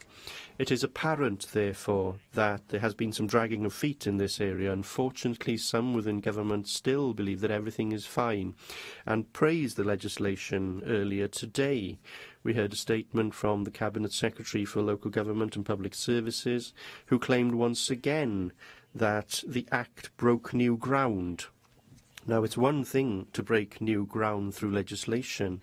It's another thing to actually implement that legislation. It's not enough just to drive legislation through this chamber and to sit back, expecting everything to fall into place. indeed, once royal assent has been given, then that is the time to actually take action in order to deliver the change that we want to see. I won't accept that this act is innovative and groundbreaking until I see that the statistics on domestic abuse start to fall. I won't accept that this act is innovative until I start to see a change in behaviour from our institutions and within wider society. The freedom of women to live violence-free and to live without the fear of violence is a basic human right. And I very much hope that we will see early action from the government in order to progress this agenda. After the dragging of feet that we have seen, I will be scrutinising that very carefully, and I do very much hope that we will have a far more positive story to tell as we discuss the next Equality and Human Rights Commission annual review next year, and I'm happy to work with the Minister for Equality on this issue. Thank you. I call on Mark Isherwood to move amendments 2, 3 and 4, tabled in the name of Paul Davis. Mark Isherwood. Well, as this annual review begins, the Equality and Human Rights Commission is here to make Wales a fairer place. And as it states, one of its key challenges is to eliminate violence, abuse and harassment in the community. Well, working alongside Plaid Cymru's Jocelyn Davis and Liberal Democrat Peter Black, I was one of the 3 AMs in the last Assembly who took the Welsh Government to the line over passage of the Violence Against Women, Domestic Abuse and Sexual Violence Act Wales 2015. And Welsh Women's Aid are now concerned about the lack of health budget being invested in specialist violence against women, domestic abuse and sexual violence providers. We will therefore be supporting Amendment 1, and in this context I also move Amendment 2, noting that the Commission's aim of eliminating violence in the community requires implementation of the wider Welsh Government pledges made during the passage of the Act. I moved amendments then calling for national and local strategies to meet the gender-specific needs of women and men. The Stage 1 Committee report recommended that Welsh ministers should ensure that services are tailored to the specific needs of men and women respectively. The Minister then opposed these amendments, stating that this will already be taken into consideration by authorities in the preparation and implementation of national and local strategies. In emphasising that women and girls are disproportionately impacted by violence, the Domestic Abuse Safety Unit in Shotton also provides a gender-neutral service because they say that domestic abuse and sexual violence affects both genders. When I visited them recently, they told me that their male refuge received 5 referrals for just 2 spaces on its first day, as it had been full ever since, and they're currently operating waiting lists. I understand it's the only male refuge in North Wales, currently funded by the Council, supporting victims to next March, with funding for female victims supported only 1 year more. And a written Welsh Government response to me last month stated that a 2015 survey showed 274 refuge spaces across Wales, of which 4 in Montgomery were provided for males. I moved then amendments calling for the national strategy to include provision for at least one perpetrator programme. As Relate Cymru had told committee, 90% of the partners they questioned sometime after the end of their programme said that there had been a complete stop in violence and intimidation by their partner. The Minister responded that he did not consider my amendments appropriate, but had jointly funded research to help inform future responses to perpetrators. Well, as reiterated at the last meeting of the cross-party group on the violence against women and children, Relate's programme, Choose to Change, is the only current Respect accredited programme in Wales. And tomorrow, I'll be chairing a meeting of the cross-party group, highlighting the Respect accreditation standard for work with perpetrators, its evidence-based focus on behaviour change and risk management, and its emphasis on the safety of survivors and children. Well, we fought resolutely for inclusion in the Act of Healthy Relationships Education. As I said in the Stage 4 debate, the 3 opposition parties had worked together to secure concessions from the Minister, and he then said he would involve stakeholders from the violence against women sector in developing proposals for healthy relationships education within the curriculum. So this Welsh Government must note the Minister's pledge then to report back to the Assembly on both this and perpetrator programmes. I move Amendment 3, noting the increase in reported hate crime in Wales, with the majority being racially motivated, but the biggest increase being in disability and transgender hate crimes, although this is in part due to better crime recording and more people coming forward. Finally, I move Amendment 4, which notes that the Commission's efforts to ensure that equality and human rights are embedded in work taken forward under the Wellbeing of Future Generations Wales Act 2015, there's an error on the paper, it should say 2015, detailed in their annual review, will require, quote, the real and meaningful dialogue between communities, individuals and their public services, end of quote, called for by the Future Generations Commissioner in her draft strategic plan. Equally, the Social Services and Wellbeing Wales Act places a specific duty on public authorities to promote the involvement of people and the design and delivery of care and support services. But tell that to the deaf community in Conwy, denied their independence, to wheelchair users in Flintshire, denied access to the coastal path, and to disabled learners in Wales, denied access to apprenticeships, where 1.3% of all apprenticeships were started by them, compared with 9% in England. There's much left to do. John Griffiths. Diolch, Llywydd. I am pleased to speak in this debate today as Chair of the Equality, Local Government and Communities Committee. And the Commission, of course, is one of the committee's key stakeholders. We have enjoyed a very positive and constructive relationship with them, and over the past year they have directly informed a number of pieces of our work, including our report on refugees and asylum seekers in Wales.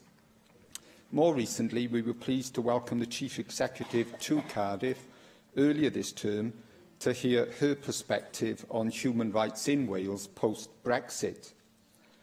And I welcome the Commission's 2016-17 annual review, published as the Commission celebrates 10 years since its establishment.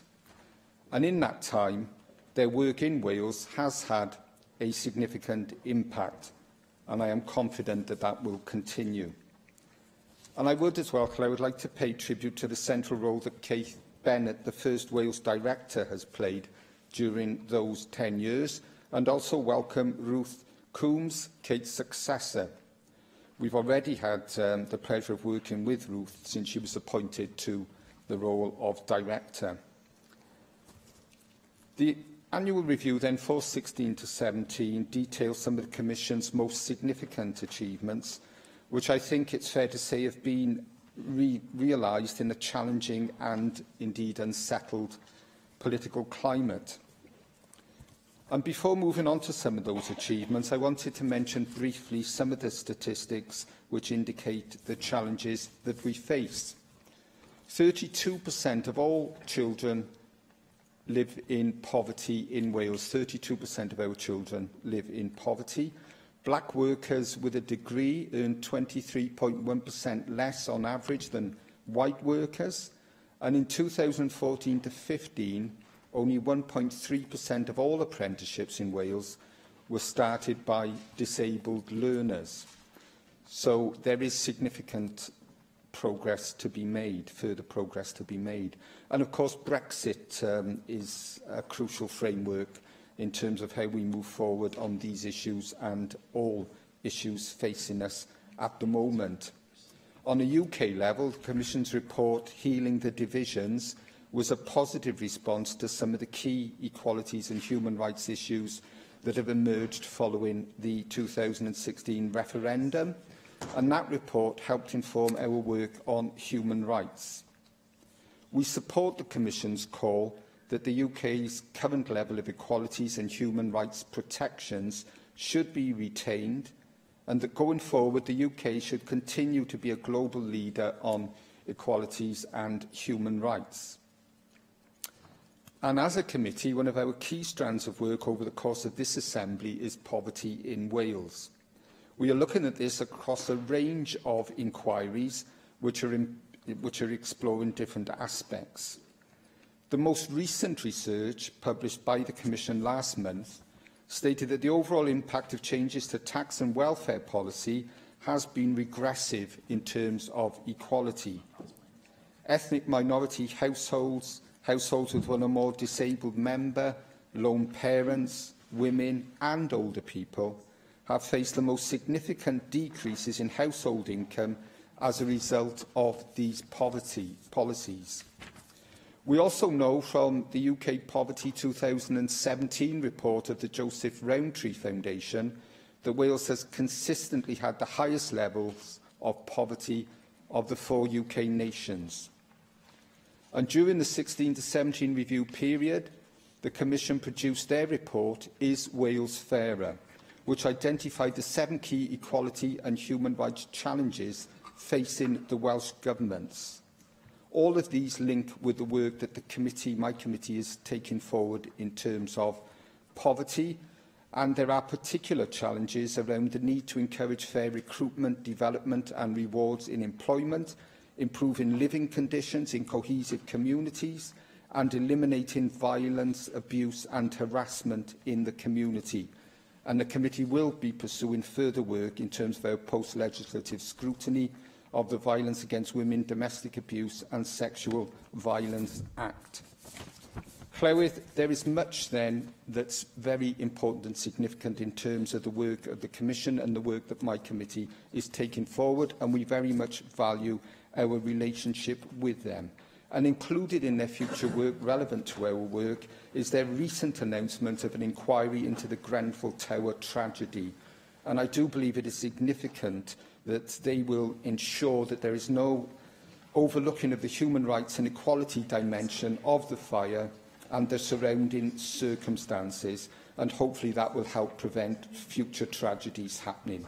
So I very much look forward to continuing the committee's relationship with the Commission, Llywydd, over the coming year on these matters of shared interest. Gareth Bennett. Diolch, Llywydd, and thanks to the Wales Committee of the Equality and Human Rights Commission for their annual review. I think it would be fair to say that many of us in UKIP don't quite share the same enthusiasm for so-called human rights as people in other parties. That's true. Yes. We are specifically concerned that the increasing focus on the rights of minorities will ultimately impact negatively on the rights of the majority population. Now, we have to make a distinction here between... No, I'm not taking any interventions. I have no time. You've got plenty of time. Thank you for the offer, Joyce, but there is no time. You've got plenty of time. Now, we have to make a distinction here between the very genuine and meaningful rights that we enjoy here in the United Kingdom that have evolved over 1,000 years and more, and the very narrowly focused minority rights stuff that we get told today signifies human rights. We have a functioning democracy here in the UK. We have basic freedoms, and these things have existed in effect for a long time, regardless of whether or not they are specifically written down. Obviously, we don't have a written constitution, but we have a Bill of Rights, among other things. You can trace these rights back to Magna Carta in 1215, but they go back even before that to Alfred the Great, who was to some extent the English lawgiver. These rights are nothing to do with the European Court of Justice or the European Court of Human Rights, or with any other international organisation. They are rights that evolved here in the United Kingdom, and we won't lose these rights with Brexit. They also don't have anything to do with Amnesty International, or Liberty, or any other group that is fixated on minority rights. What we have to understand in terms of minority rights is that minorities are members of society. Therefore they, yes, well done, Simon. Therefore, they should enjoy some rights. But we can't go on, as a society, endlessly acceding to the demands of minorities. At some point, we have to recognise that granting more rights to a particular minority group will negatively impact on the rights of the majority of people in our society as a whole. We have a perfect example of this with the recent controversies over transgender rights. A Conservative government at Westminster is proposing some fairly wide-ranging increases to the rights of transgender people. This could mean that anyone who wishes to identify as being of a gender different to their physical gender may be able to do so, simply by defining themselves as such. So we could have men entering women's public toilets because these men claim to define themselves as women. We could have male criminals demanding to be sent to women's prisons because they define themselves as women. We could end up with the Girl Guide movement having to accept men who define themselves as women as guide leaders, because if the Girl Guide movement refuses to do this, they may end up facing prosecution because they have somehow breached somebody's so-called human rights. We are going to have a lot of fun with this over the next few years if we continue to proceed as a society with this kind of minority-obsessed nonsense. What we need to do is have a grown-up conversation about the issue of minority rights and accept that there have to be limits to them. There is only so much deviation from the norm that any society can take before that society completely implodes. And if we carry on down this road of appeasing the nuttiest elements of the transgender movement, then what we will face as a society within a very short space of time is total implosion. Now, having made this general observation, that is not to say that there is no good work taking place in the field of human rights in Wales. There is some good work going on. But some of the concern that this report expresses is certainly, in my view, misplaced. For instance, there is the issue of prisoners getting the vote. To quote the report, prisoners in Wales, as in the rest of Britain, remain subject to a blanket ban on voting in elections, which the European Court of Human Rights has found to be in violation of their convention rights. End of quote. My response to that would be that prisoners are in prison because they have committed offences. That is, apart from the relatively small number who have been wrongfully convicted. They have therefore acted against the interests of society as a whole. In doing so, they have forfeited some fairly major rights, such as the right to their own liberty. Therefore, they are locked up. The right to liberty is a greater right than the right to vote. Therefore, if they forfeit the right to their own liberty, what lunatic dreamed up the notion that they should have the right to vote? We are about to leave the European Union precisely because of nonsense like this. This proposal to give prisoners the vote has no popular consent. If this is what the European Court of Right comes up with, then the sooner we leave it and all the other related institutions, then the better. Thank you. Julie Morgan. Yes, I will. I'll have that, yes. Thank you very much. I'm very pleased to speak in this debate. And I'd like to start by paying tribute to the Equality and Human Rights Commission and thank them for the very important work that they do in Wales, highlighting issues that affect so many different groups in society. And I'd also like to thank Kate Bennett, my constituent for many years, for all the work that she's done there, and I look forward to working with Ruth Coombs.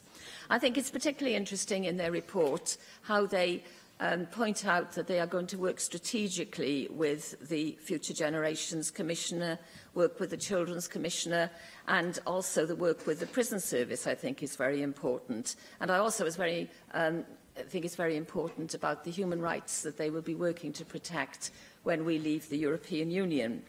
I'm also very pleased that they highlight the inequalities and promote the rights of gypsies and travellers, which I strongly welcome as the chair of the cross-party group on gypsies and travellers. And I notice that they do mention in their report about how the mental health of gypsies and travellers is worse than the rest of the population, which I think is a very important point, because the other important point to note is that most gypsies and travellers actually live in houses, and the effect of living in houses for people whose lifestyle is not geared towards that way of life does have a big toll on the mental health. So I'm very pleased that those points are highlighted in their report. I looked at the Plaid Amendment and listened to Sian Gwentlin's speech, and I took the opportunity to discuss with people active in the field of domestic abuse to see what impetus the Act is actually having at the moment. And obviously everyone is very welcomes the principles of the Act and the statement of intent, but they do agree that the implementation is absolutely the key issue. Looking at my own local authority, Cardiff, I had a discussion with Cardiff Women's Aid to see how they felt that the Violence Against Women Act was actually affecting the work that they were actually doing. And they really feel that Cardiff Council has actually done a really good job of adopting the principles of the bill into their commissioning strategy, very much supported by third sector agencies, and they've actually taken a very welcome holistic report. So I did find that in my own authority that it was very positive towards the way that the Act was being implemented. But of course that is just one local authority, so we really do need to keep up the scrutiny of the implementation of the Act and to keep this very firmly on the political agenda, because it does depend so much on how individual authorities are operating. But as I say, that was good feedback. And I also discussed it with BAWSO, and BAWSO felt that there has been some initial churn, but that now they really feel that things are coming together and they're getting to grips with the issues. And I wanted to just briefly mention a very example of very good practice about the IRIS project being delivered by Cardiff Women's Aid, Atal of Roe and the Vale and BAWSO, and is funded up until March next year by the Police and Crime Commissioners. And this scheme targets GPs because that's where 80% of the women who have been abused say they feel comfortable going to talk about abuse. And it's the one place they can go without their partner being suspicious or trying to stop them. And GPs are offered training sessions to help them identify victims of domestic abuse, and there's a clear referral pathway. And this has resulted in a huge increase of the number of women that GPs in the pilot scheme have referred for help, gone up from 4 or 5 a year to 202 this last year. And this scheme is a forerunner of the Ask and Act training, which is due to be implemented as part of the Act. So I wanted to highlight that good practice that is actually going on. And I hope there are 2 points I wanted to raise with the Minister. I know that there's been a delay in the appointment of the National Advisor. I wonder if she had any information about when that might happen. And of course, the UK is appointing a UK Commissioner, and I wondered if she'd given any thought about how the National Advisor here in Wales would relate to the UK Commissioner, who would presumably be working on non-devolved issues, but it seems to me that's quite an important area. And then the final point is a point that was raised by Sean Wentlian about the expert group on sex and healthy relationships, which I know I've asked about lots of times, and I wondered if she had any information about when that was likely to report. And obviously the key issue that has already been raised is about how will any recommendations from that group be implemented. Mohammed Ashkar. Thank you, Presiding Officer. I welcome this annual review, which identifies 7 key equality and human rights challenges. I want to address in my brief contribution today to one of those challenges, the elimination of violence, abuse, and harassment in the community. And I particularly want to address the issue of Islamic phobia and Semitism in the same way. There were 500 more hate crimes in Wales this year than compared to last year. That is a staggering figure, and we must stop it. This represents a rise of more than 22% in Wales, and the majority of them were racially motivated. More than 2,000 incidents across Wales, mainly in the South Wales police area. Offences tend to increase following terrorist attacks, such as the ones in Westminster Bridge and the Parson Green Tube bombing. In such circumstances, it is natural for people to look to the politician and ask what we are doing to tackle hate crimes in Wales. We sometimes overlook what our Muslim communities are doing to reassure people and encourage greater cohesion between the communities. Following the Parson Green Tube attacks, a number of arrests were made across the country, including Cardiff and Newport. Members of Al-Noor Mosque in Newport, Mendy, moved to reassure people that they had nothing to worry about, that the strong and diverse local community spirit would be continued. The Mosque General Secretary, Mr. Abdul Rahman Mujahid, issued a powerful statement totally condemning the bombing, and he went on to say, in his word, These people do not represent our views. All of us are British, and Britain is our home, where we have chosen to live and bring up our families, and we support and enhance diversity. And you keep on saying, all communities live happily in Newport, and we respect each other's belief and faith. Nowhere in Muslim religion is stated that to hurt anybody or to hurt an innocent person, that is not in Islam, and we don't agree with it. Presiding officer, I fully endorse these sentiments. This is an example of positive action being taken by a community to allay the negative impression being conveyed. Only last week, Muslim Council of Wales, they organised a wonderful event in City Hall, Cardiff. Some of my colleagues were here, and Jane Hurt was given her Great Service to the Community award there. And the fact is there were Jews, Muslim, Christians, and every other ethnic minority hierarchy. Archbishop of Wales, chief of Muslim Imam from Europe was there, and other dignitaries were there. The matter of fact, we should celebrate our festivities together, and we must, from top down, must go toward the schools, and the children must understand and enjoy our festivities, like Christmas coming. So Muslim, Jews, Christian, and everybody must enjoy. Similarly, our Eids and all. So what I saw last week is one example, like Salim Kidwai and Muslim Council of Wales. They're doing a wonderful job. My point here is, why can't we have some sort of linkage with, Julie just mentioned, instead of a commissioner or some link or threads toward one focus point where all the communities can not only understand each other, but they educate and celebrate each other's festivities. That is the point I want to make, Presiding Officer. I fully endorse these sentiments, and this is an example which already been mentioned by Newport Imams, and I call on Muslim communities all over Wales to reach out and engage with other faiths and other communities to promote their greater cohesion, and not only Muslims, all other communities, And this way, Presiding Officer, we can tackle the surge of hate crime in Wales forever and for our next generation. Jane Hutt. Joe Clywyd, I'm very pleased to speak in support of the Equality and Human Rights Commission annual review today, with special reference to the chapter on improving Welsh workplaces. The Equality and Human Rights Commission's stated aim is to improve workplaces by working with employers and by encouraging effective equality and human rights workplace practices. And I welcome the Working Forward Coalition, which the EHRC has set up, with a commitment made by over 20 organisations in Wales, including the Welsh Government, to attract, develop and retain women at work. And this will help address the inequalities women are still facing, with the gender pay gap in Britain standing at 18.1%.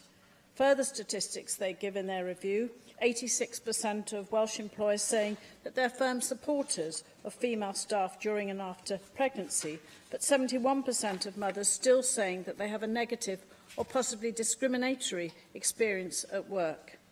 These statistics show how much further we need to go. And I was minded of this at the 25th anniversary of Chwarae Teg I attended last week, when the Chief Executive, Cerys Furlong, looked back to the start of Chwarae Teg when I was appointed as the first director, following a major survey of the role of women in the Welsh workforce. At that time, 1 in 5 women were not in work. By 2010, it was 1 in 10. But Cerys told us that women still carry out, on average, 60% more unpaid work than men, at 26 hours per week compared with 16 hours. She reminded us that Chwarae Teg has been working over the last 25 years with women, businesses, schools and policymakers to ensure that women in Wales can enter the workplace, develop their skills and build rewarding careers. Can I draw attention to the Chwarae Teg Agile Nation 2 programme, set up to help improve the position of women in the workforce? the European Social Fund and Welsh Government-funded programme was developed as a direct response to a body of evidence showing a clear need for positive measures to be taken to support the progression of women in Wales. For example, national figures show that 7% of employed women in Wales are in management, compared with 11% of men, and women are underrepresented in key STEM industries, science, technology, engineering and maths. Agile Nation 2 will support 2,207 women and 500 businesses during its planned life cycle. At this point, I want to pay tribute to Val Feld, former Assembly member for Swansea East, who was the leading force behind the setting up of Chwarae Teg when she was Director of the Equal Opportunities Commission in Wales. And I know this Assembly will be pleased to hear that we've progressed with the plan to install a purple plaque at this Senedd in the new year, when we can give due time and attention to her considerable legacy before her life was cut short after a brave fight against cancer. In memory of Val and in support of Chwarae Teg, ambitious about their goal to make Wales the global lead in gender equality, can I welcome Chwarae Teg's new Fair Play Employer benchmark launched last week, and I know Val would be so pleased to hear of this and of their ambition. So the Fair Play Employer benchmark will help employers see where they are ranked in terms of gender equality, equip them with an action plan to take them forward in terms of gender pay reporting, and this Fair Play initiative will be available to public, private and third sector employers to help them receive recognition as a fair play employer. So can I just ask the Cabinet Secretary if she can engage, Welsh Government can engage with this inspiring new initiative. I think this must be embedded in the Economic Action Plan, which of course was a statement made by Ken Skates this afternoon. We must show our determination to drive change for gender equality in Wales to take us forward, and I do thank the Equality and Human Rights Commission for their informative annual review. Neil McAvoy. Diolch, Llywydd. Some really good words across the chamber. I did smile at the UKIP members' reference to so-called human rights. Well, you know, human rights are human rights, and I disagree with the phrase minority rights. I would preferably say rights for all. Everybody needs to be respected, and everybody should have a right, because when everybody is respected, that brings harmony to our society. The legislation, which is the subject of the amendments, is about violence against women, domestic abuse and sexual violence, Wales Act 2015. Well, a very obvious question from me is, what about men? What about boys? And what about a bit of equality? The legislation says that violence against women and girls means gender-based violence, domestic abuse and sexual violence where the victim is female. Well, 1 in 3 victims are male. They're men. And 10%, only 10% of men will report domestic abuse. I'll deal with a lot of casework with lots of fathers coming into the surgery who are victims of domestic abuse. And it's very difficult in South Wales to get men recognised as such. And it's taken my intervention in a number of cases to get those people classified as victims. And there's nowhere in this city, or region, in fact, to send those people for non-judgmental support. Nowhere. Men are assessed because they're classified as perpetrators because we are male. No other reason. Now, the Commission has issued a legal opinion stating that this is discrimination. And the government, I would ask the government if they're going to move on that. The Cabinet Secretary said 2 weeks ago that 2 women per week were victims of murder through domestic violence. In fact, the figure of 2 per week includes men. And the breakdown is 29 males and 79 females for 2015-2016. You also said that we need to get our priorities right. Now, are those 29 people not a priority? Of course, it's a UK figure. Are men and boys not a priority? They should be. So I would ask you if you want to include them in your list of priorities, as you said.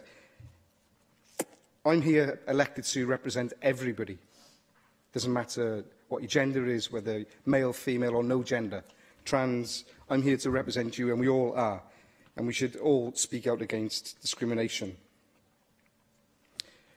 Domestic violence affects everyone, can affect everyone, all classes, all occupations, and it's something which needs to be recognised. I do want to touch on what Mohammed Asghar said about Islamophobia, some great words there. And I think it was John Griffiths mentioned black people, people of colour. And I would ask all Assembly members to walk around this Assembly and see if you can find many persons of colour, I would say, who don't work in security or don't work in cleansing. And there are not many people at all. That's something that this Assembly needs to address, and I would hope the Government will come forward with proposals to do that, because if you look at the walk-to-work area around this Assembly, Butetown, Riverside, Grangetown, it's the most diverse area in Wales. And you will not see that reflected in the people employed here behind the scenes in this Assembly, unless you're talking about cleansing and security. So I think that's something that really needs to be worked on, and there's an effort to be made. I'll just go back to my original point, really, because it really is high time that it is recognised that men can be victims of domestic violence as well, because some of us know that all too well. Diolch yn fawr. Joyce Watson. Diolch, Llywyd. Last week I attended the Wales Women's Equality Network AGM, and you might expect, and it was the case, that many of these issues were on their agenda. And in discussing equality and human rights, inevitably you end up talking about Brexit. So I am really encouraged that the Equality and Human Rights Commission is providing advice to the Welsh Government Advisory Group on Brexit, and also we've heard to members through their committees.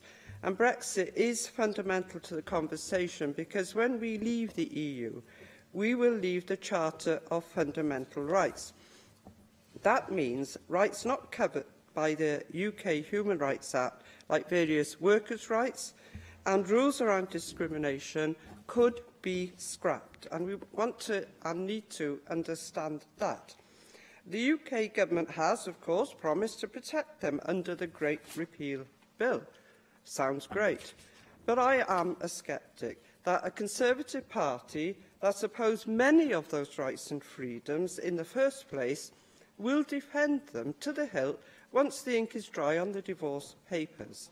And even, even where rights are protected, I worry there will be moves to downgrade rights in Britain post-Brexit. For example, EU law says compensation for victims of sex discrimination mustn't be capped. But Conservative MPs have openly said that they want to limit those payments. And that has already happened with unfair dismissal, which is not protected by EU law. Thank you. Does she recall that the Labour government under Tony Blair also opposed the Charter and only accepted it finally on the basis that it wouldn't be legally binding and would have all the legal potency of the Beano, according to the then Minister for Europe? My answer to you is this. I will, and always have, protected human rights. That's my answer to you. I'm not here to discuss Tony Blair. I'm here to discuss what I believe to be fundamental principles in life, and one of those is human rights. So we've seen a steep rise in the cost of bringing forward and dismissal cases. In fact, if you haven't got £1,500 in your back pocket, you're going to have a huge problem taking forward a case of unfair dismissal. And it was the Conservative government that ensured that that's what you're going to need. So I think that Wales has to be alert to rights deflation. Throughout and after Brexit, and the EHRC's oversight will be hugely important in that.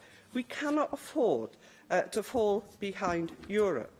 And there are warning signs For example, because at the same time that the UK has been entangled in Brexit talks, and it has been a big tangle, the European Commission has been discussing with trade unions and employer organisations a new package of rights to improve work-life balance that include carers' leave, flexible working and stronger protection from dismissal for new mothers. The reality is that outside the EU, we will have to fight harder for new rights and harder to defend the existing ones. But we should be ambitious. We can be pacemakers. We mustn't get lapped, whatever else happens in other parts of the UK. Julie, no, I think it might have been Jane, already talked about the fact that female staff during and after pregnancy do suffer disproportionately. There is evidence that nearly 1 in 5 male human resource decision makers say they are reluctant to hire young women who might have children, despite it being illegal to consider that factor when recruiting. There was a YouGov poll of 800 HR decision makers, and they found that 1 in 10 female HR staff were also hesitant to hire women in their 20s and their 30s. A quarter of decision makers said they worked for companies that considered whether a woman was pregnant or had young children when making a decision about promotion. And Carol Easton, Chief Executive of Young Women's Trust, representing women aged between 16 to 30 on low or no pay, and which commissioned the survey, said it is shocking. And indeed, it is absolutely shocking.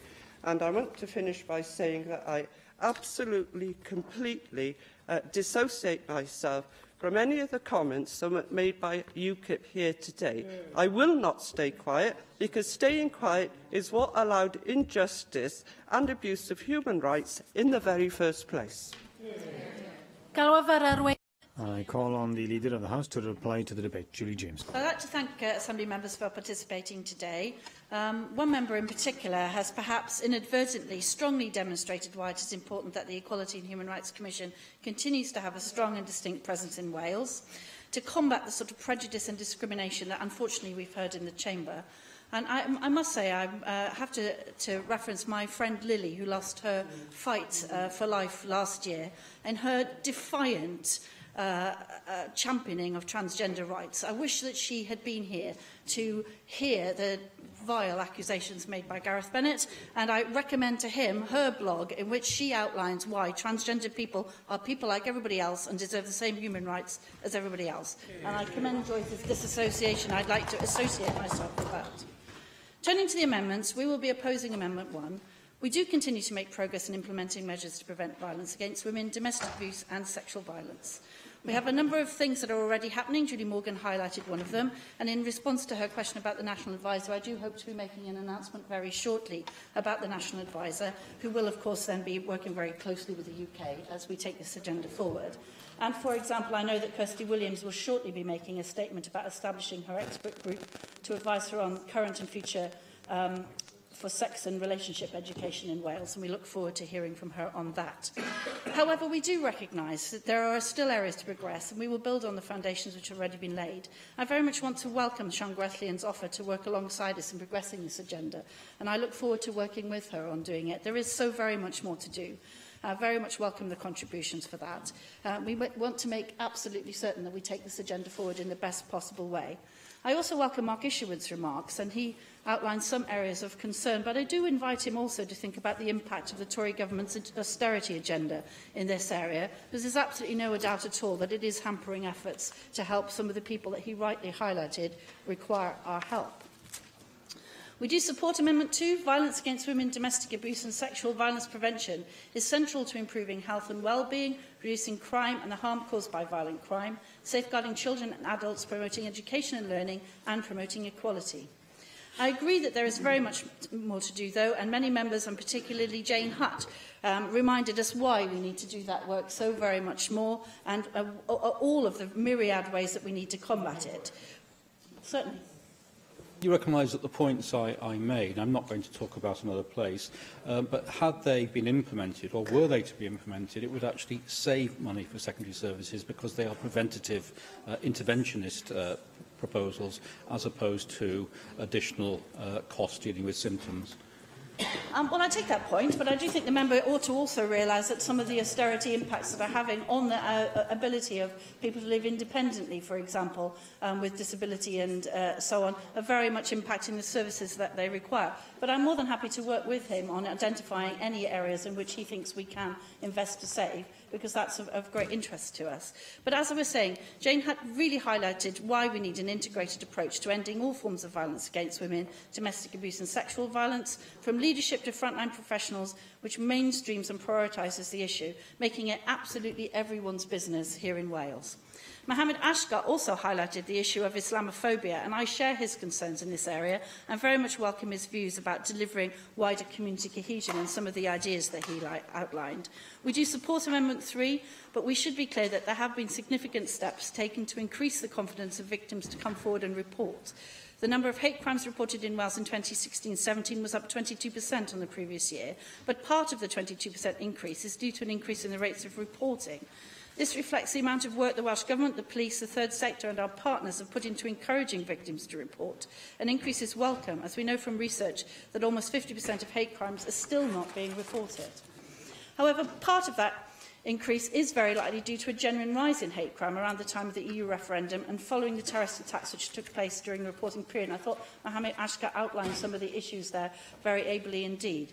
The Welsh Government remains committed to protecting and supporting victims of hate crime, violence and abuse, and we will continue to deliver our framework for action with our partners across Wales. I'd just like to highlight Neil McAvoy's intervention there. Of course, we want to work with all victims of all kinds of hate crime, violence and abuse, wherever they are and wherever they are found in Wales. We support Amendment 4. The Sustainable Development Principle in the Wellbeing of Future Generations Act includes in its 5 ways of working a requirement for public bodies to involve people in their full diversity in everything they do.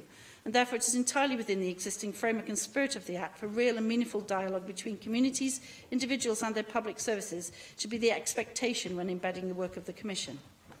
The work of the Equality and Human Rights Commission contributes very directly to the goals of a more equal Wales, a Wales of cohesive communities and a Wales of vibrant culture and thriving Welsh language. But because of their interdependence, it's also clearly essential to progress towards all of these goals together. I'll close this debate by once again thanking the Equality and Human Rights Commission. For the past 10 years, the Commission has worked alongside the public sector, private sector and third sector to tackle inequality and injustice in Wales. Year on year, the Commission has delivered a distinct and relevant work programme to reflect the unique political, legal and social landscape of Wales. The Commission is a critical friend to the National Assembly for Wales, here to guide us all and bring about positive change. I look forward to working with them in the future and continuing our very positive and productive relationship. Diolch. A question. The proposal is to agree Amendment 1. Does any member object? I will defer voting under this item until voting time, and the next item is the debate on Stage 4 of the Additional Learning Needs and Education Tribunal Wales Bill. I call on the Cabinet Secretary for Education to move the motion, Kirsty Williams. Thank you, Llywedd. I formally move the motion on this afternoon's order paper. Nearly a quarter of all children and young people will have some form of additional learning need during their education. The current system of support is based on a model introduced more than 30 years ago, and we know it is no longer fit for purpose. For over a decade, reports and reviews have challenged the government to find a more effective and less adversarial way to ensure that children and young people get the right support and to get it quickly so that they can achieve their full potential. This bill is the foundation of our ambitious programme to transform the current system. It has been a long time in the making, and that's why today, the anniversary of its introduction, is so important. Important for this National Assembly, yes, but more importantly, for the hundreds and thousands of young people and families who will benefit from the new Additional Learning Needs system. Members are aware of Education in Wales, our national mission, our plan for delivering an education system that is a source of national pride and public confidence. Our ALN transformation programme is a key aspect of this, and I'm delighted that it has reached this stage.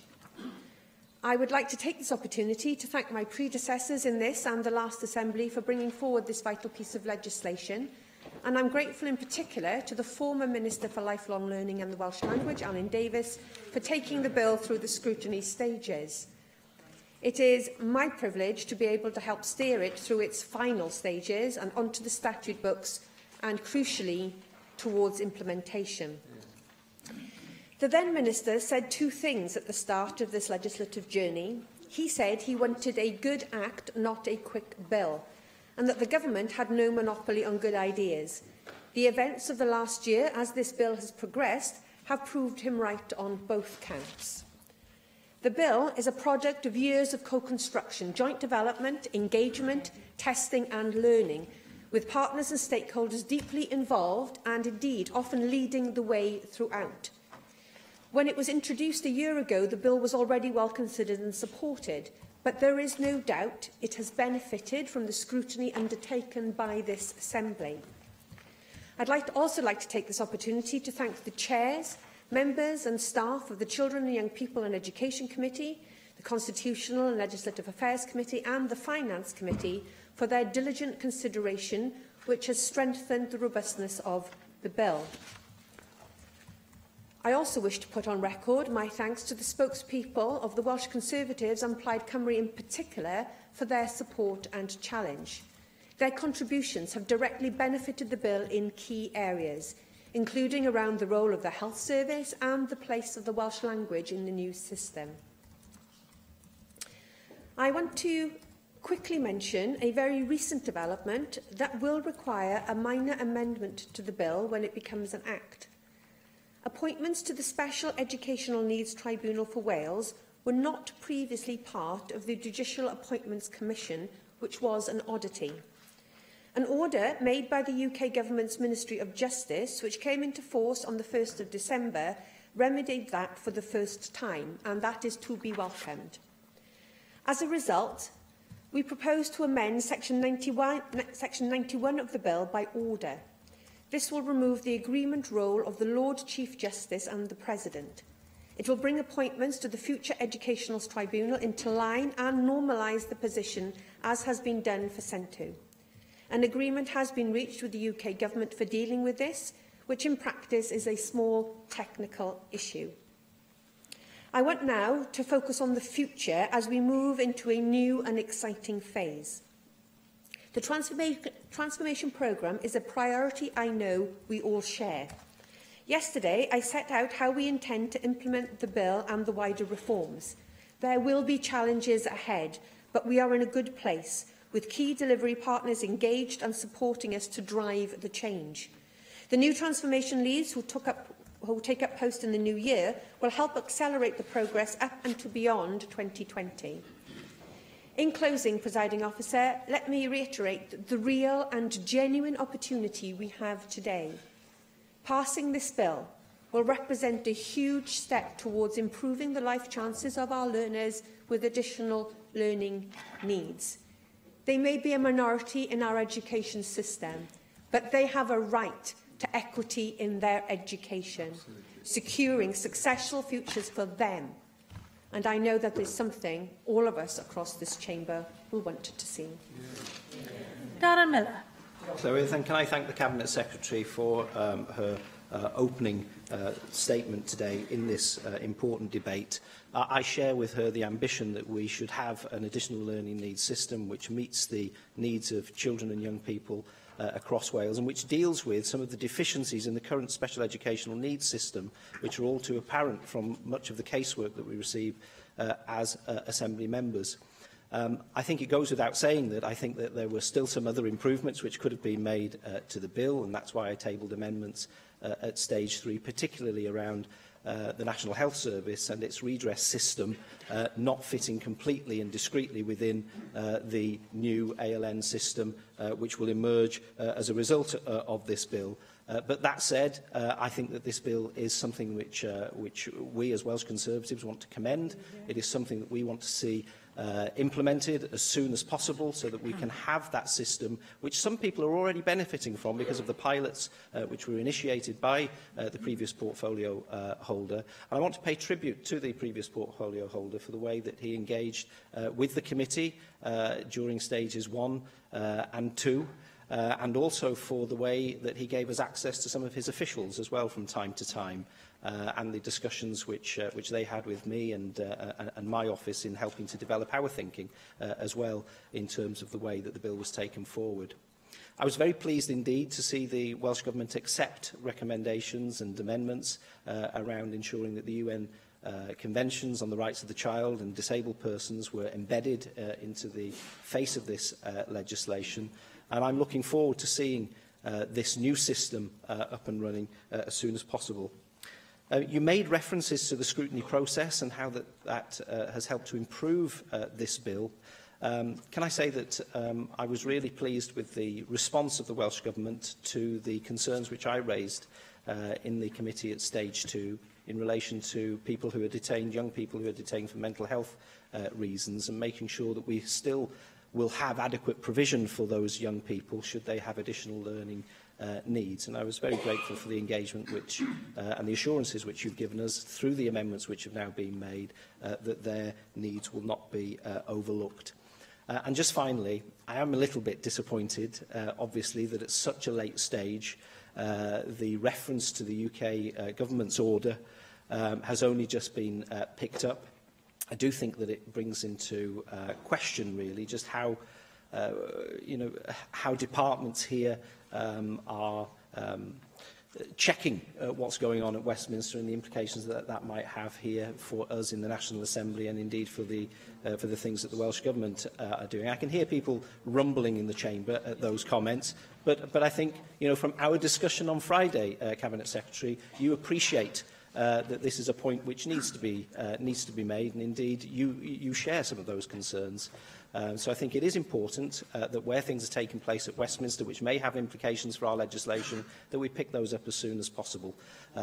This one can be rescued. That's why we're supporting Stage 4 today, and we very much hope that this bill will make a difference to the lives of people across the whole of Wales. Llŷr Griffith.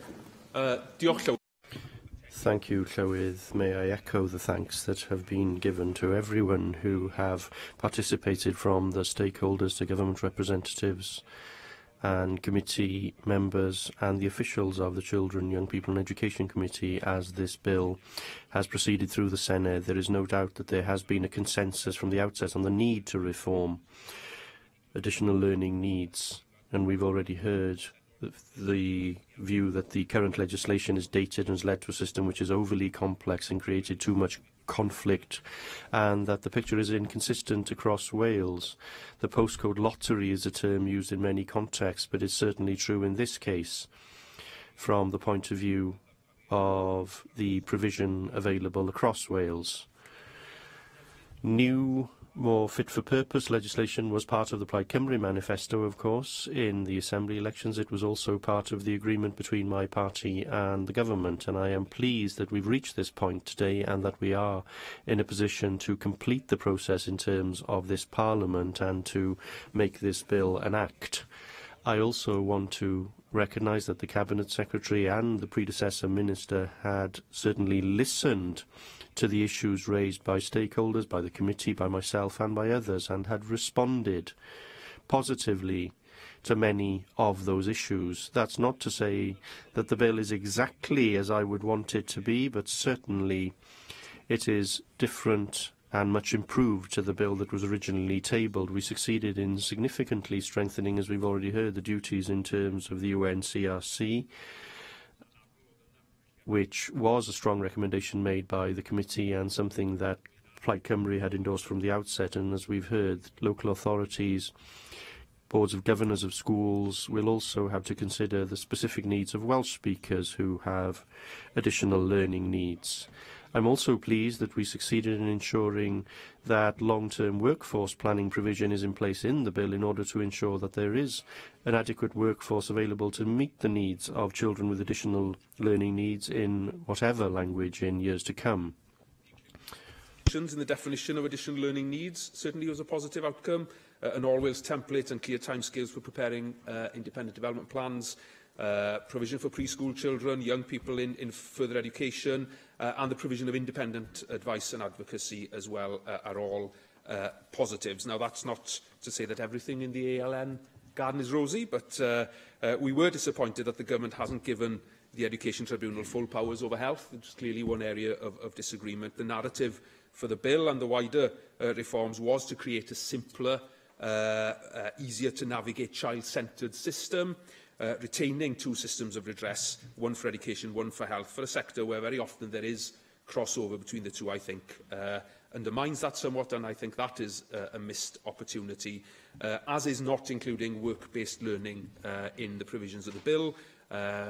We talk very often about parity of esteem, and we are told by stakeholders that children and young people with additional learning needs are more likely to go into vocational education, and for us to omit work-based learning, I think, is another missed opportunity. Now, the additional learning needs code, of course, will be consulted on in the autumn, and that will be crucial in terms of the bill's implementation. Many promises have been made regarding the content of the code, and it will be down to all of us now to make sure that we hold the government to those promises. Transport as well is an important factor which didn't find its way onto the face of the bill, but will certainly be a key part of the code. It's something we've rehearsed in committee regularly, and it needs to be addressed substantially in the code. Now, the passage of the legislation hasn't been without challenge, clearly. Twice this year, the Welsh Government had to recalculate how much the legislation would cost to implement, which led to some delays in the process. And as we've already heard in the last few days, issues relating to tribunal appointments have come to the fore. So I can only say that clearly lessons will need to be learnt from those experiences. But looking ahead, I'd say it's crucial now that adequate resources are provided to cover the costs of implementation, and that the workforce is fully prepared for what will be a fundamental change, and I have to say, on the whole, a change for the better for children and young people with additional learning needs. And with your permission, Presiding Officer, I would like to make one final point. One party in this Assembly told us when they came here that they were coming here to shake things up. And that same party has been largely invisible over the last 12 months of scrutinising and amending this legislation. Throughout committee stage, not a single amendment. Of the hundreds of amendments put forward, not a single solitary amendment from UKIP. At plenary stage, no amendments. Not a single word uttered in support or otherwise of any aspect of this legislation. Now, that leads me to conclude that either they have no opinion on this, which is difficult to believe for a party that is usually quite opinionated on most issues, or they haven't engaged in this process at all, which does a disservice to those children and young people who most need this legislation. It's a disservice to your electors, and it's a disservice to this institution. And it's left me and many of the stakeholders who've raised this issue with me feeling frustrated, let down, and very, very angry. I call on the Cabinet Secretary for Education to reply to the debate. Kirsty Williams. Thank you very much, Presiding Officer. All I can say here in response to the comments that you've made, sometimes the issue isn't about quantity, it's about quality. And I'm very grateful to the Plaid Cymru Group and to the Conservative Group for the quality of their work on this legislation as it goes forward. And I think that should be acknowledged. And as I said in my opening statement, I think that this is a better piece of legislation because of the contribution that has been put forward by both parties, and that is how it should be. And Llŷr is absolutely right. There was cross-party support in the Assembly elections, and a recognition that the status quo was not an option and that change was needed. And I hope that as we move forward with this process, we will deliver the change that so many children, their parents, their carers, and indeed the professionals that work with those families need. Darren, I'm very grateful for your support, and can I just take this opportunity to say that and pay tribute also to Angela Burns, who took a huge interest in this issue in the previous Assembly, and because of portfolio changes hasn't been able to follow this piece of legislation through, but I know that she has been keeping a close watch on what you've been saying at the committee and what you've been doing as you've shadowed this piece of legislation through, because I know of her personal commitment and to this agenda. Darren is absolutely right. We are not sitting back and waiting for royal assent. Change is already happening in schools. The Welsh Government is already funding regional multi-agency innovation projects to develop and test aspects of this new approach. So there is change happening now. Here, you will have heard in the Stage 3 debates government's commitments around the issue of transport and the issue of work-based learning. Perhaps there are opportunities, as we've said before, between contracts with work-based learning providers to address some of these issues. And of course, we are embarked on a wider set of PSET reforms, and so there are opportunities to look at these issues there. It is right, Presiding Officer, that sometimes legislation isn't easy. Of course, there is that old hackneyed saying about legislation and sausages. You really don't want to be too familiar with the process. What happens, what's really important is the product that you get at the end. And I would like to commend this particular product to the Assembly. I hope, with support from members across the Chamber today, that we can create another historic day, this time for Welsh education.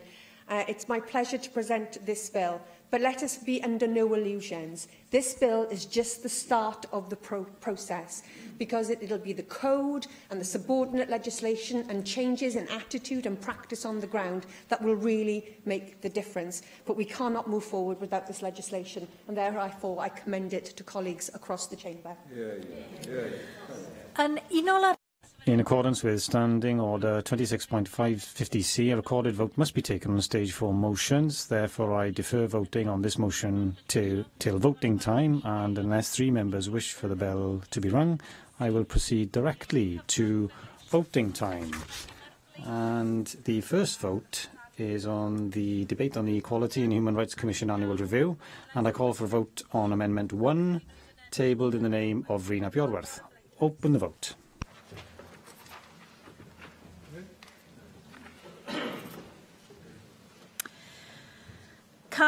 Close the vote. In favour 22, no abstentions, 27 against. 2 abstentions, I correct myself, 2 abstentions, 27 against. Therefore, Amendment 1 is not agreed. I call for a vote on Amendment 2, tabled in the name of Paul Davis. Open the vote.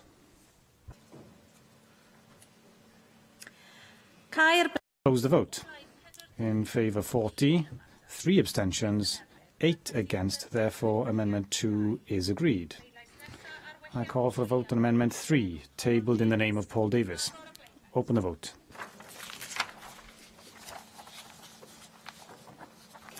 Close the vote.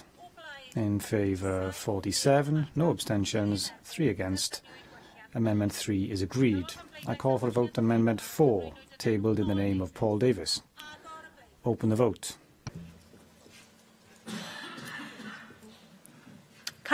Close the vote.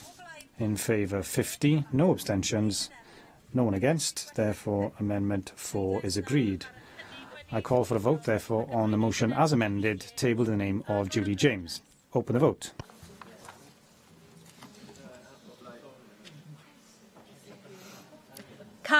Close the vote.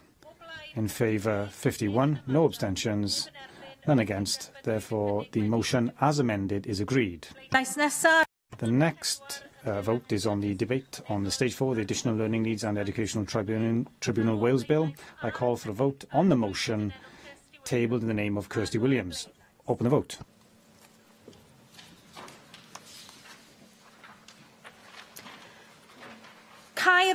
Close the vote. In favour 50, no abstentions, no one against. Therefore, the motion is agreed. And that brings today's proceedings to a close for the day.